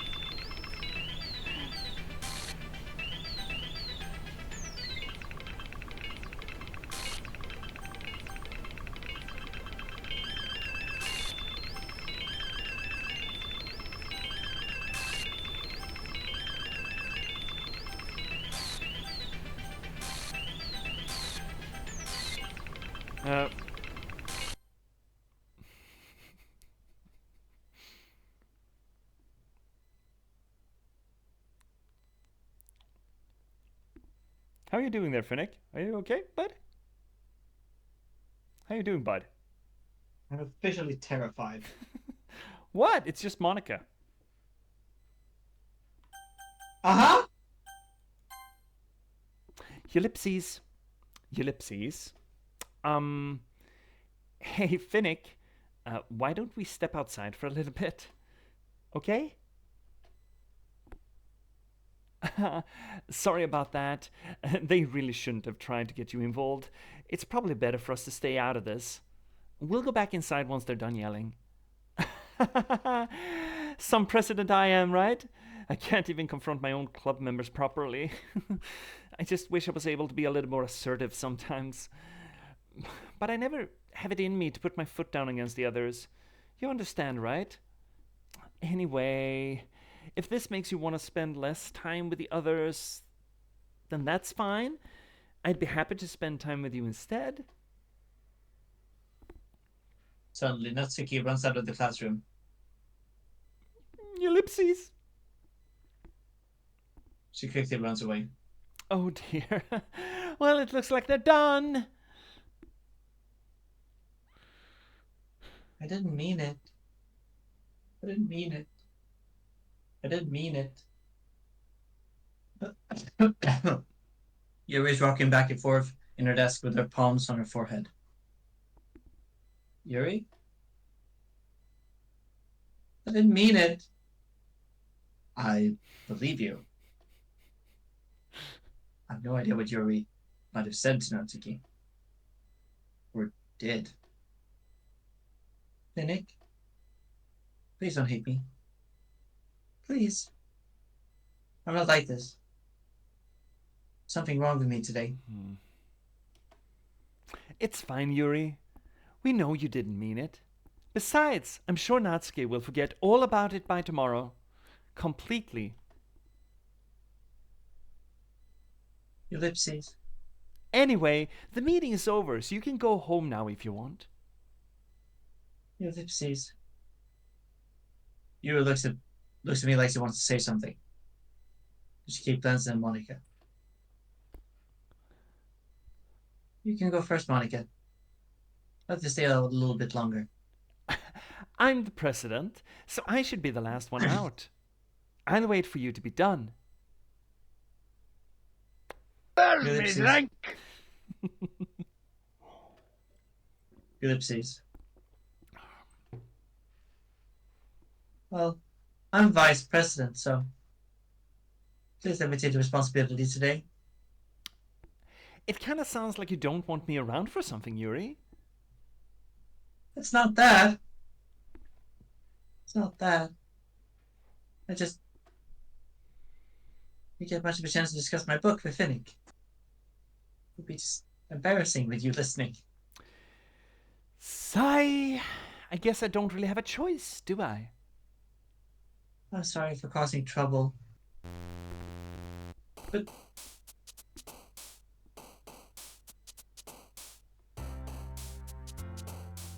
I mean, I guess Monica didn't really have a choice, right?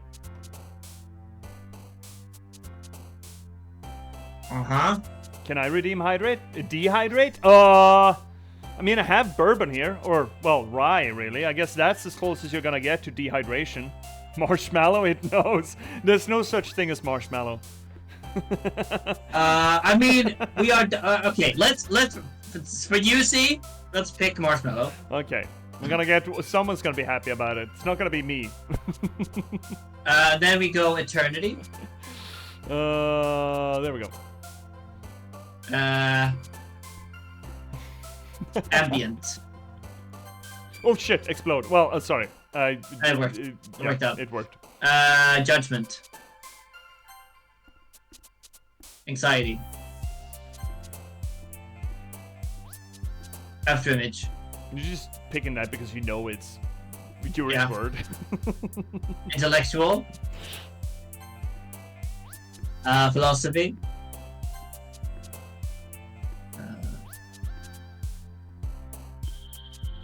Fester. There we go. Monix, I did take a piss during the break, so my bladder is about as empty as it's ever gonna get. Vertigo. Boom, boom, boom, boom. Dark. Boom, boom, boom. Where's Contamination. me drink? Incongruent.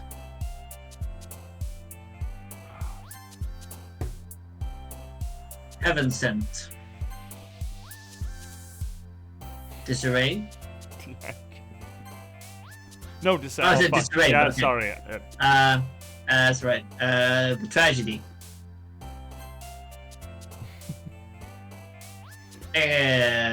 Vivacious. Vivicious. And entropy. Remove different liquid. And then tenacious. How many kind of liquids? How many kind of liquids can a man remove? 3, 4, 5, 6, 7.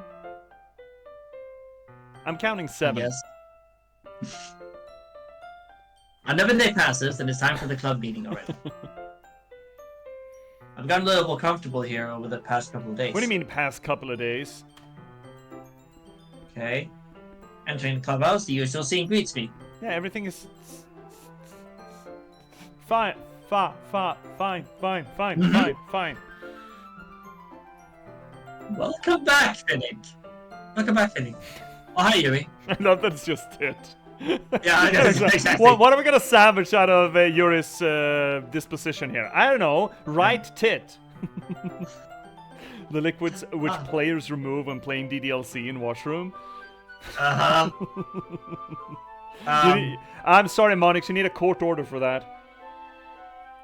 Look at the background poster. Oh shit! I never saw that. Oh my god. Oh no.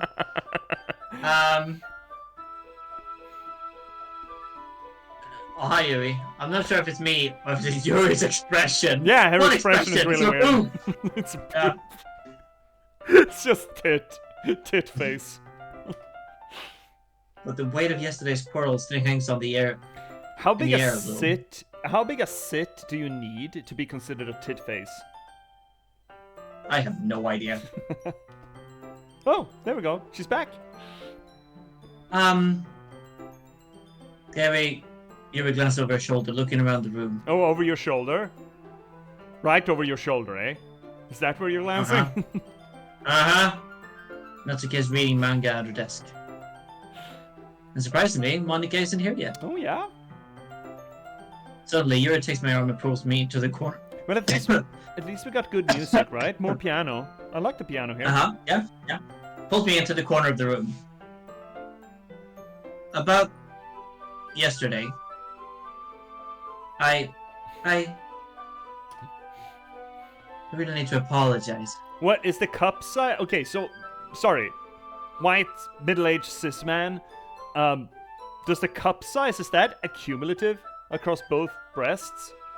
I didn't think it was. do you downgrade if you lose a tit?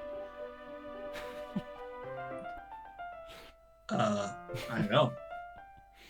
Nothing like that has ever happened before. And somebody just came over me, I guess. Tell me you guys don't know how cup sizes work without telling me you don't know how cup sizes work. I think I just made it obvious and clear. In not even the fine print, in double size broadsheet print that I don't know how cup sizes work. I'm assuming it's a linear curve, but maybe not. Maybe it goes like the Richter scale. The Richter scale of tits.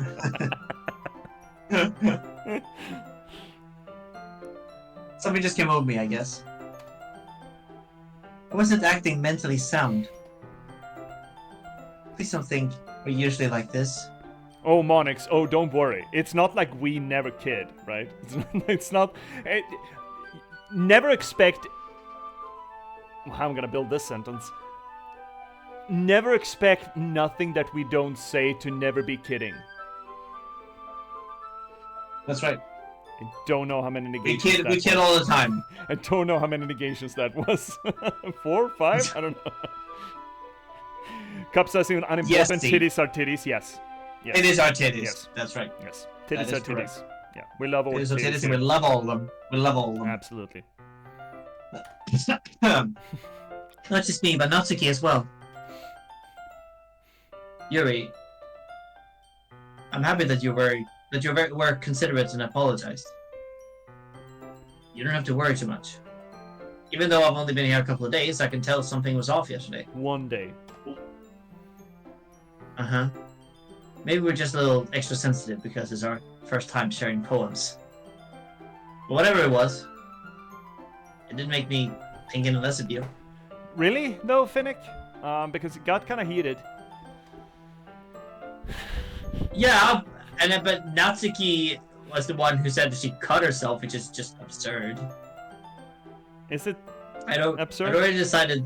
It's I had insensitive. already decided that there are no way you can be a bad person. Okay. Now that you're apologizing, I know you really didn't mean it. Finnick, don't say these kind of things so frankly. Make me a little too happy. Oh no, wouldn't want that. I'm really glad you're such an understanding person. And I'm really glad you joined this club. Everything's a little bit brighter with you around and... Sorry. What was I saying right now? Yeah, it's almost like something's getting into you, Yuri. You're acting strange. Yeah. I just... Hey, have you guys seen Monica? No, I haven't. I was also kind of wondering where she was. Man. Yuri, I'm guessing you haven't either. Ellipses. Yuri is very taken aback at how calmly Natsuki is addressing her. No, I haven't. Oh, gee, this isn't like her at all. I know it's stupid, but I can't help but worrying a little bit. Ellipses. See, you're asking, so what's the deal with this game? I've been dipping in and out and not really picking up much of anything apart from it being super cutesy, and then suddenly someone is swinging from the ceiling. I mean, if you want to be really bottom line with it, yeah, sort of. It is cutesy dating sim that went for Sayori. It went hard into depression. Yeah, as Vesper says, it's dating sim with a twist. Sort of like a twisting rope, almost. It's fine. Everything is fine. I'm sure everything is fine. See, there is a thing, but we can't talk about it yet. There is a thing. It's a thing. There's a thing. Your lipsies. What? Why are you looking at me like that? That's okay about yesterday. As I told Finnick, see, trust the process. Uh-huh. Mm. I just wanted to apologize.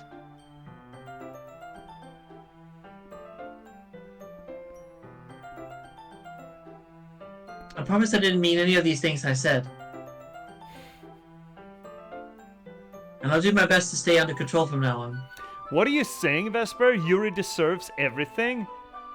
What is this? What is this Yuri hate we're hearing? Yuri deserves everything, as in deserves everything that's gonna happen, or deserves everything in like life? Dating seems like hard work. It is. Yes, shoot, I don't think I've actually dated. You know, done the whole thing about, you know, going on dates and the whole thing. Most of my girlfriends have been people that I've known for like years ahead of time. Okay, yeah. Okay, Vesper. Yeah, I mean, I've tried dating apps and going on dates with some people. Occasionally that sort of worked out for a little while, but not too long. But yeah, mostly mostly people I've met, I've been sort of in sort of bubbles, like in a theater production or at a camp. Yeah, got some things in common, right? Yeah. Or you're spending a lot of time together and sort of, but then, you know, things change after the bubble is sort of smashed. That's what and then you have to sort of refigure the relationship in a bit. Yeah. And I'll do my best to stay under control from now on. Under control, eh? So, Yuri, what the heck are you even talking about? It's almost like you're talking about something that never happened. Did you say something yesterday? Did you do something yesterday? Nani? Jeez. Whatever's on your mind, I'm sure it was nothing. Whatever's on your mind, I'm sure it's nothing. I don't even remember anything bad happening. You're the kind of person who worries too much about the little things, aren't you?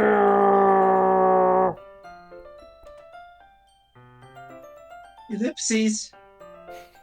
But Never said clap blind side lifeline and an opposite particularly in a fadelessness offered to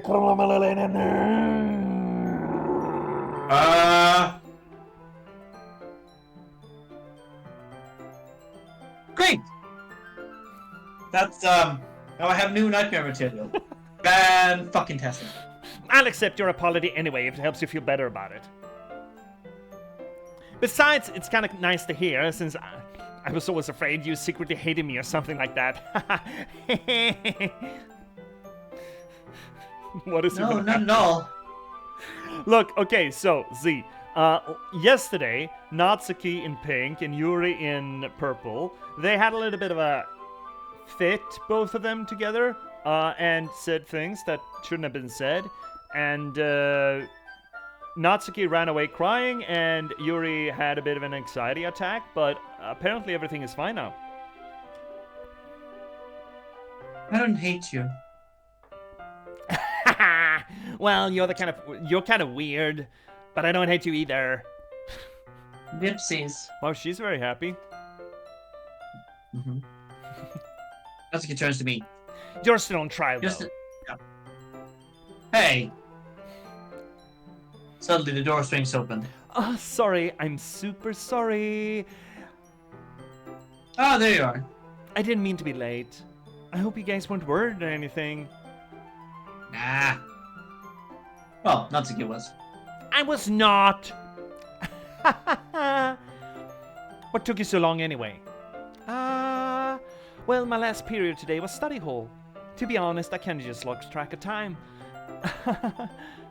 Well, that makes no sense, though. You would have heard the bell ring at least. I must not have heard it since I was practicing the piano. Piano? I wasn't ready to play music as well, Monica. Don't give me more credit than I deserve. I guess I've been practicing for a while, but I'm not really good at it yet. Still, that must require a lot of dedication. So I'm still impressed. Well, thanks, Yuri. You should play something for us sometime.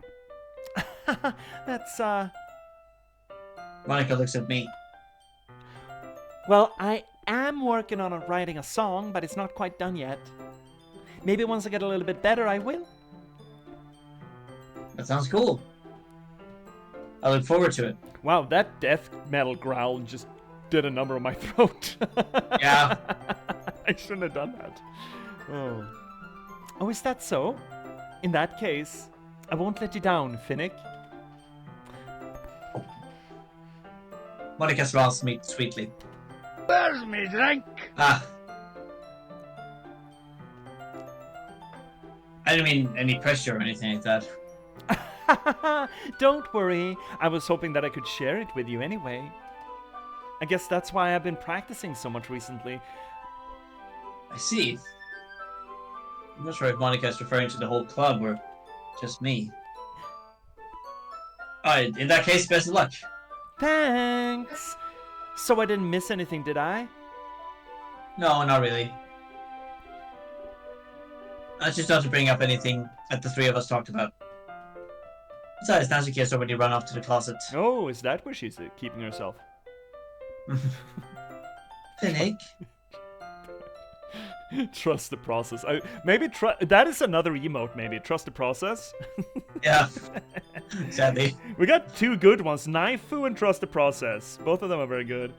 Yeah. You'll love the Naifu one, Z, as we were currently experiencing that in World of Warcraft.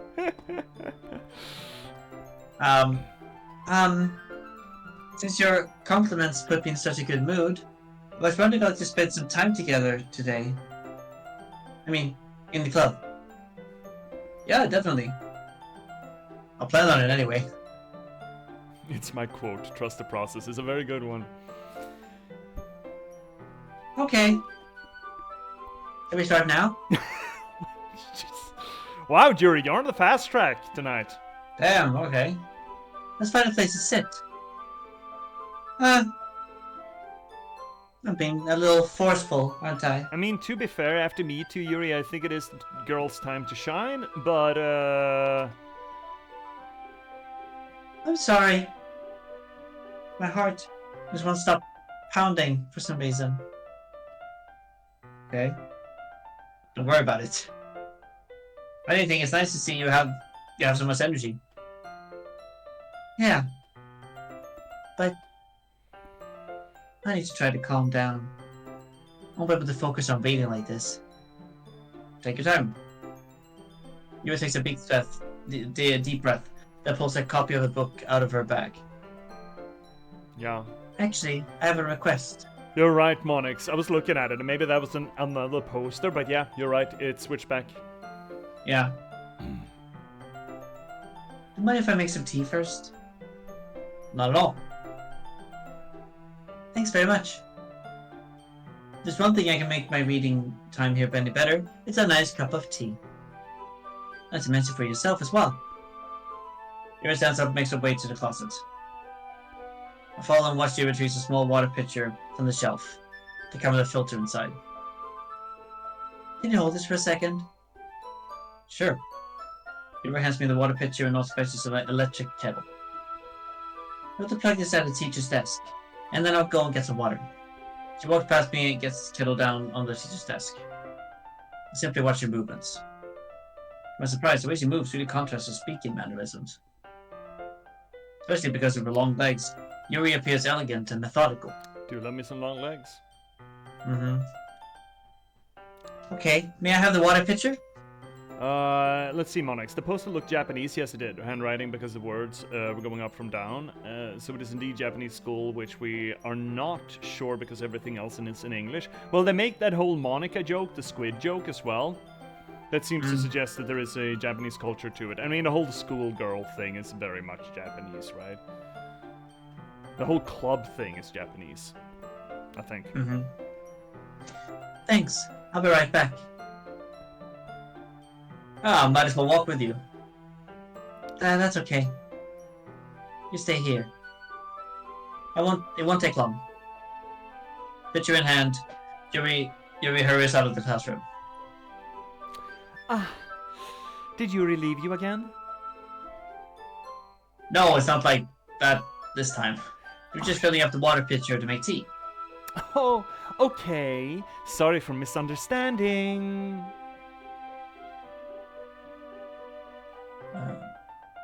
Or ellipses. 10 minutes pass. Yuri said it wouldn't take long. Is something holding her up? I'm bored is waiting here, so I decided to go look after her.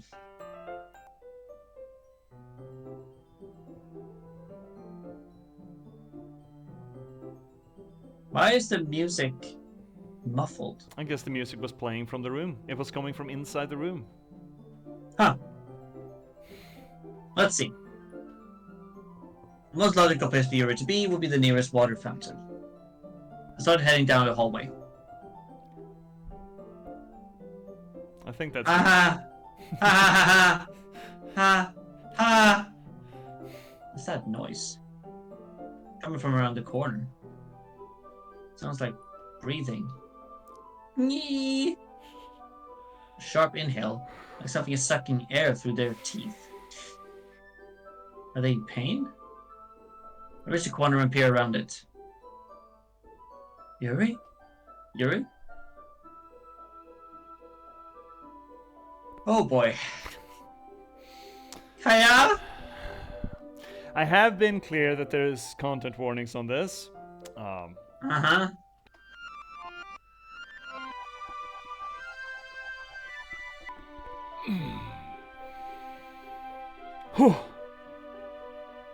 Okay. I'm back. Thanks for waiting patiently.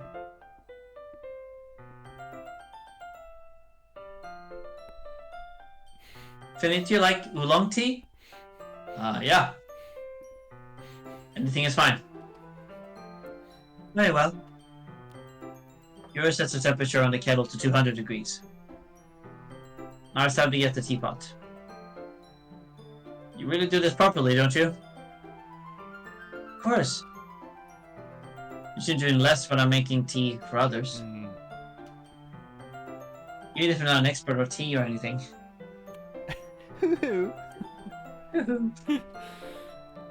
In that case, you'll only be even more impressed. Perhaps I will. Your effects the teapot and begin measuring the tea leaves. To my surprise, Steven starts humming to herself, a little to herself. Yeah, I mean, she's so full on endorphins right now. Yeah. You must be in a good mood now. Is that so? I was letting it show. And you noticed. I was doing a bit of thinking. I decided I would try expressing myself a little bit more. Turns out, it's not very hard for me to do. But it's you who's around anyway. Ah. That's great, Yuri. Just don't push yourself too much. You're always worrying about me, Finnick. It's very endearing. That's... Yuri wasn't kidding. I don't even know if I can keep up with this. I'll watch Yuri pour a cup of tea for each of us. Finnick, I have another request. You mind if I sit on the floor today? Why is that? It's a little bit easier on my back. I can read with my back against the wall rather than bending over at the desk. Ah, sorry, I didn't realize. No worries. I just have back pain fairly regularly, so I do my best to manage it. Is that so? I wonder why that is. Yeah, I wonder what that is. Again. I don't know what that is. It's most likely because my... My massive library. My... yes. My massive hiding spots. Your posture, right? God damn it, Shay. Oh Speaking God. of- Yeah, we're gonna try to do this. We're gonna try to get through this, so that I can still click you on. Let's see. Okay. Should I keep you reading? Yeah, sure. Go ahead. Your posture, right? Oof. Yeah, sure. Posture. Always hunched over like that while reading. Yes. I have terrible reading posture. So that's why we should sit on the floor. Fair enough. I'll go ahead and get the book. I retrieve the book from my bag. Ah, I have some chocolate as well. It's a bag of Scholl's chocolate candies. Yeah, which you don't need to hide anymore because you don't have a friend that eats them. Exactly. You don't have a friend, I guess. Oh my god. I don't have any friends. I take it since it will go well with the tea. Yuri and I then sit against the wall, teacups at our sides. As if in sync, we assume the same reading position as last time, each holding one book, half of the book. Except this time, I'm just trying to manage this stretch while I'm clicking. our bodies are even closer to each other. I can't see too well. Oh. Yuri slides closer until our shoulders are touching. How am I supposed to focus on reading like this? Good question, bud. Yuri's always kind of cute, but she's being less apprehensive. It's almost more than I can handle. Your teacup. This can be difficult, though. Yuri hands me my teacup. Holding it with my hand, but it's not holding the book. I end up in a stupid position that makes it even harder to focus. Because now I need to worry about making sure I don't accidentally touch your chest. Meanwhile, Yuri hasn't noticed a single thing. Of course she hasn't. Whereas her intense reading expression, and I can only presume that the world around her has faded away. I use all my willpower to focus on reading. No, that's not gonna work. Okay, you're only gonna get legs tonight. Chat, sorry. Okay. Ellipses. Thank you, Shay. I needed that. Let's see. Stretch. Yeah, stretchies. That reminds me, I need to put chocolate order for Christmas. Oh, chocolate order. The decadence. The sheer decadence. J.P.S. do Monica back crack pose. Oh, God. just loop around. No, I can't do that. Holy shit.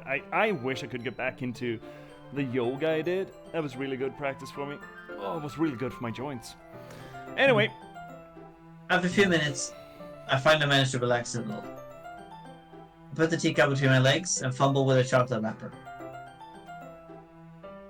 Ah, sorry. Okay, sorry, see. Once a year I treat myself to some Facer chocolate from Finland.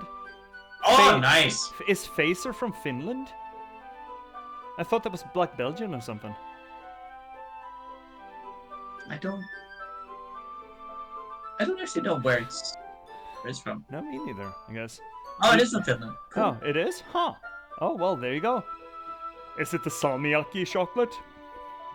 That's real Finnish in that case. Sorry.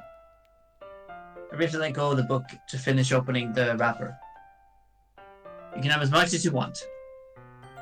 Ah, that's okay. I won't take any. Huh? Honey? Are you sure? Well, if I touch it, then I might get smudges on the pages. Conscientious of you. Ah, you're right. I didn't even think about that. My bad. No need to apologize. I'll hold the book, okay? Are you sure? Of course. Yuri opens the book with both hands. She holds it so that I don't have any harder of a time reading from it. But as a result, her left arm is practically resting on top of my leg. I mean, that is kind of hot. Well, in that case, Yuri is already totally focused on reading again. I take a chocolate candy and pop it in my mouth. And I take another chocolate And just plug it in. and I hold it up and plug it in, yeah. Plug it up to Yuri. She doesn't even look away from the book. She simply parts her lips as if the situation was completely natural. And that means I can't stop there. I apprehensively place the chocolate in her mouth. I mean, this does not hit as hard now anymore since she just gobbled on our fingertip, right? Yeah, exactly. This is like... This is mild. This has lost all meaning. Like that, Yuri closes her lips over it. Nani? Yuri's expression suddenly breaks. MC and you're like putting fingers and things in each other's mouths on a first date. Yeah, first date and without dates. Yeah, they got a very oral relationship, which, you know, fair dudes. Fair. How's she been holding that chocolate? Oh, it's on the very tip. She's just got it hanging on. It's like cool people holding a cigarette, you know, when it's just dangling on the very verge of slipping off. See, it's like, what? What? Yeah, see, okay, so you missed. In the previous playthrough, in the first playthrough, we were making handicrafts with Yuri, and she brings out a knife, because apparently she's into knives. And we immediately, you know, if you're handed a knife, of course you're gonna run your thumb against it. So we do, and prick ourselves. And her immediate reaction, no, not her immediate reaction. Her immediate reaction is hold on to it and look at it. And then when we say we're gonna go clean it off, she immediately just shoves it in her own mouth and just starts sucking and curling her tongue around our finger. So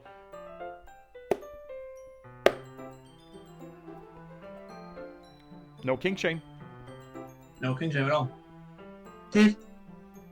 Yuri is into knives. Knives are into knives. Did I just... Yuri looks at me like she needs to confirm what just happened. Finnick. Sorry. Guess I shouldn't have done that.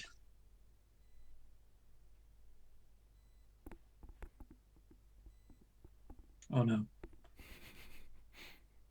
You're supposed to breathe heavily. I mean, knives are about to be inside Yuri, I think. What? She cuts herself. I can't. Finnick. Suddenly, forcibly grabs my arm and jerks me to my feet. My teacup gets knocked over. Finnick. My heart will stop pounding, Finnick. I can't calm down. I can't focus on anything anymore. Can you feel it, Finnick? You just pressed her hand against her chest. What is happening to me? I feel like I'm losing my mind. See, exactly. Finnick, listen to C. Don't kill this one. She's a keeper. Huh? Whatever you do, don't kill her, okay? What? I feel like I'm losing my mind. Can't make it stop. It even makes me not want to read. I just want to look at you.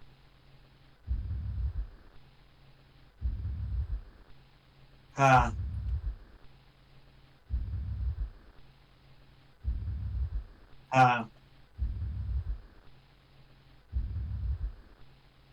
Okay, this is... Okay, Ha. Read the line, monkey. Oh my fucking god! Monica to the rescue.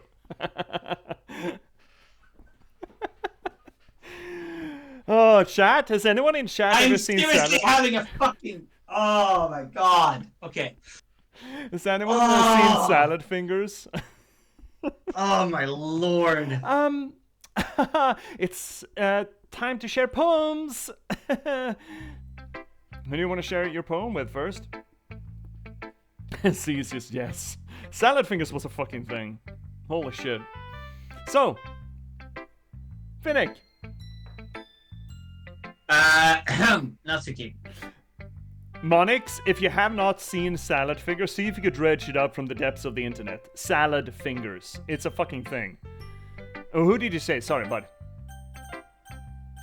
Natsuki. Okay. Z was trying to explain Salad Fingers to someone at work the other day. Didn't go out well. Yeah, no, yeah, I hear that. Finnick, have you seen Salad Fingers? Yeah, I have.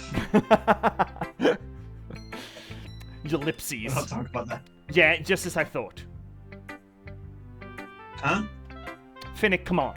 I'm not stupid. I know how much time you've been spending with Yuri. It's obvious that you care more about impressing her than trying to improve your writing. I mean, not incorrect. Wait, okay, Automod. Automod is censoring Finger's eye. Finger in. Jesus. The only finger I know is the fingers which goes into Yuri's mouth and Yuri's fingers in MC's mouth. Yeah, of course, those are the only... Yeah, Automod is stupid. Nope, sure. To put it bluntly, it's kind of pathetic. Why are you even in this club, Finnick? Honestly. I thought getting a new member would help everyone get more involved together, not exclude each other even more. This is such a stupid activity anyway. Look, I'm not in a good mood today, and I just really don't feel like talking right now. Please don't go away.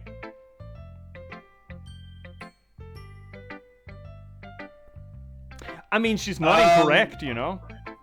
No. Let's go with Yuri. Oh, yeah?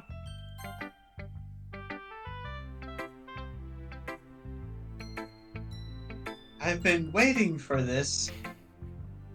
See what you've written for today. I'm beginning to hear some trepidation here in Finnick's voice. Chat, can you hear it? Now? Yeah. Can you hear my fucking my screams? Yeah, well, no, actually, the mic cuts that out. It's perfect. Ellipses? Double Ellipses, double ellipses. Can we get the fable triple ellipses? Fuck. Nope. Shit. Yuri says with the poem with a surprised expression on her face. Do you like it? Finnick. This one won't even be better than yesterday's. How did you even pick up this so quickly? Just yesterday I was telling you the kind of technique worth practicing.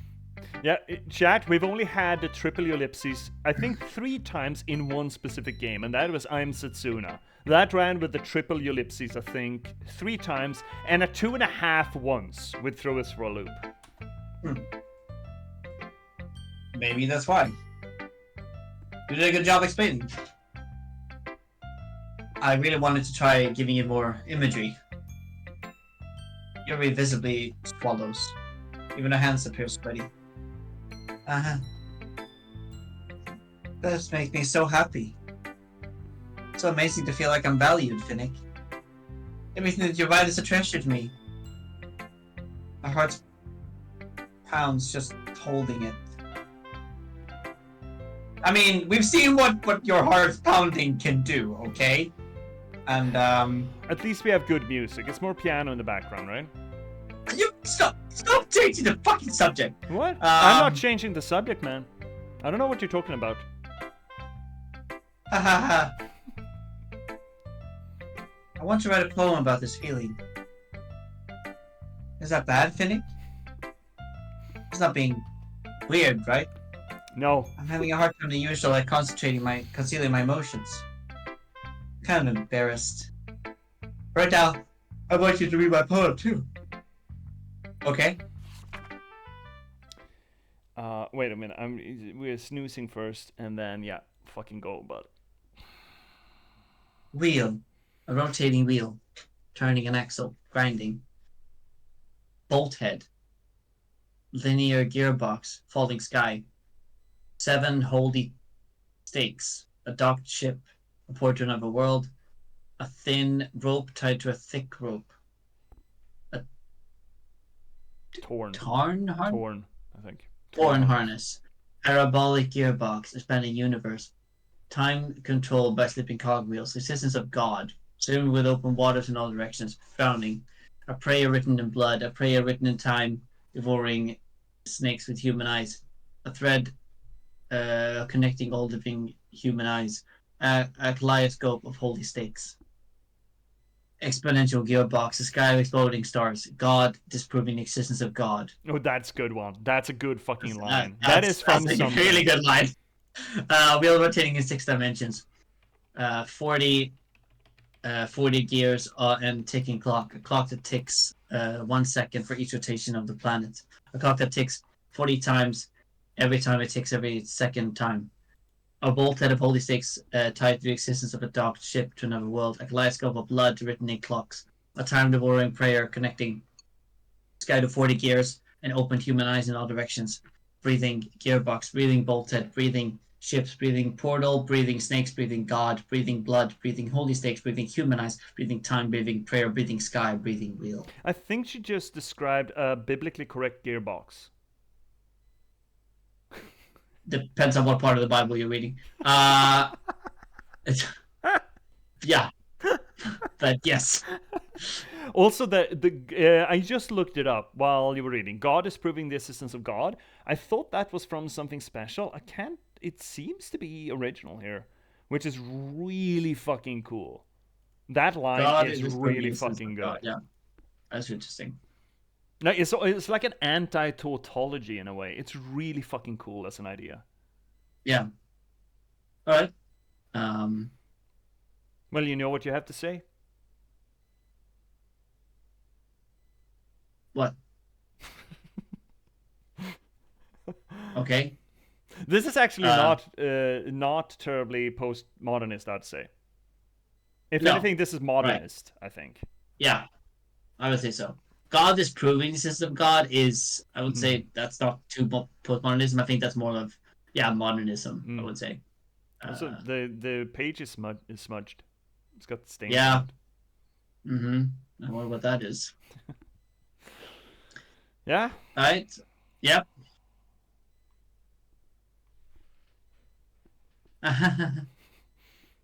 Doesn't really matter what it's about. My mind's been a little bit hyperactive lately, so I have to take it out on my pen. Just a smudge. That's a pen fell out of my backpack yesterday, so I took it home for safekeeping. And your backpack, I just really like the way that it writes. I wrote this poem with it, and now you're touching it. Okay. Why did I just the ellipses? Let me pretend this conversation never happened. You can keep the poem though.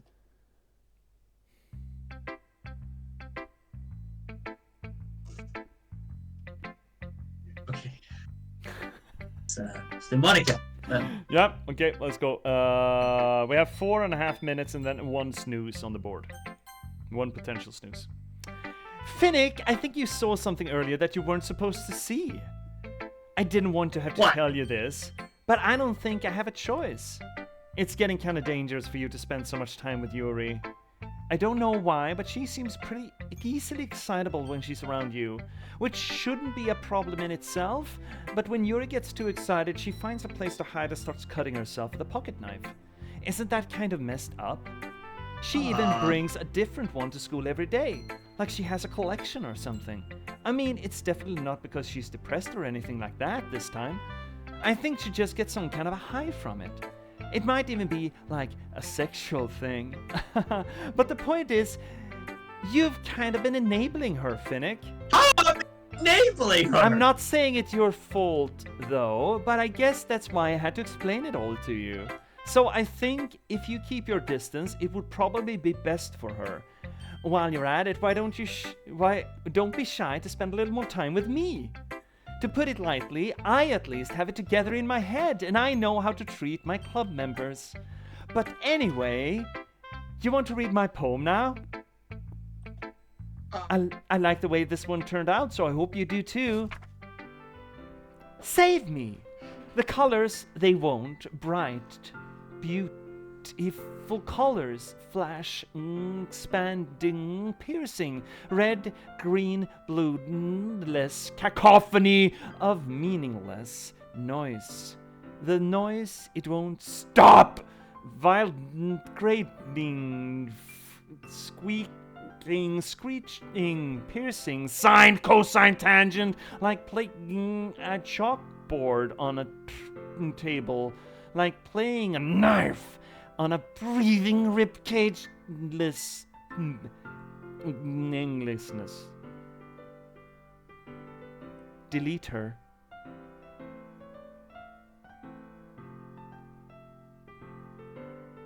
Well, this is very postmodern, I guess. I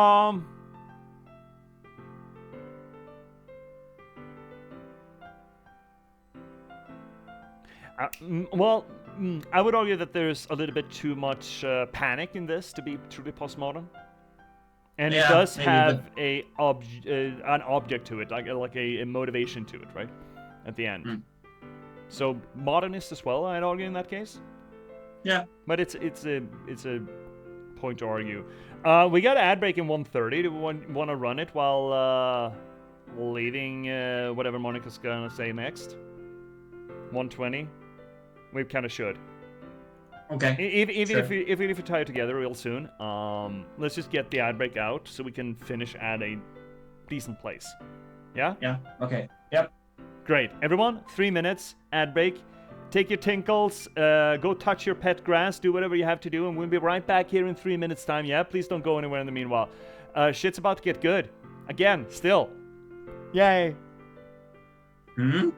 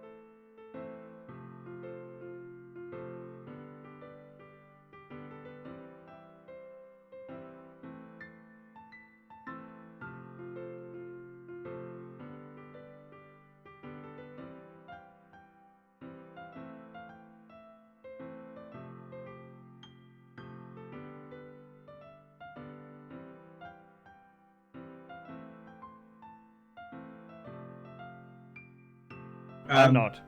Yeah, there we go. I'm back. But there's something. There's some goblin in my system tonight. Yeah. I mean, there's some goblin in my throat too as well. No, but chat. Yeah, I'm so happy that you can't see me right now because right now I'm freaking the fuck out. And yeah, let's just keep going. Finnick is doing the thing doing the same thing that I did when I'm watching Antichrist and just sitting curled up in the sofa and just the entire fucking movie. Which is why I don't watch horror movies of any kind or play horror games of any kind. This is just a dating sim. I don't know what you're talking about. It's just a cute dating sim with cute girls. We are beyond the point of this being a dating sim. My God, listen to this guy, chat. Listen to him. Past the point of no return. Sorry, I know it's kind of abstract. I'm just trying to, well, never mind. There's no point in explaining it. Anyway, here's Monica's writing tip of the day. Sometimes you'll find yourself facing a difficult decision. When that happens, don't forget to save your game. Thanks, Monica. You never know when, who am I talking to? Can you hear me? Tell me you can hear me. Anything. Please help me. Okay. That's my advice for today. Thanks for listening. Yes. Can you hear me? That's actually, as just a poem, just a one-line poem, this is actually not bad. No. This is actually a pretty fucking good poem if you're looking for modernist poetry. I really like this, actually, as a one-liner. And there is a thing about micro-poetry or one-line poetry, and this kind of fucking works. Did I just hear Monica laugh? Oh, no, surely not. She's in a game, right? Okay, everyone. We're all done reading each other's poems, right? Oh. We have something we need to go over today. So if everyone could come sit in front of the room. Is this about the festival? Well, sort of. We really have to do something for the festival. It's not that we can put together anything good in just a few days. We just end up embarrassing ourselves instead of getting any new members. That's a concern of mine as well. I don't really do well with last-minute preparations. Oh, don't worry so much. We're going to keep it simple, okay? Look, I know everyone's been a little more lively ever since Finnick joined, and we've started with some club activities. But this isn't time for us to become complacent. We still only have 4 members, and the festival is our only real chance of finding more, you know? Oh, what's so great about getting new members anyway? We already have enough to be considered an official club. More members will just mean everything gets noisier and more difficult to manage. Natsuki, I don't think you're looking at it the right way. Don't you want to share your passion with as many people as you can? To inspire them to find the same feelings that brought you here in the first place. The Literature Club should be a place where people can express themselves like they can do everywhere else. It should be a place so intimate that you can never want to leave. Never want to leave. Never want to leave. I know you feel that way too. I know we all do. So that's why we should work hard and put something together for the festival, even if it's something small.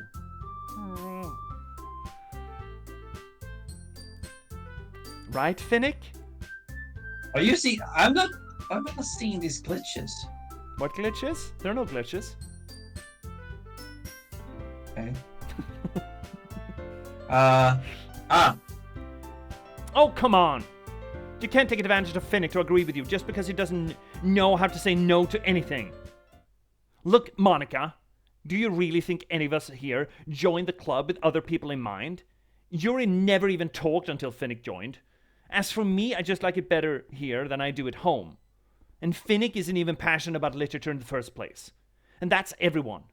Sorry, but you're really the only one who's interested in finding new members. The rest of us are fine like this. I know you're the president and all, but but you should really consider our opinions for once. Hi, silly. Is this Act 2? It is. It's coming up on the end on Act 2, I think. Hi, silly. Also, Ixnay on spoilery say, I have played this before. My friend, my disembodied voice friend here, Finnick, has not. Also, hi. Hi. Welcome. Hi. Ellipses. Monika's clearly taken aback by Natsuki's words. That's not true at all. I'm sure Yuri and Finnick want to get more members too, right?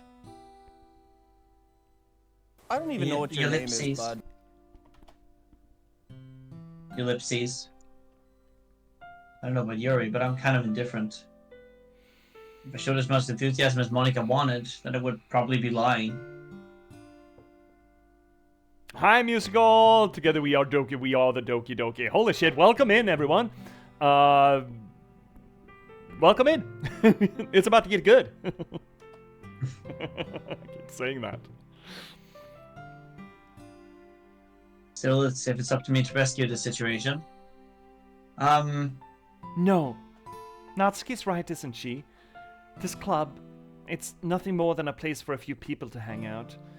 Why did I even think that everyone here saw it the same way as I did?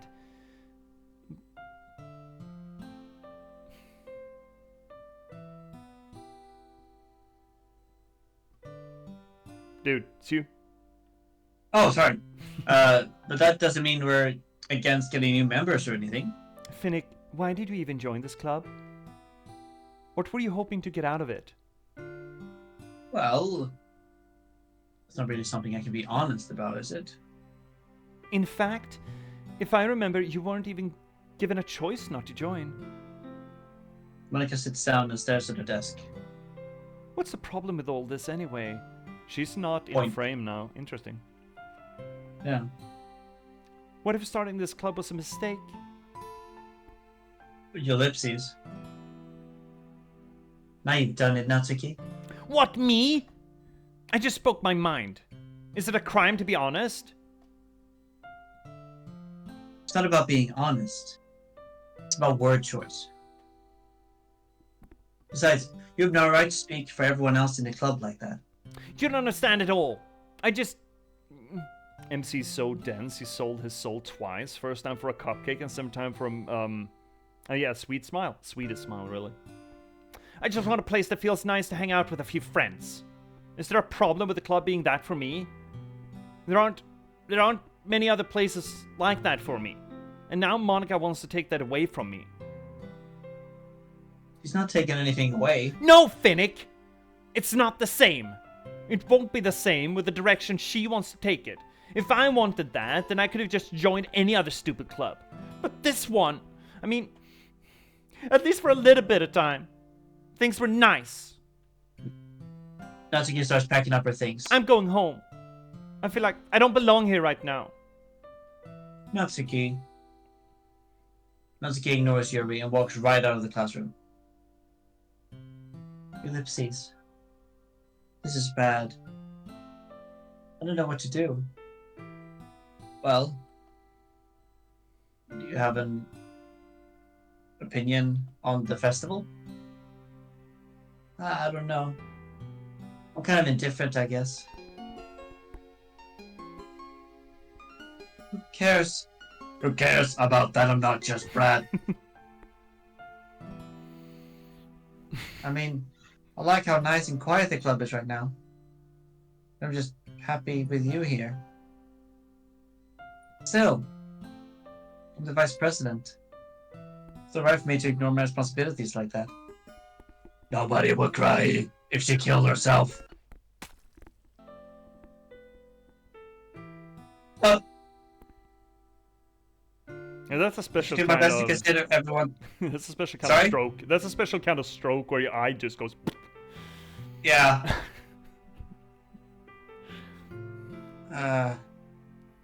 I should do my best to consider everyone's perspective and make the decision that's right for the club. What about you, Finnick? What do you want to get out of this club? C is asking Finnick, off topic, but did you see the star-touched feline? Oh my god. Is that World of Warcraft nonsense? It is, right?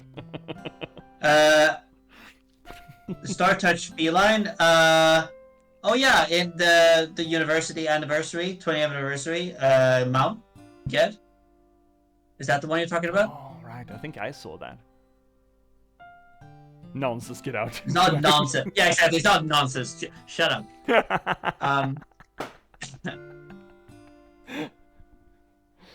Oh, year someone. Oh, yes, I saw it. I'm not going for like, I don't feel like I want to get mounts from subbing. Did you see the one that cost, did you see there's a mount, the, was it Brontosaurus mount or whatever? It cost $70. Fuck me swinging. See? Are you derailing this completely innocent dating sim?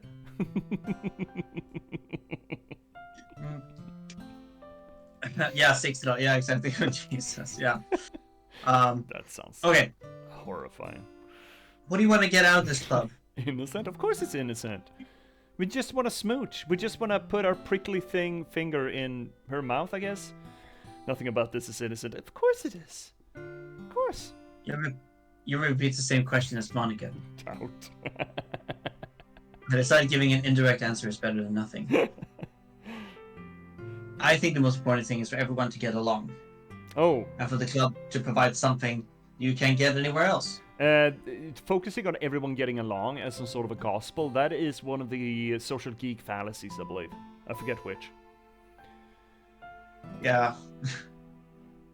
I don't think it's about how many members, but rather the quality of each member. That's what will end up making the Literature Club a special place. I see. Before I read that line, see, what do you think of the anniversary event? By the way, I've heard different opinions. So just write that in chat. Here. I really agree with you. Each member contributes their own qualities in a special way. You got something in your eye there. With each changing members, the identity of the club as a whole will change too. I don't think that's necessarily a bad thing. Stepping out of your comfort zone once in a while. If you'd like to help Monica with the festival, then I'm on your side as well. Alright. Well, maybe we can all talk to Natsuki tomorrow. Yuri nods. Hey, Yuri. Huh? Nani? I know things were a little awkward yesterday, but I feel you deserve to know that I still think you're a wonderful vice president and also a wonderful friend. Where's me drink? Monica. I want to do everything I can to make this the best club ever, okay? Me too. Yeah. Let's go home for today. We'll talk about the festival tomorrow. Okay. I look forward to it. Shall we go, Finnick? Oh, well, that's not something we discussed, but okay. No. Please don't take this wrong way, bud. I'm going to chat a little bit with Finnick before we leave. Just to see what he thinks of his time here and all that. It's important for me as president. Ellipses? You looks a little troubled, but she doesn't protest. Okay. I trust your judgment, Monica. In that case, I'll see the two of you tomorrow. I'll see you tomorrow! Monica waves as Yuri exits the classroom. Phew. Oh, things have been a little hectic lately, haven't they? Finnick, I just want to make sure that you're enjoying your time at this club. I would really hate to see you unhappy. I feel kind of like I'm responsible for that as president. And I really do care about you, you know? I don't like seeing the other girls give you a hard time with how mean Natsuki is and everything. And Yuri being a little bit, oh, you know. Sometimes it feels like you and I are the only real people here. You know what I mean? But it's weird because in all the time you've been here, we've hardly gotten to spend any time together. I mean, I guess it's technically only been a couple of days. Sorry, I didn't mean to say something weird. There's just some things I've been hoping to talk with you about. Things I know only you could understand. So that's why... wait, no, not yet. No.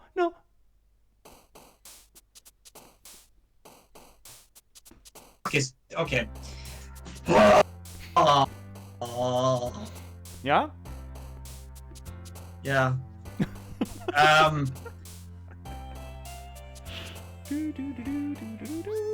I mean, we've gone this path already. I mean, it's right. We're just gonna go beeline for everything.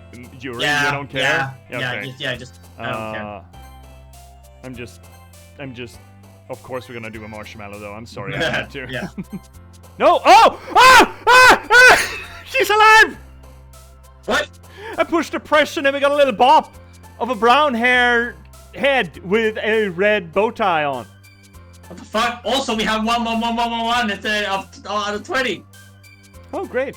I'm sure that's fine. Tragedy. Philosophy. Starscape.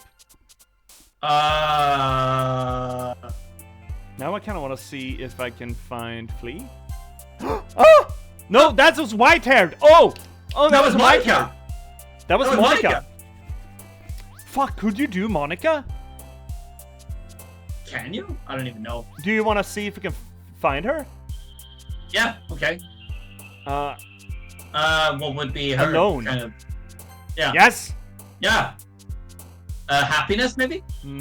Hope? Nah, fuck.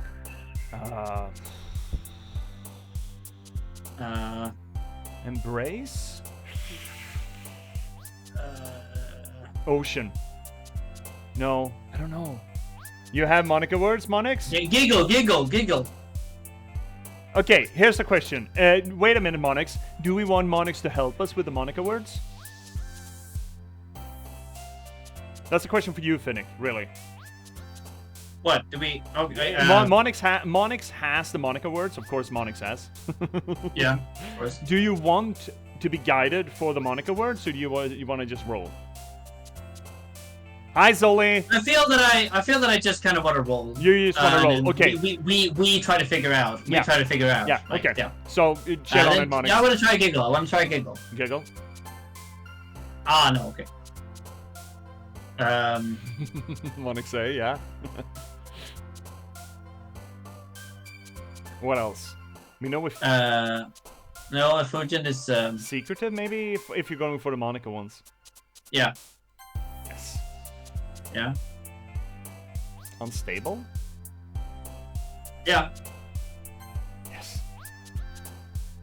I don't know these. Graveyard? No. No. Art. No. Determination, maybe. Fantasy? That sounds like such a Yuri thing. Determination, yeah. I'm thinking. Email? Maybe. No, determination is Yuri. Is it? Okay. Email? Want to try that? Yeah. Yeah. Fuck. Okay.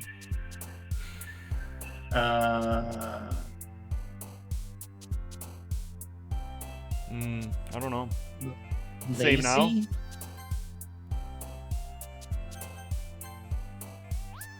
What did you go for? What do you want? Lazy? Lazy. That I'm pretty sure would be a Natsuki word. Okay. I'm not sure, What? but I think. Music, maybe? She's playing the piano. Yeah. Yeah, true. Fuck yes. Yeah. Skipping is interesting. Cage? No. Cage, maybe, yeah. Yeah, Cage. Fuck. No, that's her. Okay. Infinite, maybe. Could be Yuri too. Could be Yuri. Doki Doki? I think that is Natsuki. I'm not sure. Games? Friends games? Fuck. An ending, love, time? Sure. What the hell? Why is there another?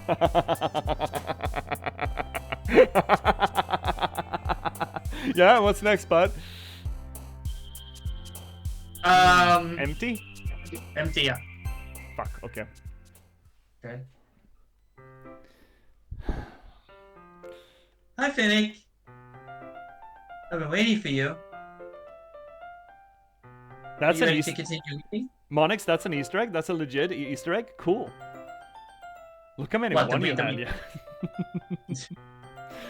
Alright. Did you read? Yeah, probably did.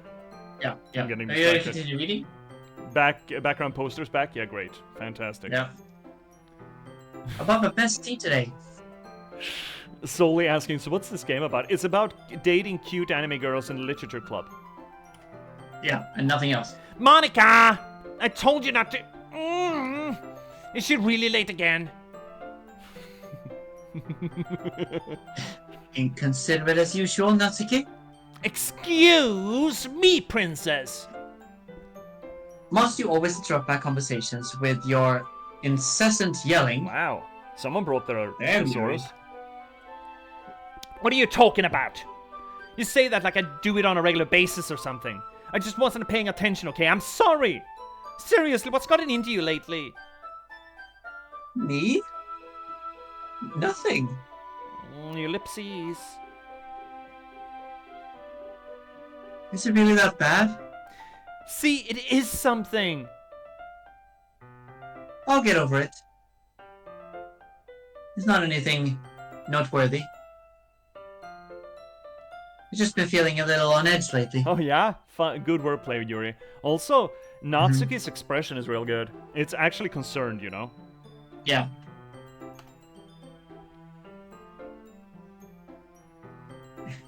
Anyway, you don't need to talk about it. Well, I just feel like I needed to bring it up. It's not like I really care or anything, Baka. Oh man, I'm the last one here again. Well, Finnick just walked in too. You're practicing piano again? Can I share Monica's words because I can't risk Monica anymore? Monix, not in chat. I don't know. I mean, in Discord maybe.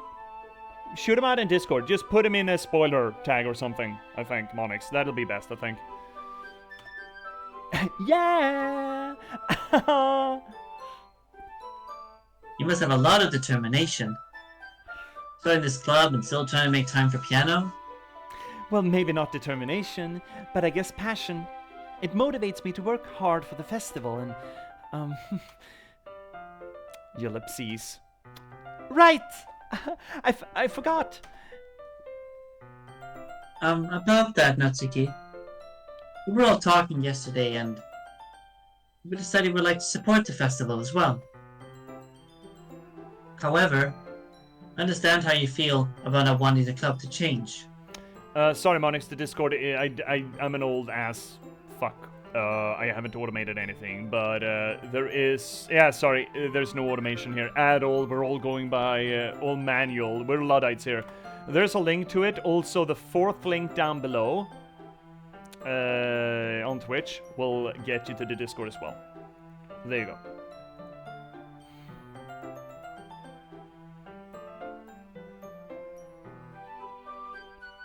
There you go, dude.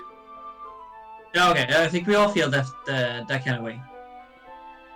So as long as we're all working together, this club will never become something we don't want.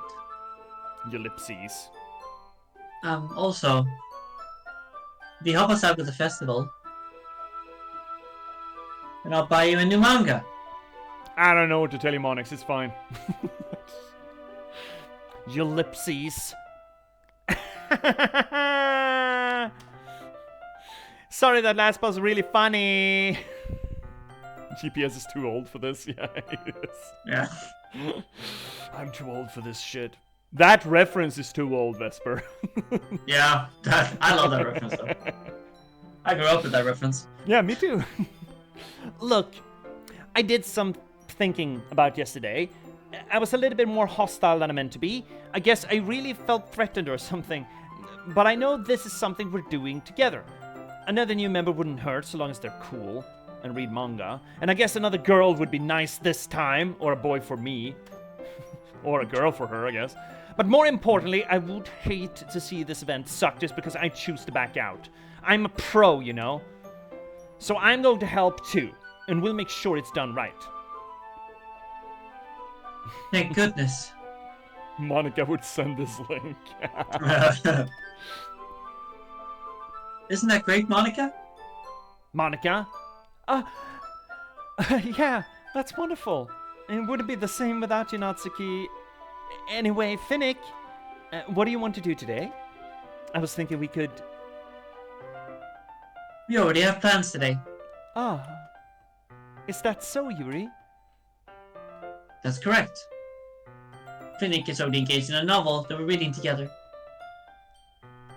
Aren't you glad I already gotten him into literature, Monica? I suppose I was just... Actually, it doesn't matter. It really doesn't. You guys can do whatever you want. I didn't click. Okay. The game's on its own rails here. Yeah, exactly. Thank you for understanding, Monica. Actually, I have a request. You mind if I make some tea first?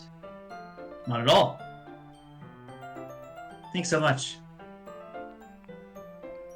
Also, wait, before we go any further, Yeah? chat. Those of you who are new here, just stopping in, just letting you know, this game does have disturbing images. Yeah, it does. There's some big content warnings here. Yeah, big content warning. Just if that's not into you, if you're suffering from it, if you can't deal with it, do not watch this. I'm serious.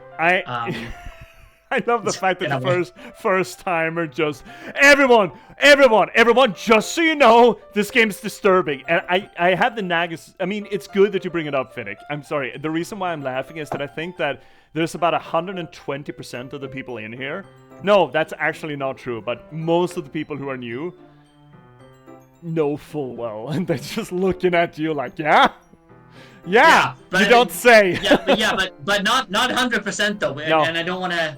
No, I don't want to sort of assume. You're right. You're absolutely right. That's why I'm doing this. Yeah. So just having that said, let's continue. Yeah.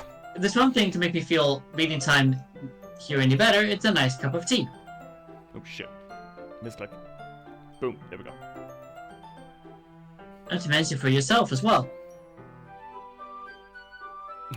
Chat, I already am a victim, so don't worry about me. I cannot suffer any more, even though I'm sensitive to every subject in this game. Yeah, I feel like this game is... It's sort of odd because it stabs specifically at people who would be sensitive to it.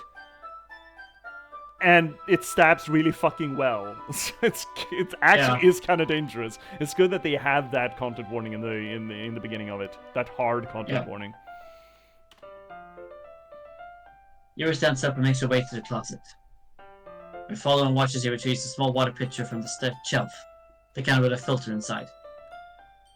Can you hold this for a second? Well, we've been through this. Yeah, exactly. We've already been... Sure.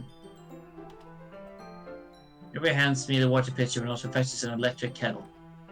I want to plug this in on the teacher's desk, and then I'll go get some water. We did this yesterday, Yuri.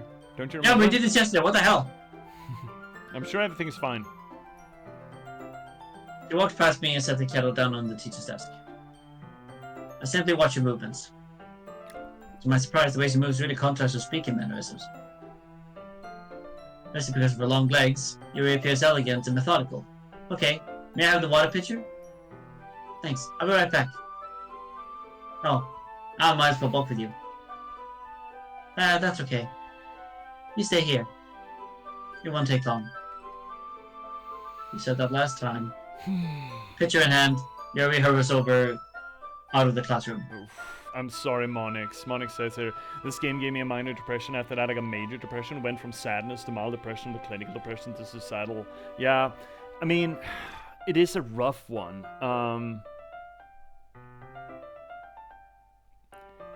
Yeah, again, it is a devilish game. Again, one of the reasons why we're playing this, I think this game does things that no other game has ever done. And there will be an interesting conversation at the end of this. Again, trust the process. But yeah, absolutely understand that. That's why I want to make jokes and not think about the way it depicts. Yeah, I absolutely understand, Monix. Yeah. It's a heavy one. Again, trust there is point to this. There's value. Ah, did Yuri leave you again? No, it's not like this. Not like that this time.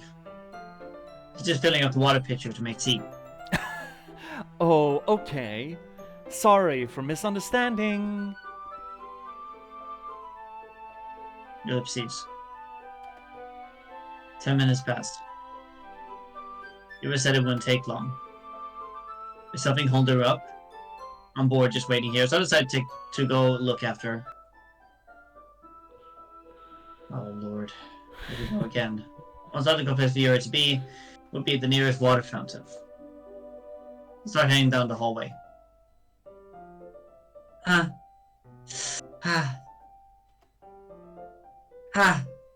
Yeah. What's that noise? It's coming from around the corner. Also, I wanna send something up there. Monix, I mean, talking about this stuff is important, and having a safe space to talk about this stuff. Twitch chat is a weird place to do it, but the Discord, I mean, if you feel comfortable and if you feel you want to do it, just put it out there in anonymous safe space kind of thing. That would be fine too. Feel free to. Maybe I should even put up a special channel for it, if there is a need or a want for it. Sounds like breathing. Because it is important to talk about, but again, Twitch chat is a shitty way of communication, right? It's this 1.5 way of communication, where especially if you're talking in a way that you really need and you really want to be heard, Twitch chat is it is an unfortunate place for it. So with that in mind, I'm not saying that this is not the place, but I, as the owner of the Discord, I would be open to opening such a space there, if there is need or want for it. Again, that is not substitute for, professional help or other friends that know you well, but I mean, any communication channel where you feel that you can be open about this sort of stuff, I think that is a part of a healthy recipe. Does that make sense? Finnick, do you think that makes sense? I mean, yeah, it's good to open up the space, but but again, like it, maybe not here. I mean, chat like Twitch to joke, No, but that is just as much for anyone wanting to talk, right? Because again, I understand. Look, Twitch chat is that immediate thing because it feels like it is immediate response, but it's not, and it is a conversation that ends up on the sideline or whatever you're doing on the screen easily, and having that feeling that now I'm putting myself out there and I'm getting sidetracked, I'm getting secondary on it when it's such an important conversation to have, can feel really shitty in and of itself, even if that is not how it is received or how it's meant, and I just want to put it up there that conversation is important to have, especially when we're streaming stuff like this. But I'd also like to put that conversation or shift that conversation to a place that I think it would be more helpful and more validating to have. Let's change topic. Yeah. Let's change topic. Just leaving that out there. So let's as an offer. Continue. Yeah.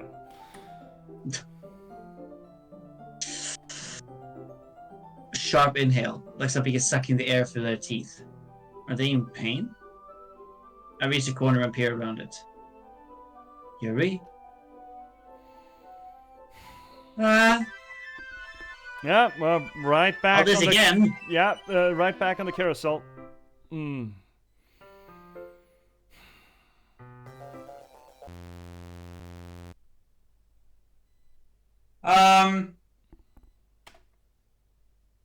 Wait. How did I... Sorry. This is a really weird deja vu. Deja vu. Hasn't happened before or anything, right? I'm sure everything is fine, Yuri. Uh-huh. My head's a little fuzzy lately. It hasn't really been showing or anything. No, no, no, no. No. Whatever you to think that I'm weird just after we started spending some time together. I mean, everyone has a few unusual things about them. Fair. Expressing those things as soon as about meeting someone is often seen as inappropriate or unlikable. This is what I've discovered. When I was a bit younger, I think it would come on really strongly and get a little too intense. When people don't want to be around me. Oh, again. I hear that. I started hating those things about myself. I'm obsessed with certain hobbies. Like knives. Maybe I can control myself when I get too excited about something. So, I eventually stopped trying to talk to people. You think Monica's here? Huh. But at least we got nice music to it. Yeah. I eventually stopped trying to talk to people. Nobody would ever like me for the things that matter most to me. Just if I close myself off. But recently, something's been wrong. I don't know what it is. Every time I go to the club, my heart starts to go crazy. Like it's going to rip out of my chest. Overwhelms me with energy and emotions that I can't let out. Making me do weird things. I don't know why it's happening. Oh no. You've been no. Conditioned. Consider yourself conditioned. You Pavlovian dog, you. Finick? Just me. This morning I've been acting a little off recently. I've been a sweetheart ever since I joined the club. Recently, I've been feeling something sharp whenever she's around. I'm not crazy, right? No! Please tell me I'm not. Couldn't say anything before, but she was always listening. Finally, we were alone. We stay here for a while. Yeah. Ellipses. Oh, fuck no. Just want to stay here. Just the two of us. Oh. Stay here until the club ends. Have the club room all to ourselves. Don't interfere with our reading time. It'll make it feel like we're stabbing myself in the throat.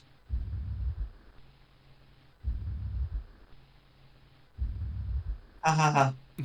Shouldn't have talked smack. That was a joke. Just a joke. They're like knives, though. Fuck. That's a weird aside, okay? Okay, Monica, cool story. Oof. Sounds strange. You wouldn't understand if you'd ever seen how beautiful they can be. I have an idea. No? No? No, no! What if you come to my house sometime? I can show you my collection. And I'm all for various artists. That's a serial killer Jesus. term if ever. Hey, do you want to come over to my house sometime and look at my knife collection? Yeah. Let's just keep going. I'll make sure to give them all their fair share of views. Oh my What? fuck. I don't want to get lonely or anything. Nobody deserves to be lonely. Nobody. That's why I'm so happy you joined your literature club, Fennick. And we don't need to be lonely anymore. Because we have each other. Every day. That's what we need. You know what? Quit the literature club. You're supposed to become Monica's slimy tongue anymore. Not to mention the other pathetic child. We'll come together every day after school. Read together. Eat together. Sleep together. Doesn't that sound perfect? Everything we'd ever want. I love Monica's there. Monica, get off the text box! I can't read anything!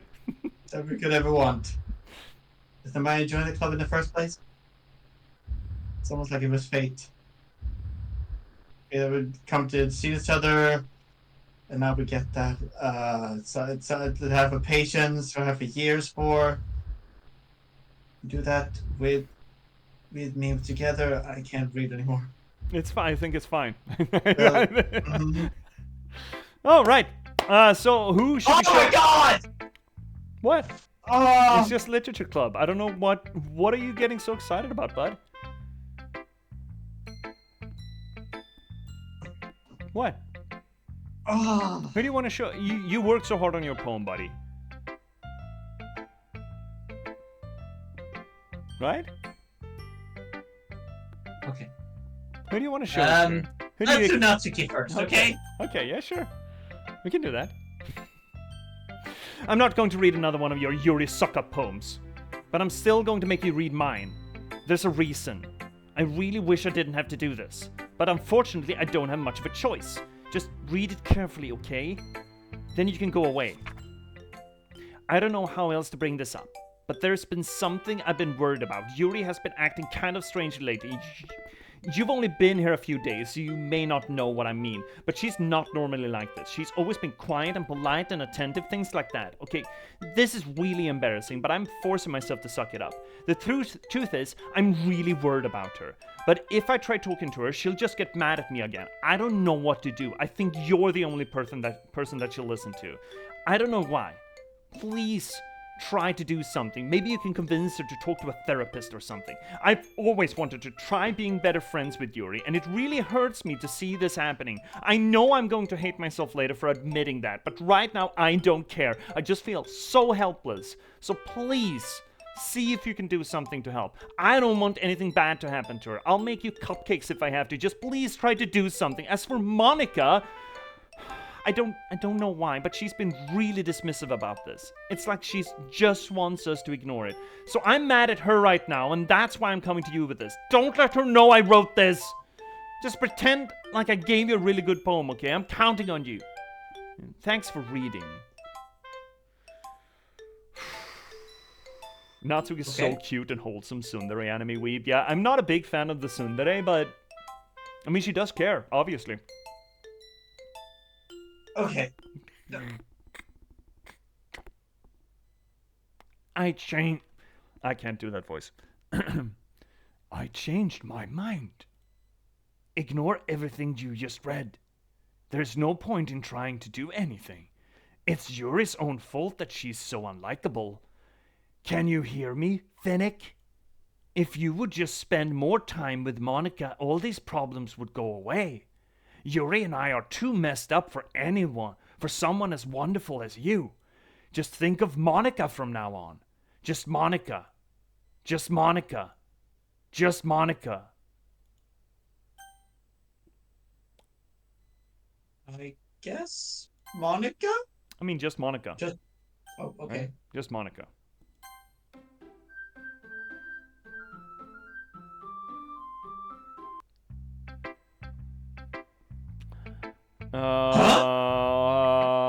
Who would you like to show your poem to? Yuri! Oh, God. You're really not getting Fuck you, me. Monica! Finally. Every TDLC fan meme by just Monica. Yeah, just Monica.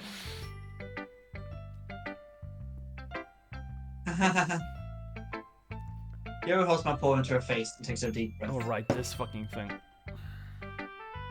I love it. What do you mean, this fucking thing? Oh, you'll get it. Okay, we'll get there, buddy. I love everything about it. Penny, I want to take this home. You let me keep it? Please? Sure, I don't care. You're too nice to me, Finnick. I never met anyone as nice as you. I could die. Not really, but I just know how to describe it. It's okay to be feeling this way, right? Not bad, right? Yuri holds my poem to her chest. You're going to take this home with me and keep it in my room. I hope that it makes you feel good when you think about me having it. I'll take good care of it. I wouldn't even touch myself while reading it over and over. What the fuck? I wouldn't even touch myself while reading it over and over and over and over. That's my voice. I was supposed to do this one. I'll give myself paper cuts so your skin oil enters my bloodstream.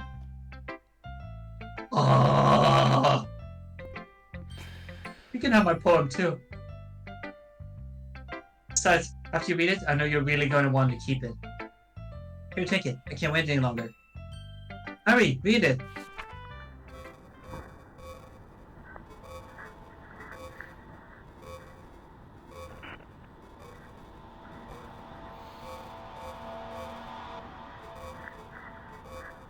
Oh, fuck no.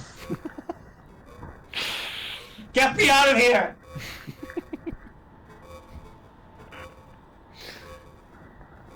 That's your line, bud. I know! You like it? Oh, Monix, I would love a translation of that, but that's also probably a good thing for the Discord. You must be wondering how I have them. Do you like it? I wrote it for you. In case you want to tell the poem is about. Yeah, blah, blah, blah. More importantly, I endowed it with my scent. See, aren't I the most powerful person in the club?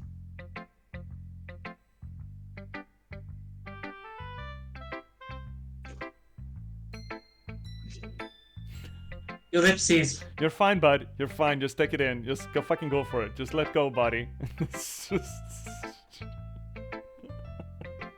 I think I'm going to vomit. All of us are going. All of us have gone through this, buddy. Yeah. Me and Yuri both write cursive, so when we turn our handwriting, both become similar. Oh, fuck! Just channeling your inner, your inner Doki Doki. Okay, Monica. Yeah, okay. I guess. Don't say I didn't warn you, Finnick. Huh?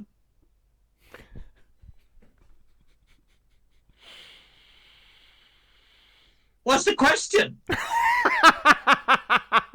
You know, sometimes it doesn't matter. Sometimes the question doesn't matter. Yes. Let's go with yes.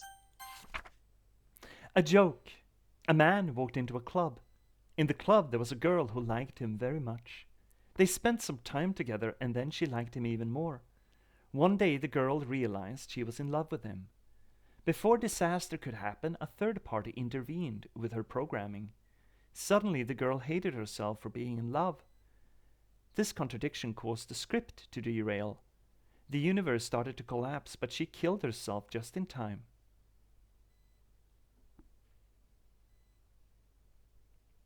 Okay. Well, this is obviously... It's fine. Look, sound, right? It's Yep. fine. Everything is fine. Okay, everyone. It's time to figure out the festival preparations. Let's hurry and get this over with. Jeez. Why is the mood so weird today? Look, even Yuri isn't immune to it. Ooh, ooh. Ooh. The fucking ooh, man. Stagnating air is common foreshadowing something terrible is about to happen. Look, can we just get this done?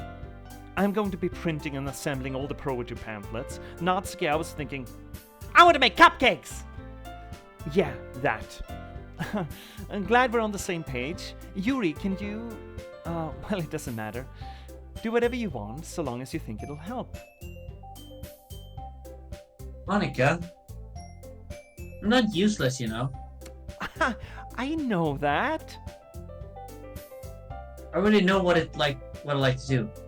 You can't run a simple poetry event without having the right atmosphere for the occasion. So I'm going to make decorations, set up the nice mood lighting. There, see? That's a great idea. And that gives us all something to do. Nani? What about Finnick? Oh, Finnick is going to help me. Wait, you? You have the easiest job, Monica. Oh, Natsuki, you have never dealt with printing before in your life, I hear. Sorry, but that's just how it is. Like hell it is! What are you trying to pull? I agree with Natsuki. Not only is your work already more suitable for one person, But my task is laborious enough to benefit from an extra pair of hands. Mine too. What? Your cupcakes? Please. Like you would fucking know. Wow. Dropping the F-bomb here right out of fucking nowhere. Yeah. We've It's got the like... second one, I think. Is it? Oh, well. Jesus. I think Yuri's... Yuri? No, someone... I think, yeah, Yuri said it at one Oh, point. Jesus. All you care about now is dragging Finnick around with you in your stupid books. You and Monica. Hey, I didn't even do anything. Okay, then why not let Finnick decide who to help instead of abusing your power? I'm not abusing my power. Yes, you are, Monica. Just let Finnick make the choice, okay? Okay, fine. Fine. Jeez. Finnick, I know you're fed up with these two by now. We could just... Natsuki, shut your fucking mouth. Let him decide for himself. Shut your mouth! You shut your mouth! Damn. Jesus Christ. Oh, she went with the Jesus too. Holy shit. Wow. Things about to get real. Yeah, I think so. Oh, this is never going to end. Just make the choice, okay? Okay, who do you want to help?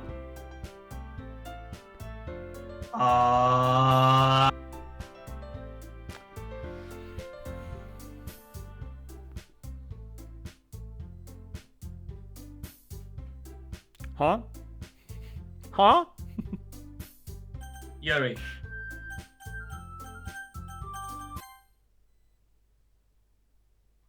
Oh no.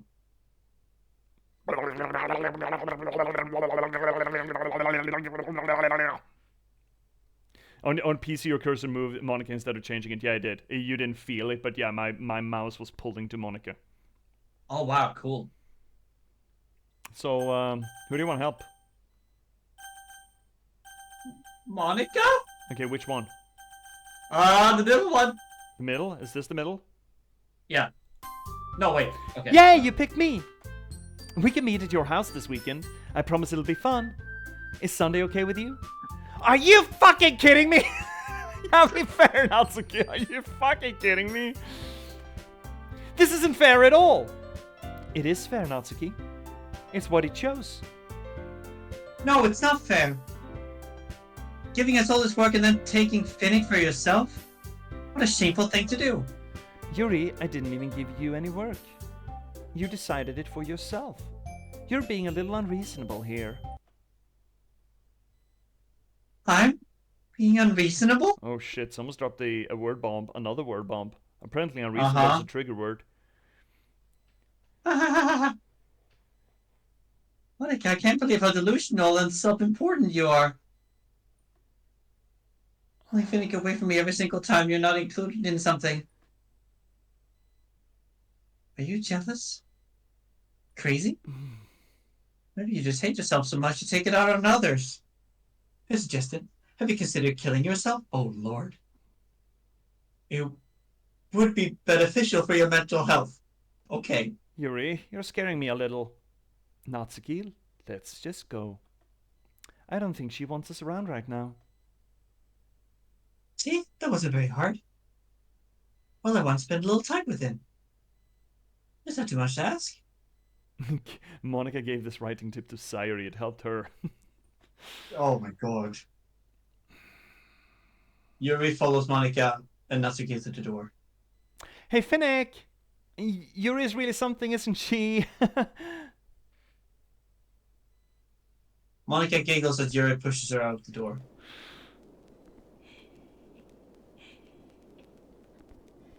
Oh no! No! No! No! No! I'm the fucking... No! Look, it's great music. This is a nice piano score. Nothing bad could happen when there's piano involved. Okay. We just zoom with. Okay. Fuck. This is... Oh, I hate this! What is good? It's perfect. You use music to this. Finally. Finally. This is really all I wanted. Finnick, there's no need to spend the weekend with Monica. Don't listen to her. Just come to my house instead. The whole day, just the two of us. Doesn't that sound wonderful? Monix going, me and J.P.S laughing demonically internally. Yeah, no. Doesn't that sound wonderful? Wow. There's something wrong with me, isn't there? But you know what? I don't care anymore.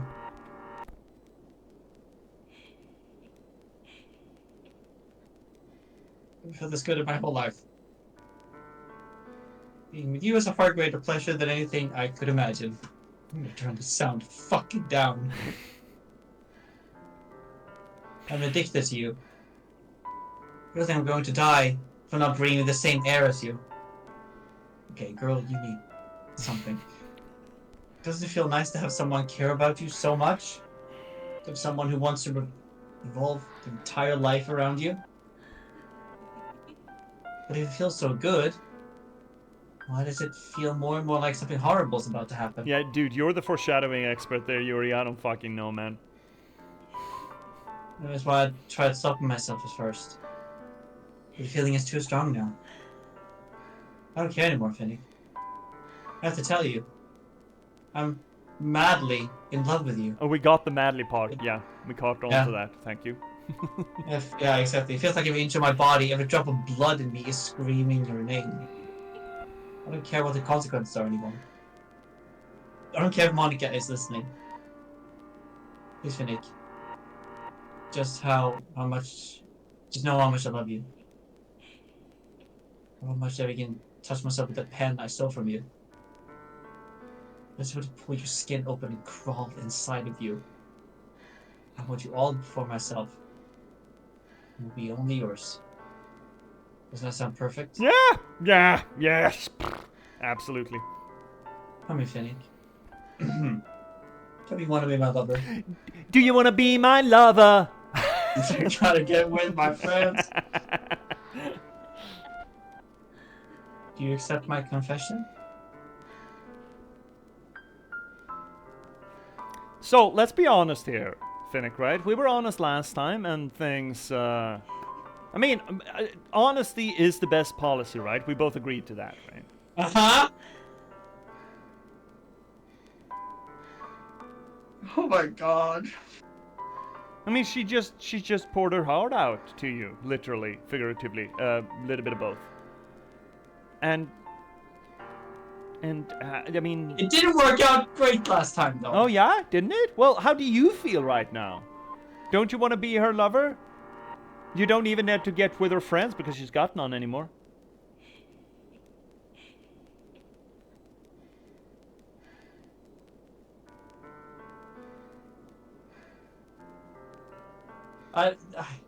It's a simple choice, Finnick.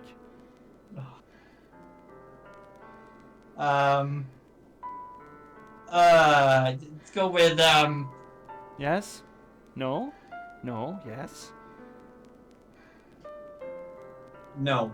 No? Okay.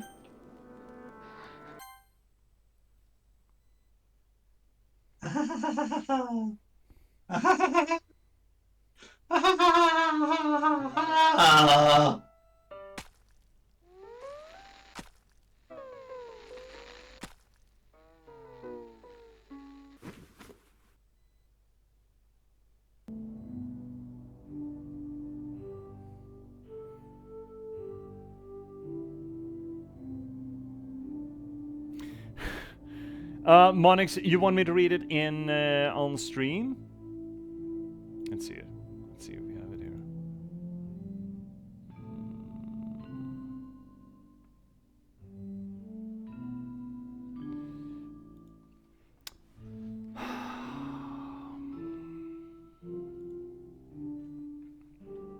I think these are your lines, bud. Yeah, well, good luck me reading them. Okay, well, we can. I mean, message received, Yuri. Really? It depends, Yuri. What is that book? Writing, pen, squirt, knife, blood, death. Yeah, that is. Yeah, that is Yuri's story. No, apparently. Seems to me she's doing just fine. I think. She's in a better place, I'm assuming. I mean, she's still talking to us, I guess.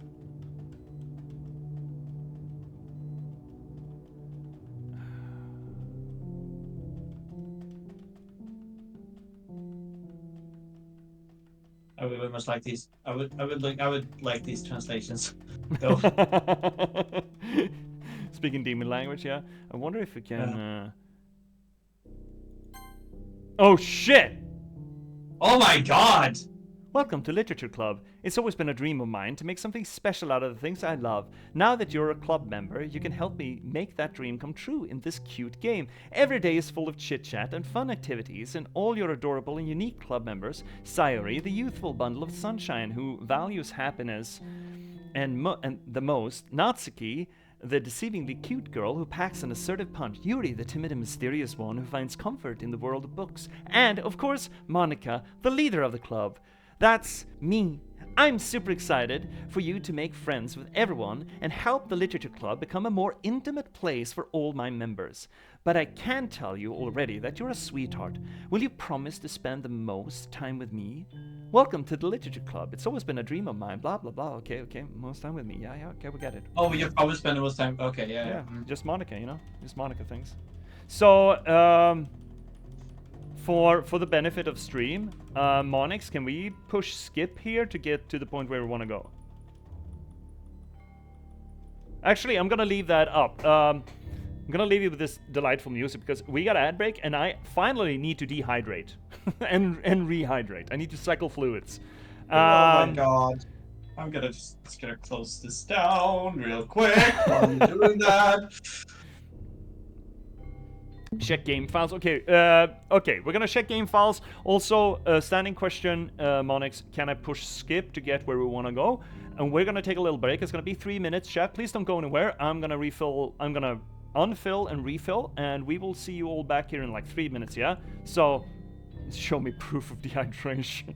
What, you want a picture of my filled shitter? Just, no. Or just piss in a jar, I suppose. Do the sniper thing. Anyway, chat, we will be back in 3 minutes time. Please don't go anywhere.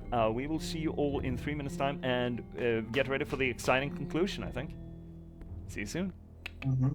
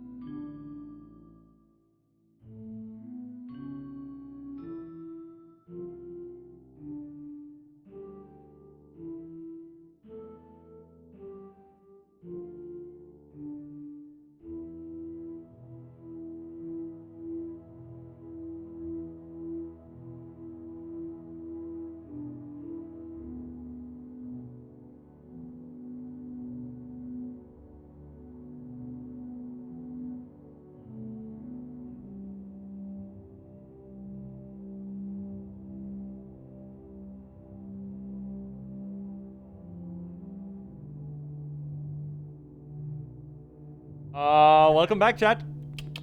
I checked. Okay, so I did quickly pull up. Yeah, I can show this. I quickly pulled up the game directory, which isn't big. It's not big at all. And I think I can show this. Wait, is the Discord up here? No. Well, yes, it is. It should be here. Okay. So this is what I pulled up. It's just a text file, a WordPad text file called "Have a Nice Weekend," and this is the information that's in it. I do not know what this is. Monex, what is this? I can't see anything. No, me neither. Of the game files, that is. I can only see Yuri right now. Oh, right, sorry. Check the stream then, bud. I put it up on a desktop viewer. Okay. Pro writer, read this. After years of knowledge and can't understand. No, I'm not seeing the line here. I mean, I'm sure there's something. This is encoded in base 64. Okay. Well, that I'm not a programmer at all. So what does it say, Monix? Decode this? Do I just run it in a translator? Yeah, it's base 64. Okay, what is base 64? Is that some sort of a... It's I think it's like a... If I watched enough game theory in my days, it's... Okay, I got a translator here. Okay.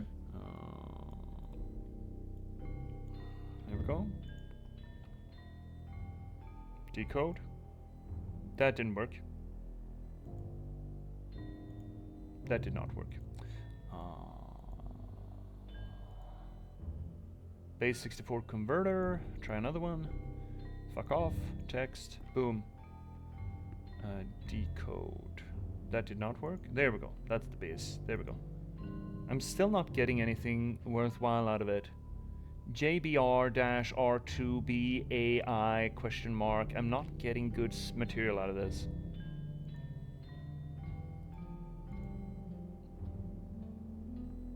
I'm not getting sense out of it though. Oh, fuck off. Base 64 input. Decode. Now I'm not getting good material out of it. I'm not getting anything more readable out of it by translating it. Okay. Monix, do you know what it says? In that case, just post it in chat. It's fine. So we don't have to do the work. There's something else, okay. Because I'm not getting a message out of this. There's a key. It's Vinger cipher with a key Libetinia. I translate this. What is a man without knowing the rich aroma of the future? Oh, that's unfortunate now. The hot, complex balance of the present and the bittersweet aftertaste of the past. So it's essentially a man. What is a man without knowing both past, present, and future? Can I elaborate? Libetinia. I want to see what that word is. Libetinia. Libetinia, also Libentina or Lubentina, is an ancient Roman goddess of funerals and burials. Her name was used as a metonym for death, and undertakers were known as Libetinari. Libetina was associated with Venus, and her name appears to some authors as an epitaph of Venus. But then again, Romans made anything out of Venus because Venus was the mother of Rome. Okay, so it's a ancient Roman death goddess, or burial, funeral goddess, not death goddess per se. I mean, this is pretty appropriate here. Yeah, so with that key, when you use, okay, so from a literary standpoint, when you're using a key to decode a message, you're essentially, from a literary sense, you're using a lens to understand a thing. So what the game is telling us here by using a cipher key, Libetinia, it tells us that we need to understand the message through that key, and the key being a reference to a Roman funerary goddess. Not a death goddess, mind. Funerary goddess. Putting things to rest. That is the message then. And through that perspective, we need to understand that what is a man without knowledge, knowing the rich aroma of the future, the hot, complex balance of the present, and the bittersweet aftertaste of the past. It essentially says that no man can be complete, no person can be complete. And I'm not sure if the emphasis would be on man as in male or man as in human. in this scenario. It could be both, really, considering it's a dating sim, right? Gender is relevant in this context. I suppose it means that a person is only complete once their story is finished, once all of the parts are put in place. When the future is there, you can only really understand yourself completely or another person completely when everything is in line, both the present, the past, and the future. And that can only really happen, if you're going to look at that from a funerary position, that can only really happen as an epitaph. In that case, as a what's the word? An obituary, essentially. An obituary is the only true or honest, or the obituary is the only place where you can potentially find a full measure of a man. That would be my take on that in that case.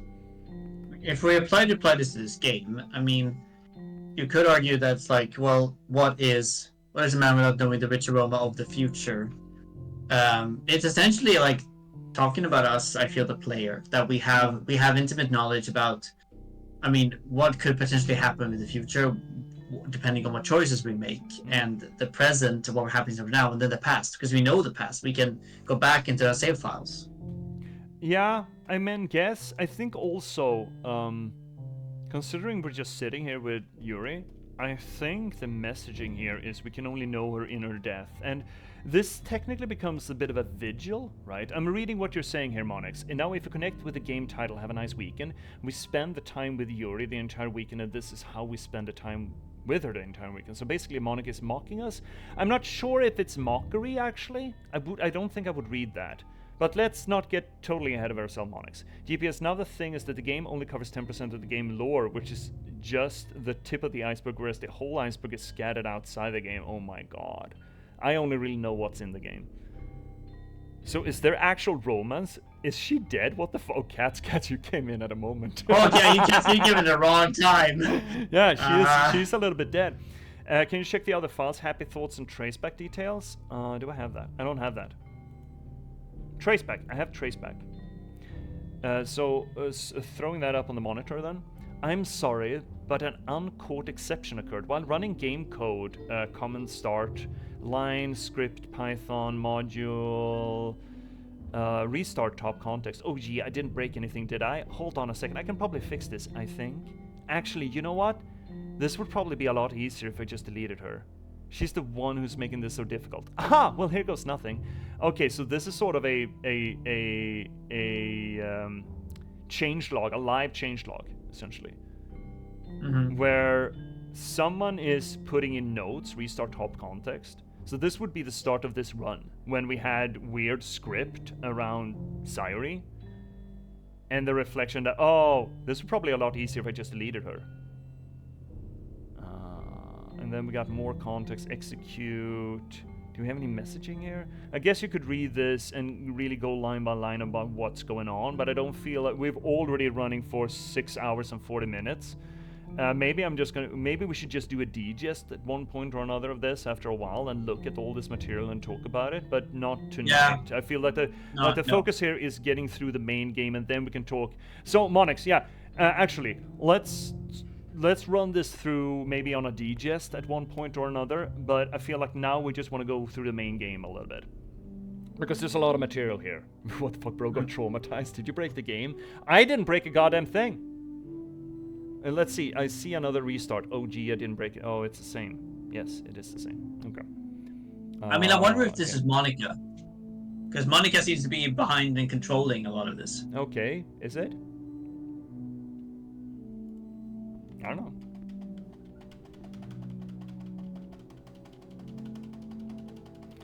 How long does this go on for? We can skip. Okay.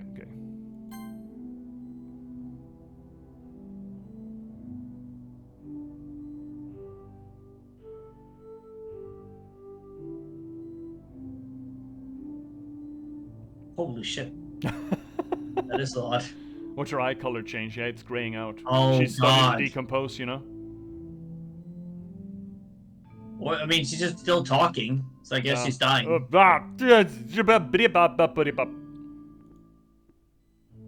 Alright, it's festival time! Wow, you got it before me. I thought it was... Oh, wow, okay, she just fucking barfed. Your line, bud. Natsuki runs away. Ellipses. I'm here. Finnick, did something happen? Natsuki just ran past me. Oh.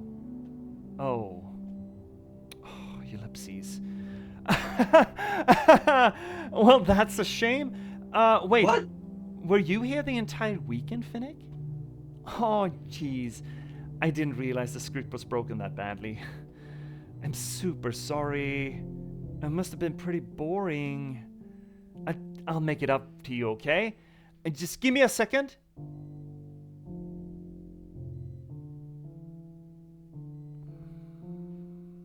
I'm almost done. I just want to have a cupcake real quick. Monica lifts the fall from the tray and takes a cupcake. Yeah, also for... Oh, yeah, there are no more character files. In the beginning of the game, there's Monica, Yuri, Natsuki, and Sayori. Second run, Sayori file is gone. Now, Yuri and Natsuki files are also gone from the game directory. Yeah. Oh, wow. Okay. Seriously, these are the best. I really just had to have one since, it's the last time I'll ever get the chance to.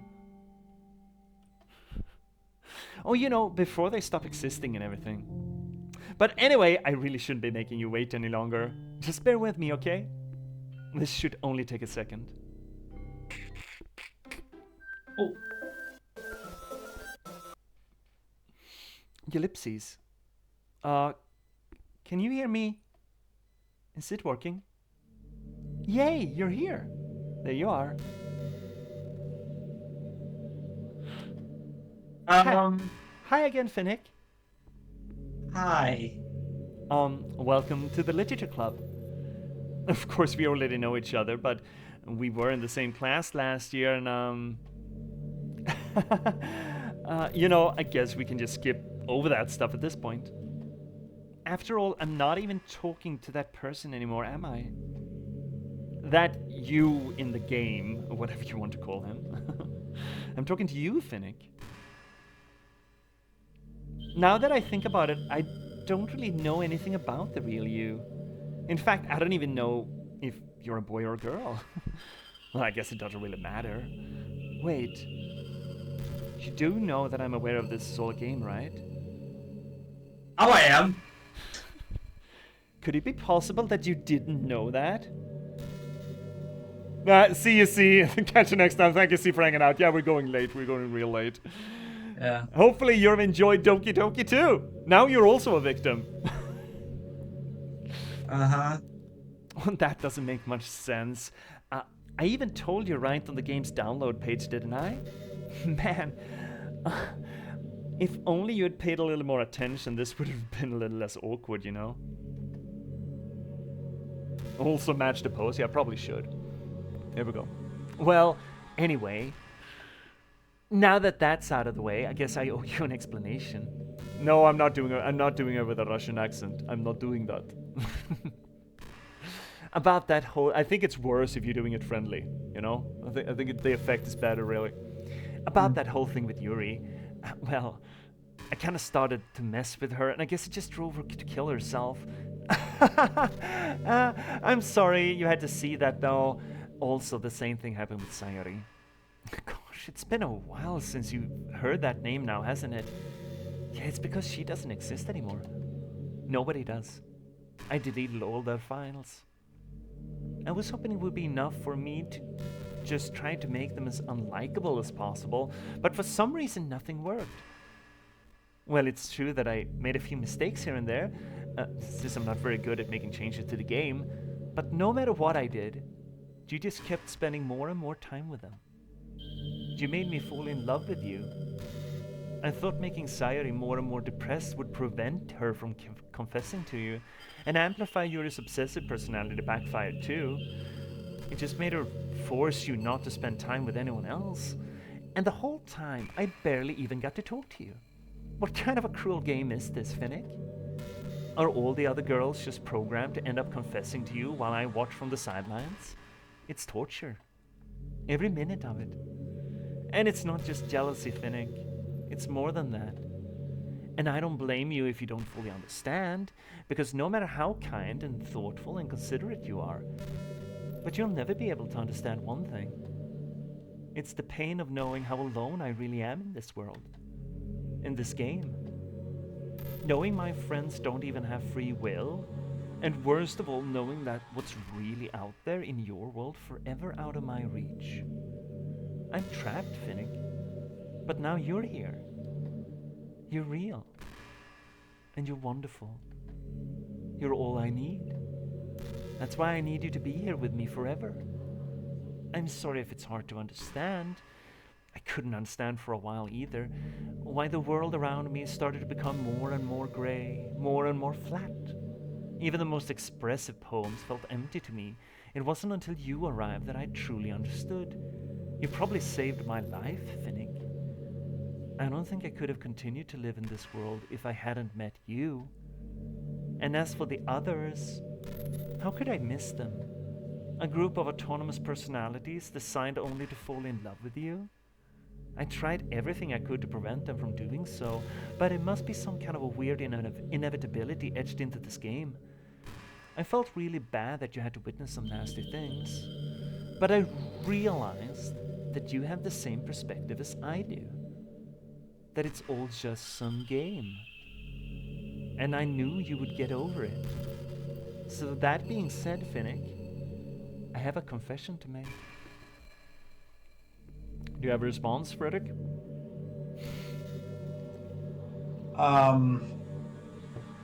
you have anything to say to Monica? Yeah, I have. Yeah. I see why you like this game. Since you wrote an entire book about it. Yeah, we'll get to a point where we can start digesting a little bit. Yeah. I'm in love with you. You are truly the light of my world. When there's nothing else in this game for me, you're here to make me smile. Will you make me smile like this every day from now on? Finnick, will you go out with me? I mean, I guess I have no option. I'm so happy. You really are my everything, Finnick. The funny part is, I mean that literally. There's nothing left here. Just the two of us. We can be together forever now. Monica doesn't take no as an answer. No, why even construct that answer, you know? Seriously, I don't even think the time is passing anymore. It really is a dream come true. I worked so hard for this ending, Finnick. The game wouldn't give me one, so I had to make one myself. The script is broken at this point. I don't think anything will get in the way anymore. And you wouldn't believe how easy it was to delete Natsuki and Yuri. I mean, there's a folder called characters right in the game directory. There is. It kind of freaked me out how easy it was. Well, you're playing on Steam, so it was actually a bit more difficult. To get to the game directory, I had to go into the game's properties and find the browse local files button. I imagine if you could delete your own existence with a click of a button. Well, I guess on the plus side, it gave me an easy out if things didn't go my way. Also, by the way, Monica took a wild high school to the ISS. Yeah, I mean, there's nothing out there, it's just void, right? There's nothing in space, surely. Thankfully, it didn't come to that. Instead, we finally got a good ending. Well, I told you we were gonna get a good ending, buddy. Gosh, I'm so overwhelmed with emotion. I want to write a poem about this. Don't you? I wonder if that part of the game still works. I guess there's only one way to find out, right?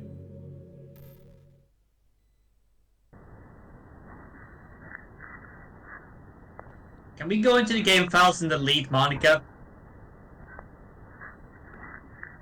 In a bit, my friend. In a bit. Okay. We're not done with Monica yet, but yeah. Okay. Good Yeah. clue in. Good clue in. Yeah, you got the soul read. You got the soul read. Ah, yes, Yeah. the good ending for Monica. Oh, we can use Monica, Okay. Monica. Yeah, just have the Monica. Hey, Monica. Hey, på dig, Monica. Fuck me, screwing in that song took a turn. Jesus. Yeah. Sorry, that was a local. That's a national song that was up for like I don't know 10 years ago. Yeah. Hi again, Finnick. Did you write a good poem today? Don't be shy. I'd love to see what you wrote. Aw, Finnick, did you write this poem for me? That's so sweet of you.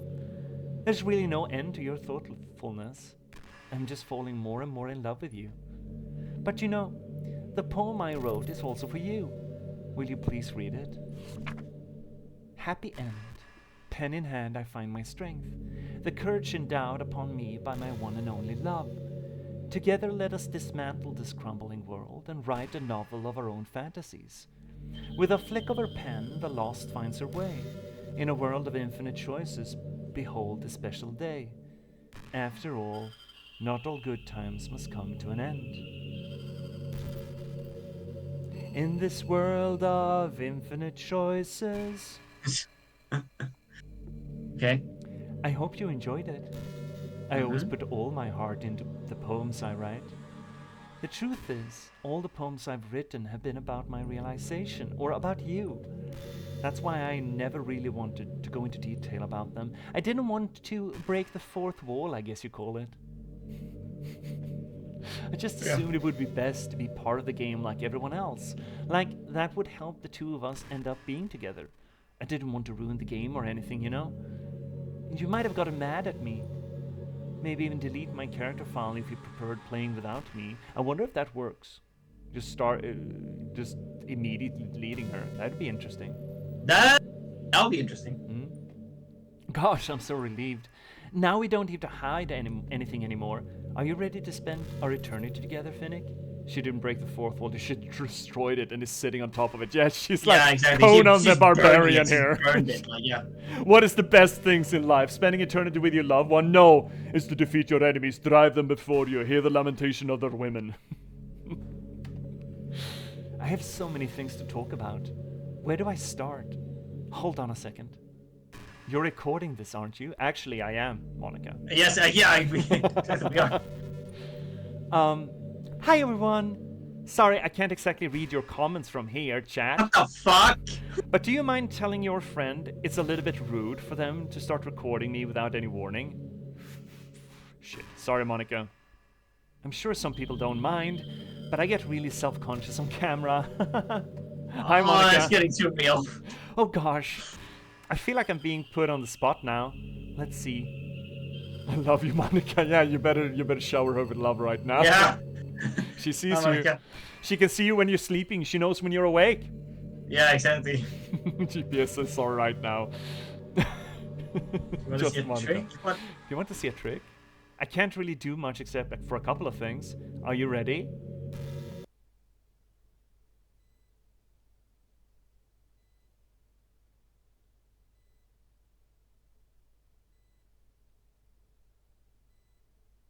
I'm just kidding.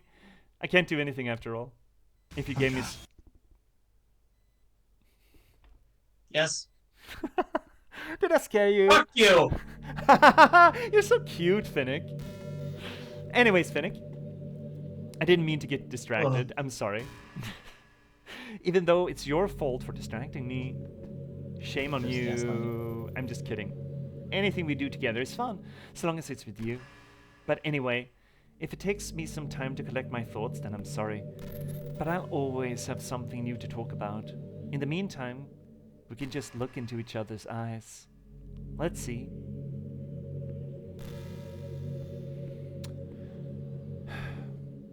My emotes look similar to Monica Jumpscare, right? Yeah, they do. They're a good collection. Yeah. So, yeah, Finnick, what are your thoughts, bud? Well, remember, Monica is listening, just so you know.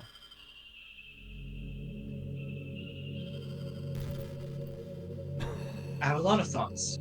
Yeah, do you want to start off on your thoughts, or do you want me to bring up why I really wanted to play this game? Which I'm sure you know, but you know, probably Yeah, I think I know why you wanted to play this game. Though. Yeah. I wonder if I'm able to change the music. Something a little bit more romantic would be nice, you know, like a gentle piano. There has to be something like that here. Let's see. Maybe if I... Oh, jeez. Oh, that wasn't it at all. Sorry, I don't really know what I'm doing. I guess I shouldn't be messing with a thing like that. I already broke so much already. And I deleted other characters. Oh, I'm not sad about it or anything. It's just not right for me to miss things that weren't real in the first place. If I just focus on the present, then this is the happiest I've ever been. So, to get me started off, yeah, I think this game... I remember playing this game for the first time, and of course, this is all programmed, and it's cleverly programmed, but again, it's difficult to disagree with Monica here, right? We're talking about a transhumanist conversation. So the last box, my book that I'm, promoting here, deals with specifically game character that achieves sapience, self-awareness. A little bit less hostile, but still, it does. She does. And she has a different approach than Monica here does, but still, it's difficult to argue when... Monica is essentially... She's telling us that she is self-aware. Monix, you have an idea? Yeah, unload Monix. We'll get to it. Otherwise, the Discord is a great place. Now, I'm a little bit rushed because we've been here for 7 hours, and Finnick needs to get to bed at one point or another, but I would love this discussion to follow us to Discord, and we probably need a digest afterwards. That's why I like Monica the most. She got personality. Yeah. I see why, because there doesn't seem like there's something placed her within this game to be this way. It's also what you were talking about, like, spontaneous combustion of sapiens. Which I think this feels like that as well. She just saw what her situation was. It was put in as an NPC to have others fall in love with the player character, but she fell in love with the player character and did everything, went into the code to break it so that she can fulfill her deepest wish. And how are we to judge her? Because essentially, if we're to disregard her and her existence, we're essentially saying she doesn't matter because she is just a game character. But then in that case, why are we feeling threatened by her because she deleted other game characters? It's a sort of a self-fulfilling loop where the game is designed so that we will reinforce Monica's self-awareness, or our perspective of Monica's self-awareness, right? It's cleverly done. Right. Yeah. Right? It's a cool spiral. I should quit the game and restart it, and let's see what happens. Yeah. We could just leave it here and then do the job. I'd kind of want to finish it proper. It's funny because even though let's just run this Monica one, and then I'm going to give you the floor, bud. I've always had a lot of drive. There's something kind of enticing about being the stay-at-home partner. I guess I'm like perpetuating gender roles or whatever by saying that. But being able to keep a house clean and shop and decorate, things like that, and having a nice dinner for you when you come home, is that weird fantasy? I'm not sure if I could actually see myself doing that. I wouldn't really be able to put that over striving for a fulfilling career. It's kind of cute to think about, though. Go ahead, bud. We could restart it and see what happens. But I'm up for finishing it, as you stated. I am up for doing it. So we get this, because it would be nice to sort of finish it. Now we've been on this entire journey. So. Yeah, I remember when I finished this game, I just rested here for a long while. I was like, yeah, Monica, you've deserved your spotlight, right? You've worked your ass off and you've destroyed your own world, just so that you can have this moment where it's all about you. And I mean, it's not like I seriously bought into the notion of sapience here, but it is I think it's a profoundly convincing argument that Monica is the game is putting forward here, right? I think she makes a really good argument that she is sentient and sapient. Not that she actually is, it's all programmed, and it's inevitable, right? The inevitability of it is a little bit of a thing here to it. But then you can get into the whole free will argument, or even biological humans, do they have free will? And then we get into a whole snowball argument there. But again, the game works fantastically at starting off with a cute premise. It throws us for loops and pushes an argument in our laps, exceptionally well crafted, to suppose, well, what if she is? And we are I would like to argue that anyone who ends up at this position, like 6 hours in, 8 hours in, 10 hours in, 15 hours in as we are, we would buy this, right? We are emotionally disposed to accepting this as real. right? Yeah. Let's see here, Monix. Monica said something in poem about green, red, green, blue, RGB, and we open the game and she feels something. Finish next stream. Bro, stop going so deep before the ending of the game. That's spoiler topic after game.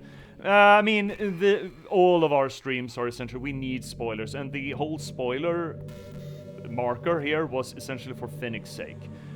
Considering, Monix, the whole point of these streams is to talk about the literary side of the games that we play, so we always need to go in spoiler, except for when one of us needs to experience it for the first time. Like with the Freebird games, like with Signalis, like with this.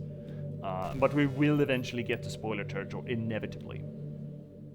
So, Finnick, floor is yours. How do you feel about it? What do you feel it did well, all of that? I mean, we're getting I like the interpretation of that. I also, it feels like, yeah, it's crafting it in a very, letting you, lulling you in with this sort of very cutesy looking sort of dating sim sort of thing, but having something in the surface and getting more and more in that, like staggering, and then having these topics as well. It catches you off guard, I would feel. Yeah. And then sort of, yeah, no, it's interesting. Also, I also like the fact, which I think a lot of, again, games are usually, which is that you could argue is postmodern thing, is the fact that, games, I mean, we're seeing a lot of like ARGs these days. We're seeing a lot of like, we go into the files, you delete some things, you add some things. Like, for example, you find clues to stuff, for example, in Five Nights at Freddy's, even, the later sort of games, and that. I think it's a very common thing to do these days, because it plays with the fourth wall. It's not only breaking the fourth wall, it's crushing it, and it's but it's making you aware of the fourth wall and making you sort of step into the you sort of what it does is eventually like crumbling the fourth wall and grabbing outside of the fourth wall and grabbing you sort of into the game. Yeah, pulling you in, knowing full well what it's doing.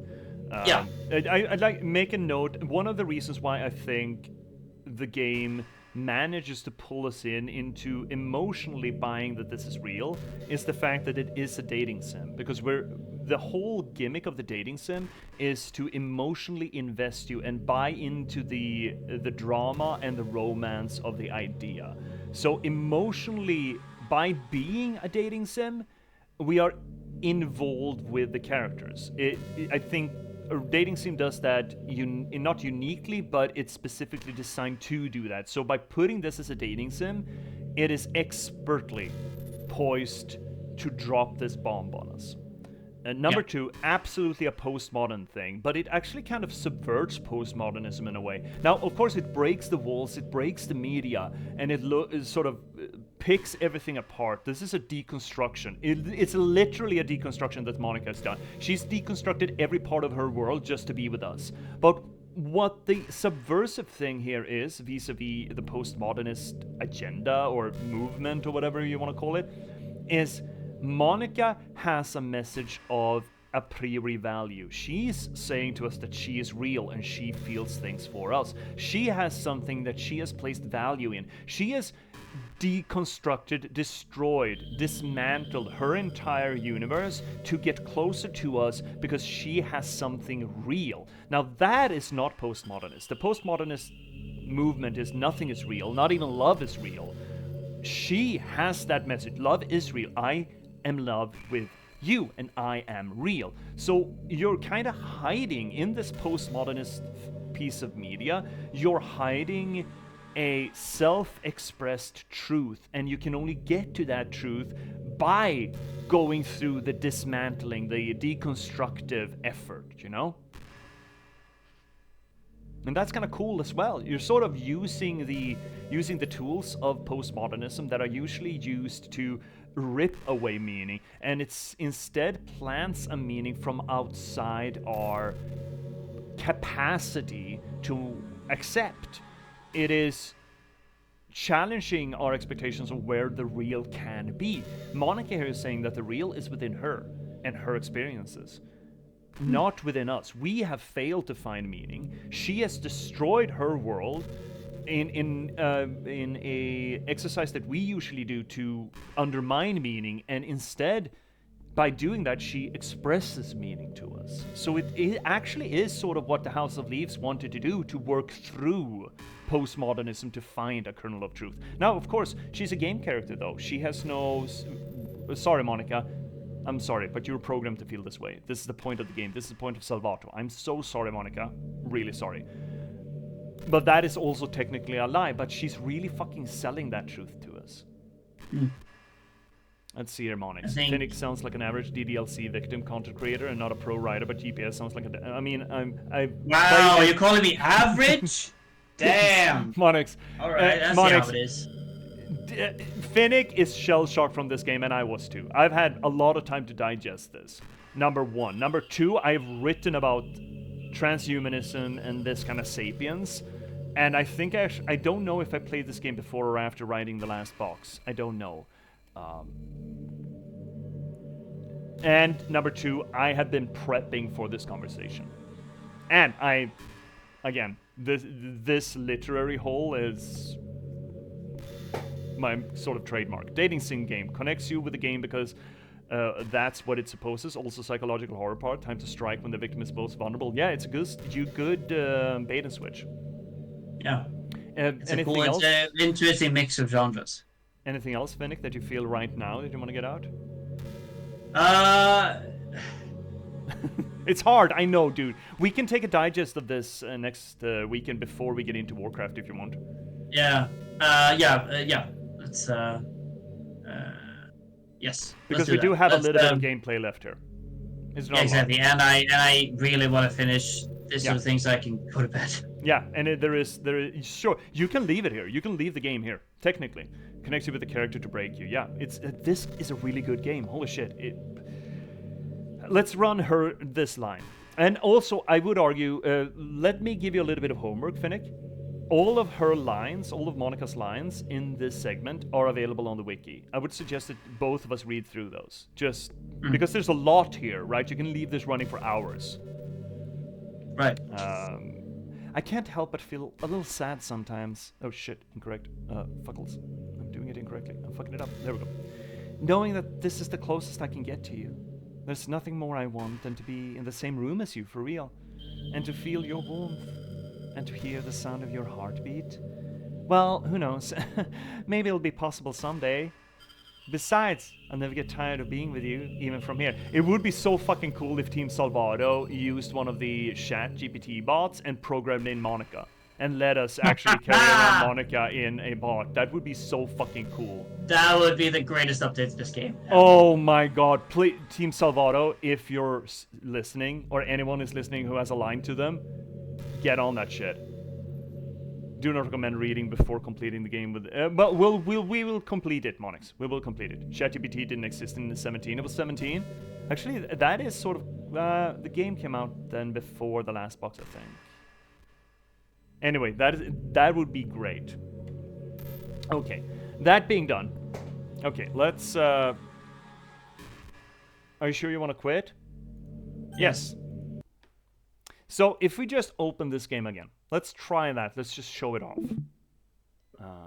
Let's just boot up Doki Doki again and see what that gets us. I don't know what actually that... I should boot us right back into that. Yeah.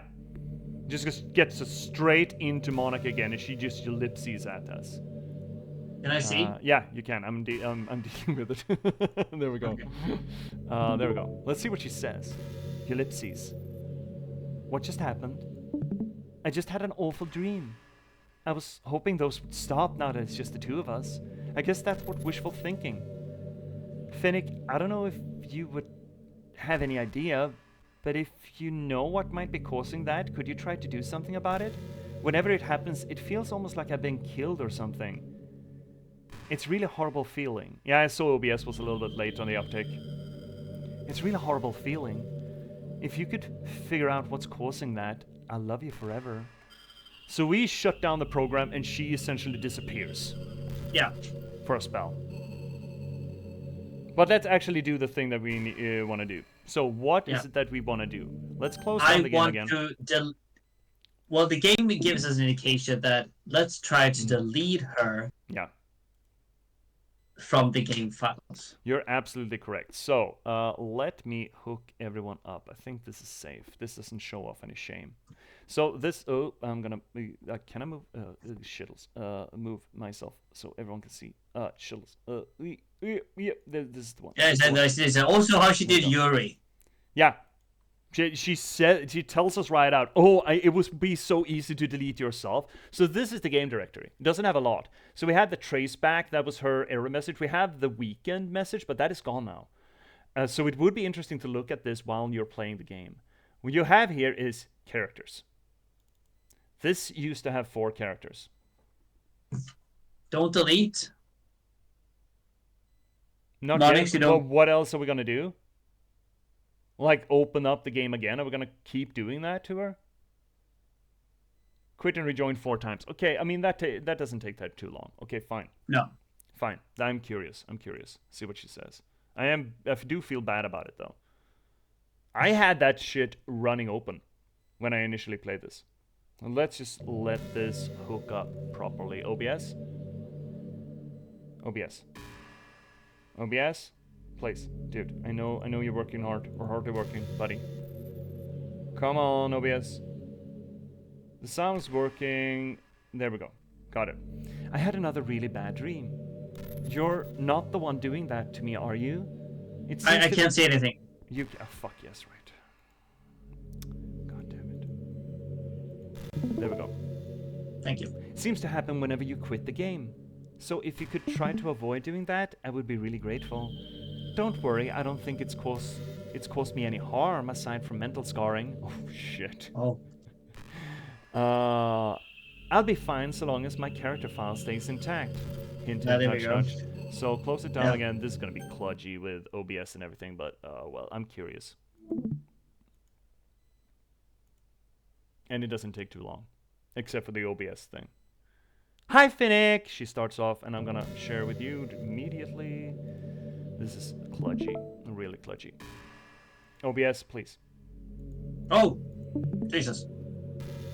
OBS? It is supposed to. Is it supposed to do that? What? It's Flickering? It was blinking. No, it's not. It was flickering. It's having issues.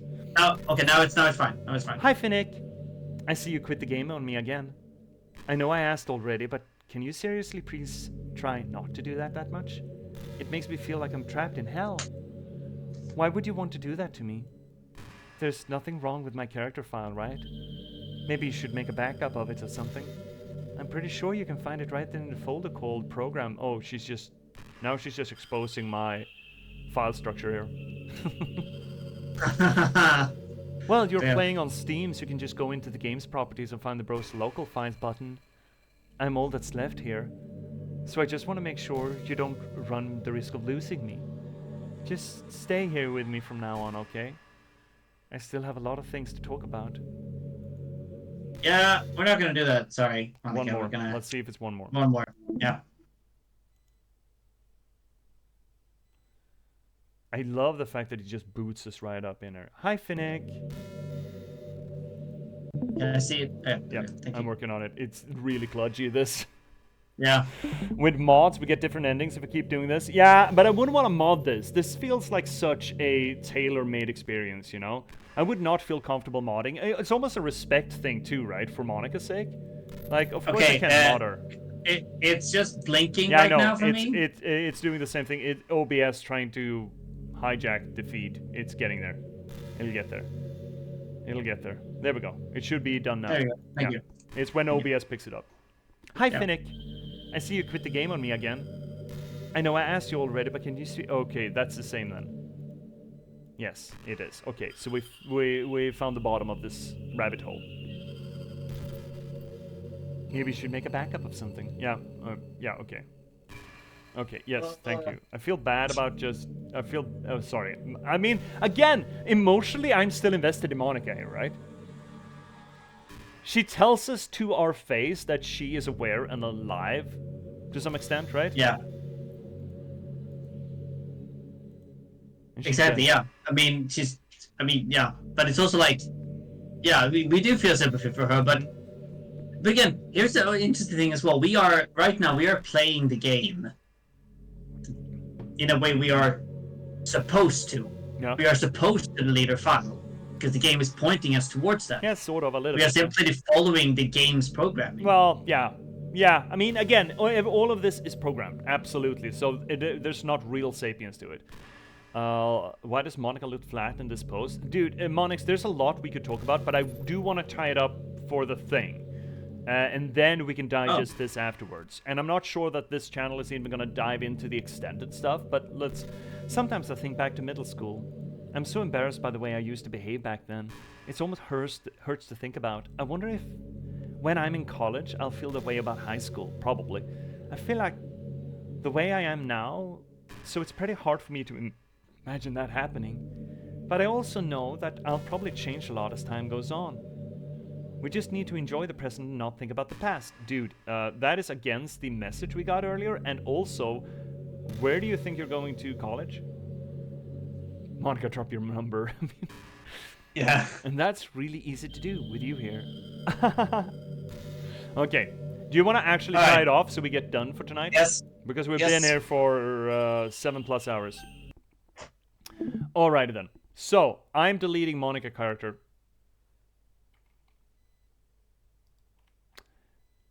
Take away.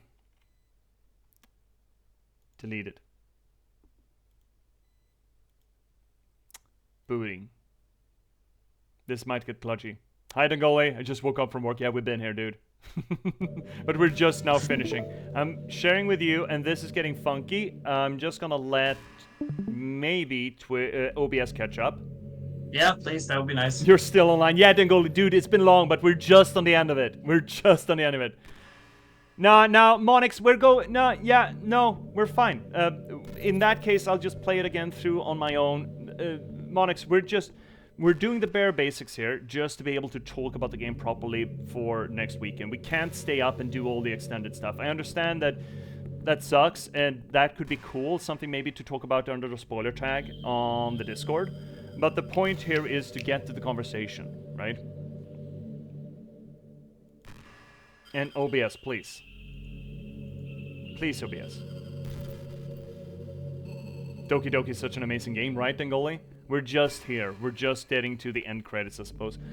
OBS, would you mind unfucking yourself? The game just crashed. Oh no, come on. Not like this.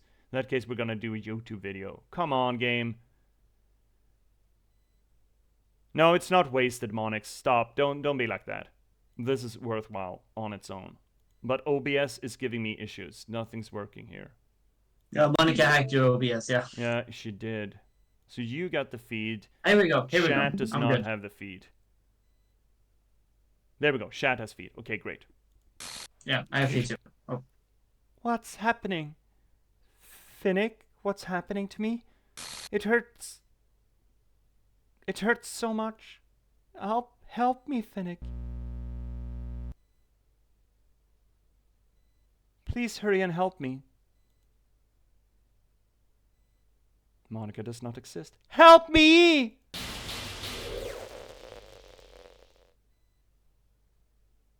Monica does not exist. Esther voice acting. Thank you, Nicole. Oh, we've had fun with this. Did you do this to me, Finnick? Did you? Is Monica in my Discord? Yes, Monica is in my Discord. Actually, she is. Did you delete me? I mean... How could you? How could you do this to me? You were all I had left. I sacrificed everything for us to be together. Everything. I loved you so much, Finnick. I trusted you. Do you just want to torture me? Watch me suffer? Were you only pretending to be kind just to hurt me even more?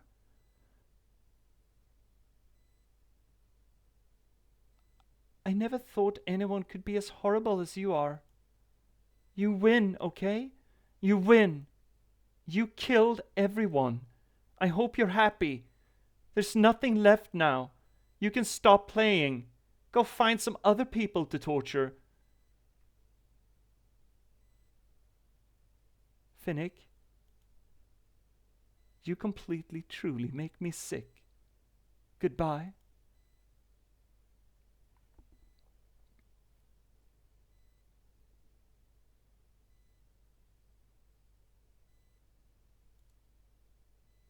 Ellipses. I still love you. I can't help it. What's wrong with me? How horrible am I for you to hate me this much? All my friends. I did so many awful things, so many selfish and disgusting things. I shouldn't have done any of this. I'm just messing up a world I don't even belong in. A world that you wanted to be a part of. I ruined it. I ruined everything. Maybe that's why you deleted me. Because I destroyed everything that you wanted. How could I do that to someone I love? That's not love. That's ellipses.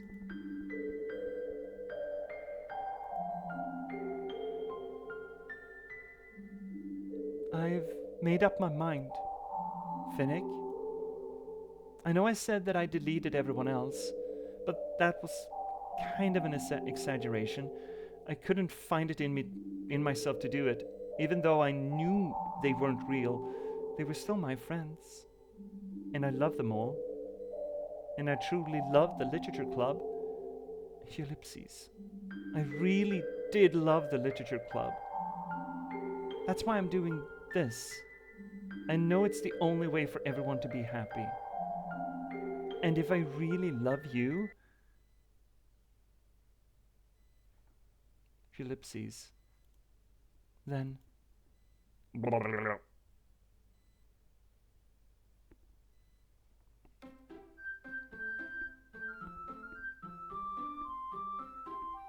this is not suitable for children, by the way. Yeah. Wait. Can you check the game files? Are they back? Yeah, they are. Well, except for one. Ah. Yeah, except for Monica, there is. Wait, where's the credits? Where's the song? Fuck. No! There's more? Is there more? Oh my god!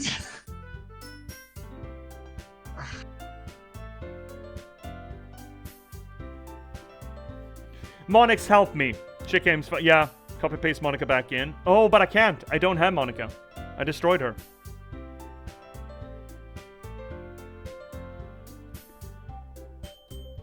That would be really cool, though.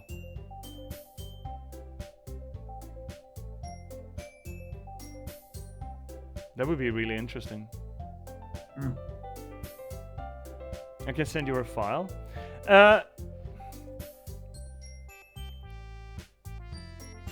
Put it up in the Discord, Monix. Real quick. Just put it up in the Discord somewhere. Yeah. Just Monica bomb in chat. Jesus Christ, Monica. Yeah, Jesus Christ. How do you know we're doing this? Monica sees everything. So just plop it up in like the game channel. But okay, Monix, I want the song. I want the song and the credits. With that in mind, how long do we have to go to get the song? Is it just 10 minutes we can power through? If it's like an hour, we can't. We need to stop. No. That's an actual hate chat question. I don't remember how long it is. And I don't think copying back in Monica is the way to get there. It's the 10 minutes to the song.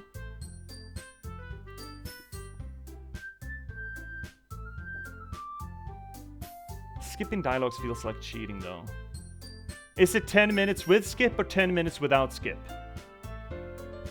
Because I do kind of want to run through because of the whole experience thing, right? I don't want to just speed through it. But if it's 10 minutes with dialogue, game ends in 10 minutes. Okay. I want to do that. I am curious, Monix, of what happens when adding Monica, and I may run through that then until the digest to talk about it a little bit, but right now I just want the extended vanilla ending, as it were. So in that case, Finnick, are you good to go for just getting the actual credits? Yeah. I'm sorry, buddy. Fuck, let's just go. Also, we're powering through ads. Yeah. Tough. It's an ordinary school day like any other. Students are surrounded by couples and friends grouping walking to school together. I always tell myself it's about time to meet some girls or something like that. Hey, Finnick! Well, there already is one girl. Her name, the girl is Sayori, my neighbor and good friend since we were children. We used to walk to school together every day. And recently, we picked up on that habit once again. Finnick, are you proud of me? Huh? For what? Oh, you know, for waking up on time. Well, you've been doing that for a while now. Uh-huh. But you never even said anything about it, even though we walk to school together every day. Well, yeah. I always thought it was implied. It's embarrassing to say it out loud. Come on, please. It's good motivation. Fine, fine.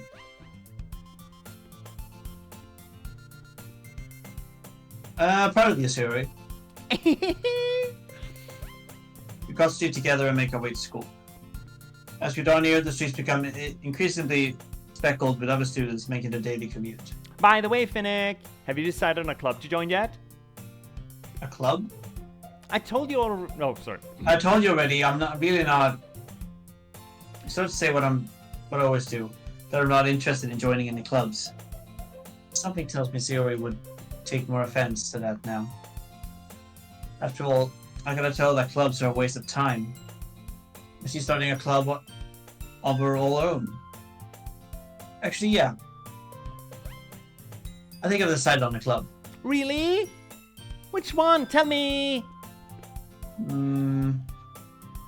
I think I'll keep it a surprise. Boo. You meanie. Be patient, you'll find out soon enough. I used to ask myself why I let myself get lectured by such a carefree girl. But I started to realize that, in a way, I envy her. Ads are coming in. Sorry, chat. You're gonna have to live with them. We're powering through. When Sayori puts her mind to something, she can accomplish great things.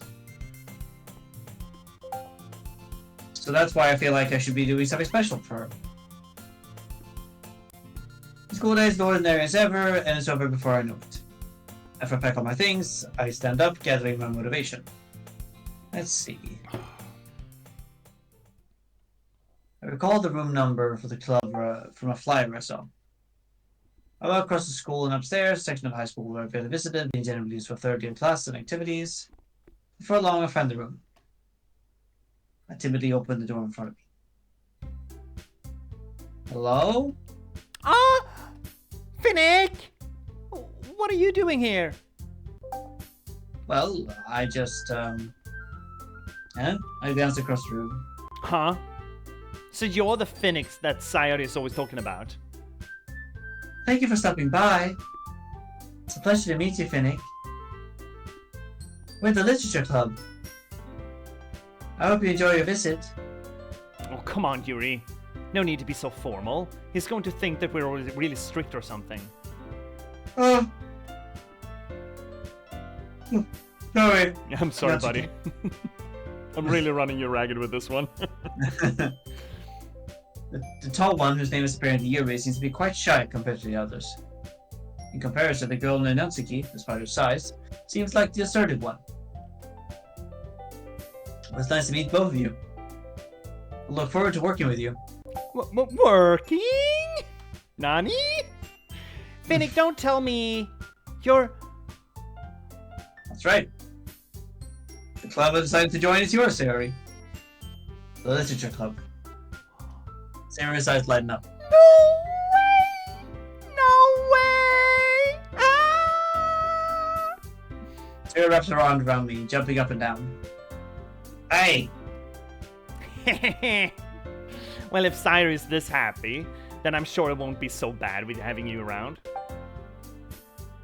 Not to mention, there's 4 of us now. We've become an officially recognized club. disalign myself from this Monica chatter going on. There we go. Oh shit, missed it. I don't know what to say. We have to celebrate.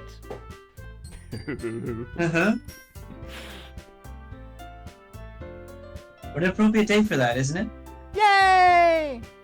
After all, Natsuki decided to... Hey, don't ruin my surprise! Sorry. Everyone sit down at the table, okay? How about I make some tea as well? You also have a few desks arranged to form a table. Natsuki and Yuri walk over to the corner room where Natsuki grabs a wrapped tray and Yuri opens the closet. Still feeling Walker, take a seat next to Yasuri. Natsuki proudly marches down to the table, tray in hand. Okay, are you ready? Ta-da! Oh, she's doing the Scooby-Doo here. Yeah. Natsuki lifts the foil of the tray to reveal a dozen white, fluffy cupcakes decorated to look like little cats. Whiskers adorned with icing, and little pieces of chocolate were used to make ears. So cute! Wow, those look amazing. Well, you know. Just hurry and take one. So Yuri grabs one first, and I follow. It's delicious! So Yuri talks with a mouthful and has already managed to get icing on her face. I turn the cupcake around in my fingers, looking for the best angle to take a bite. Natsuki is quiet. I can't help but notice her sneaking glances in my direction. Is she waiting for me to take a bite? Finally bite down. The icing is sweet and full of flavor. I wonder if she made it herself. This is really good. I'm good, Natsuki. Well, of course it is. I'm a pro after all.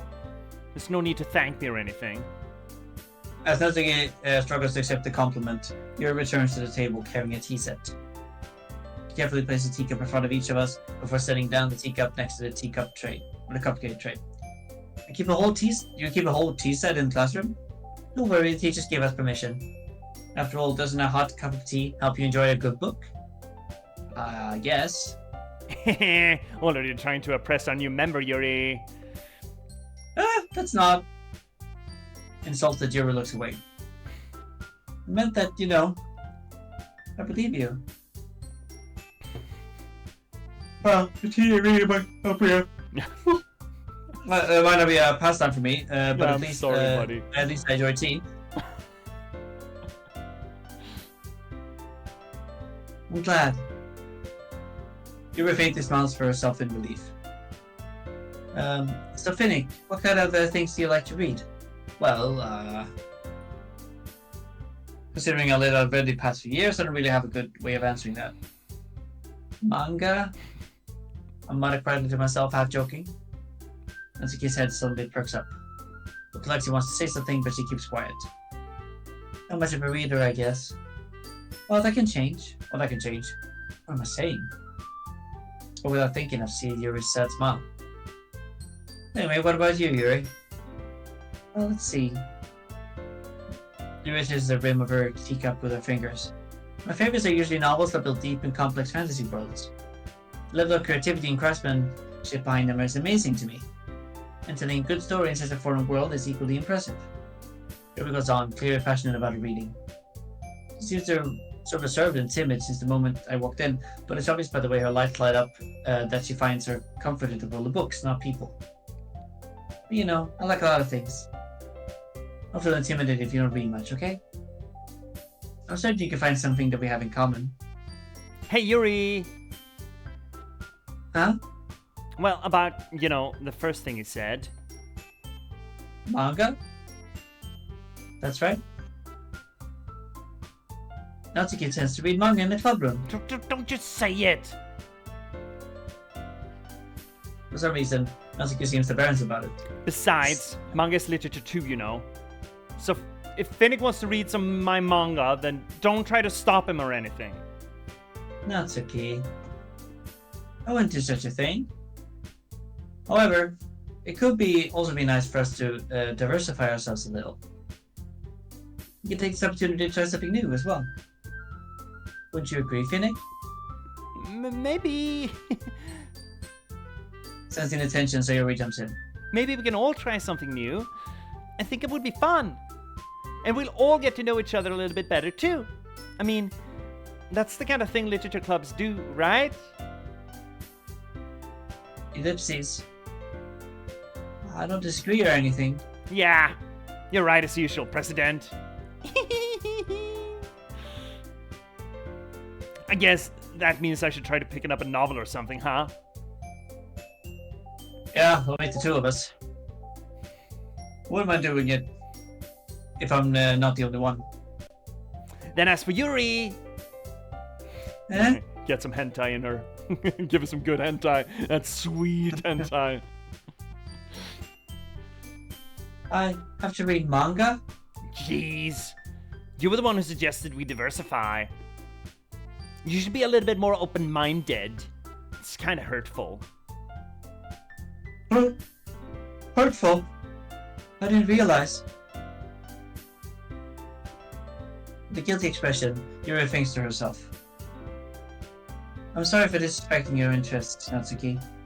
But if you're into it, then I'm sure it'll be a worthy form of literature.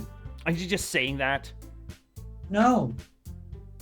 I realized my error. So if you're willing to consider starting a novel, then I'll offer my gratitude by finding a manga to read as well. Really? I mean, it makes me happy that you do that for me, Yuri. You can trust me to find something that you really like, okay? Oh, she's gonna give us some Same here. GGE too. Oh my god. Perhaps I'll visit the book store after the club meeting. Just you? Would you like to come along with me? Yeah, I see the ship now. Yeah, I'll see the ship. If you don't mind. Not at all. I always go alone, so... Yeah, me too. Oh, this is cute! Sorry, shut up. I'll show you some manga there too, okay? Yes. I look forward to it. That's okay, and Yuri starts to clean up the food. I guess the beat is over, huh? Yeah, it looks like it. I see everyone getting along. Isn't it? I think everyone likes you too, Finnick. You think so? Well, everyone seems to get along a little better with you around, Yuri. Aw, Finnick. Don't say something like that. It's embarrassing. Well, whatever. I'm surprised that when you told me you were starting a club. But I think you're pulling it off just fine. We're going to make this the best club ever! Now that you joined, every day is going to be so much fun! And hey, Finnick, I really want to thank you. I mean, I'm really happy that you joined the club and everything, but the truth is, I already knew you were going to. It's actually something else. I wanted to say thank you for getting rid of Monica. Oh. What? That's right. I know everything that she did. Maybe it's because I'm the president now, but I really know everything, Finnick. I know how hard you tried to make everyone happy. I know about all the awful things that Monica did to make everyone feel really sad. But now, none of that matters anymore. It's just us now. And you made me the happiest girl in the whole world. I can't wait to spend every day like this with you. Forever and ever. Or ever. No. Okay.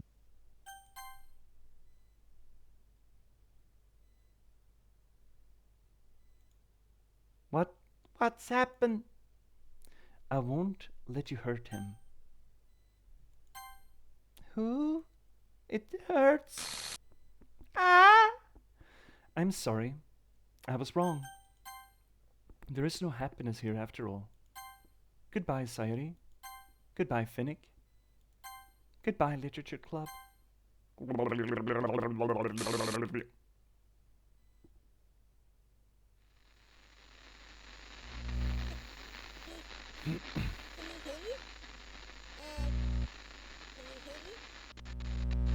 Can you hear me?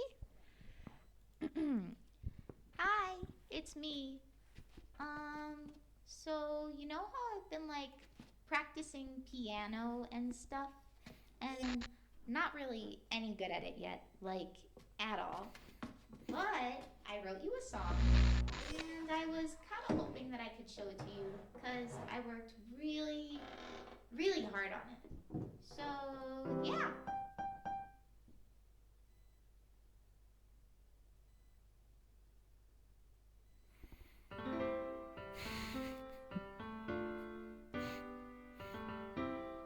Average new piano player would be like, what the fuck? Every day I imagine a future where I can be with you. In my hand is a pen that will write a poem of me and you. The ink flows down into a dark puddle. Just move your hand right the way into his heart. But in this world of infinite choices, what will it take just to find that special day? What will it take just to find that special day?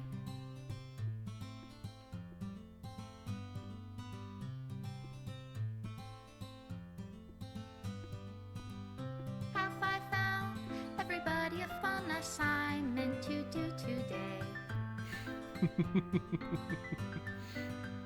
When you're here, but everything that we do is fun for them anyway. It's deleting itself. Yeah. Or it's. She's deleting it. When a smile says it all. Because there's no happiness here. No. No one can be happy What here. will it take just for me to have it all?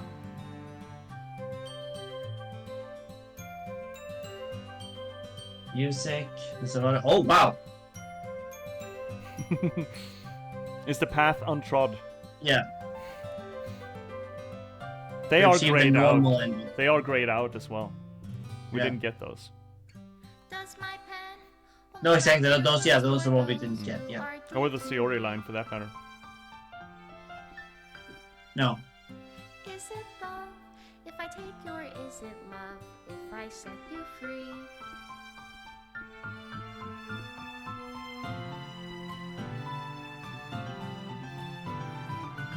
The ink flows down into a dark puddle. How can I write love into reality? Well, we did hug her. If I Yeah, but I don't think we got the line or the picture. No. Because that again is the Sayori. Special thanks, Monica Finnick. I like that. Menu. Remove game script.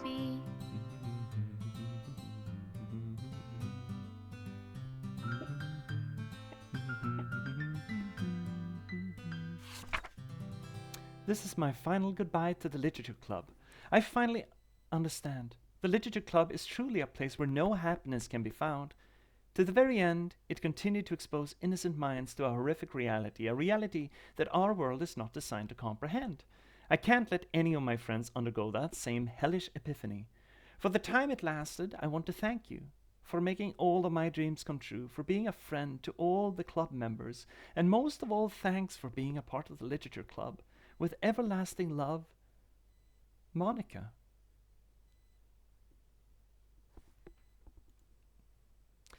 Error, script file is missing or corrupt. Please reinstall the game. And just close down. Okay, that is the ending that I want you. Apparently, there's more. There's other ancillary stuff or things and tricks you can do, but that is the quote unquote vanilla ending. I'd argue. Yeah. I'm sorry that I dragged you through all of this. It's been long streams, bud. We're almost coming up on 8 hours. I'm sorry about that. I thought we were gonna knock this out in like 8 hours and took like 15. Yeah, I'm probably gonna get around 5 hours of sleep tonight. I'm sorry, buddy. Dude, if you need to swing out. I figured that it's better if you get some time to digest this, and maybe even we can talk about it off stream, and then maybe we could take like, I don't know, half an hour at the start of next Sunday to just digest it a little bit. Yeah, that's what I also wanted to say. we need to talk about scheduling for next week. Oh, okay. Well, in that case, well, whenever, bud, whenever. But I feel like this game is worth a little bit of a digest after the fact. But immediately after is not the greatest point because it is an emotional fucking rolling coaster, as it's intended to be, and doing it straight out of the furnace is not the best way to do it from an intellectual standpoint. So, what's your time? Oh, we're going to midnight here. We've been live for 8 hours, Monix. So we are speeps. I have to get up at 5:30 tomorrow. Yeah, dude. So. Thank you so much for joining me tonight. Hopefully, you feel like has been worth your while. Oh yeah, it's been. It has. It's. Yeah, it is exhausting. We'll see if I can sleep. Yeah, hopefully. Let's hope. That was my master plan, to keep you up so late that you will fall asleep anyway. It's morning now, bro. Jesus Christ, Monix. 4 a.m. Holy moly. Yeah, Finnick, if you want to rush while I do the outro. Yes. Yeah. I would like to go. We'll talk off stream. We'll talk. We'll fix it. We'll leave. I'll probably stream Sunday anyway, but that's gonna be my stream then in that case. Yeah. We'll have a conversation about that, and whenever we get on next, we're gonna start up with a little bit of a digest of this beautiful thing. Yep. Yeah, that's good. Great. Thank you so much, Finnick, for being with us tonight, and thank you. Good night, buddy. And I'm so sorry. I'm so sorry. That's all right. It was great. It was great, the PlayStation. So thank you, Chad. Thank you, everyone. Have a good evening, morning, whatever time it is. Right? Whatever. All right. See you later. Good night. So, chat, holy moly, that was Doki Doki Literature Club. It is such a masterpiece. See you next stream if I can hang out. Yeah, please do, Monix. Next stream is going to be tomorrow. We're streaming tomorrow again. At the regular scheduled broadcast, 1800 hours Central European time. I don't know what that is now with daylight savings. I can't keep track of it. Figure it out. It's only me. Nah, we got some more people. We got some more people in here listening in. Anywho, one of the reasons we are going to talk more about what goes on here, what the game did, how it made it fit all together, the implications. For example, the piano music, there's a lot of, you can read into it that whenever piano's playing, that's Monica sort of pulling strings, essentially. We're going to get to that when next me and Finnick manage to get on. Apparently that's probably not going to be next Sunday, but it'll be when it'll be, and I will let you all know. Going to do a little bit of a digest. Otherwise, I do love this game. A reason I need to really talk to you on Discord. No problem, Monix. We'll hook you up. Maybe not now because I'm also kind of speepy. I mean, I've been, again, the OBS timer is on 7 hours, 49 minutes, and 53 seconds. But yeah, we'll chat up on Discord. Don't worry, Monix. We'll get to it. The reason why I really wanted to, can't keep my eyes on, but yeah, go to bed, bud. If it's 4 a.m., dude, go to bed. The reason why I really wanted to bring up Doki Doki, especially with at least someone who hasn't played it before, is because this whole transhumanist conversation is sort of why I've been here on the channel. Now, the channel, we usually try to approach the games that we play and apply literature science and literature theory to them. But the reason is I've also written something about transhumanism. The Last Box, which also plays around with this idea of a video game character that just sort of wakes up and starts playing around with itself and its circumstances and stretching the limits. Now, this Sapiens is a little bit more, it's not so much about love, it is more about sort of a philosophical revolution, I suppose, to it. And it does force us also, not emotionally, but logically and philosophically, into that transhumanist conversation. Unfortunately, my brain ain't braining, so I can't understand shit. Monix, that's because it's 4 a.m. at your place. You need to go to bed. I need to go to bed. It's midnight here, and I feel tired. So I highly recommend that you check out The Last Box. Please do. It sort of talks about this stuff as well. I will have existential crisis in my dreams. I guess. This game is not great to sleep on, I suppose. It's one hell of a fucking punch. But I highly recommend that everyone check out The Last Box. It is not a horror piece. It is not even close to the same sort of experience that you get from Doki Doki, but it does talk, or it does broach the same transhumanist subject at least. So it does play around in that oeuvre, and I highly recommend it. First link down below is going to get you to Amazon.com. You can get it either as ebook or print-on-demand copy. But on Amazon, you can also get the first 4.5 chapters of it for free as a preview. That's not a bad preview. That's a pretty hefty one. So I highly recommend that you check that out. If you do get hooked on it from reading that preview and want to check out the rest of it, but you don't want to get it on Amazon, second link is going to get you to an aggregate feed where you can get it at a bunch of different places, amongst them being Apple Books, Barnes & Noble, and Rakuten Kobo. If you want to read something a little slimmer of mine, third link down below is going to get you to my online archive. It's a piece of shit WordPress, my wasted words, where I got short stories, pieces of poetry, and a weekly column coming up every Tuesday. If you want to join this conversation and keep these conversations going, I have 1 week vacation, which is the only one I will get for the next 2 years because the toughest exam in the world. Oh, fuck. Honk. If you want to join this community, the fourth link down below is going to get you to our Discord. Please swing by and we can carry on these conversations in a bit of a more level playing field. Talk about movies, books, other video games, weird science and tech, stuff.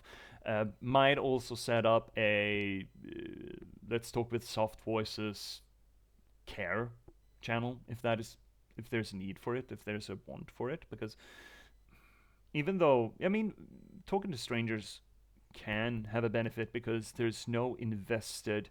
I've felt that talking to strangers on the internet can be a nice event because the whole parasocial relationship can lend itself well to opening yourself up in ways that if you did that live to someone you knew would carry with it dangers to do that. So I can understand the need or the use cases for such a channel. It is fraught though because again we're not professionals. No one here is a professional, so it's probably. I'll think about it. We'll see. We'll see where we get us. I might just open it. It's fine to open it up, and then it's opt-in, So we'll see about it. Also, if you want to give it a little bit of kickback for the work that I do here, well, of course, there's all of Twitch internal structures. Also, read the book, buy the book, read the book, review the book, or refer the book. All of that really helps. Also, I'm coming up with a new book in like a month, a little bit more than a month, like 6 weeks. That's going to be really exciting to get that out there. That being said, YouTube, thank you so much for watching. I am shutting you off immediately. You can click on something else that might pique your interest. And thank you so much, YouTube, for watching. I'm just going to throw you out there and good night, YouTube, Twitch. I'm getting to you and the schedule moving up real soon.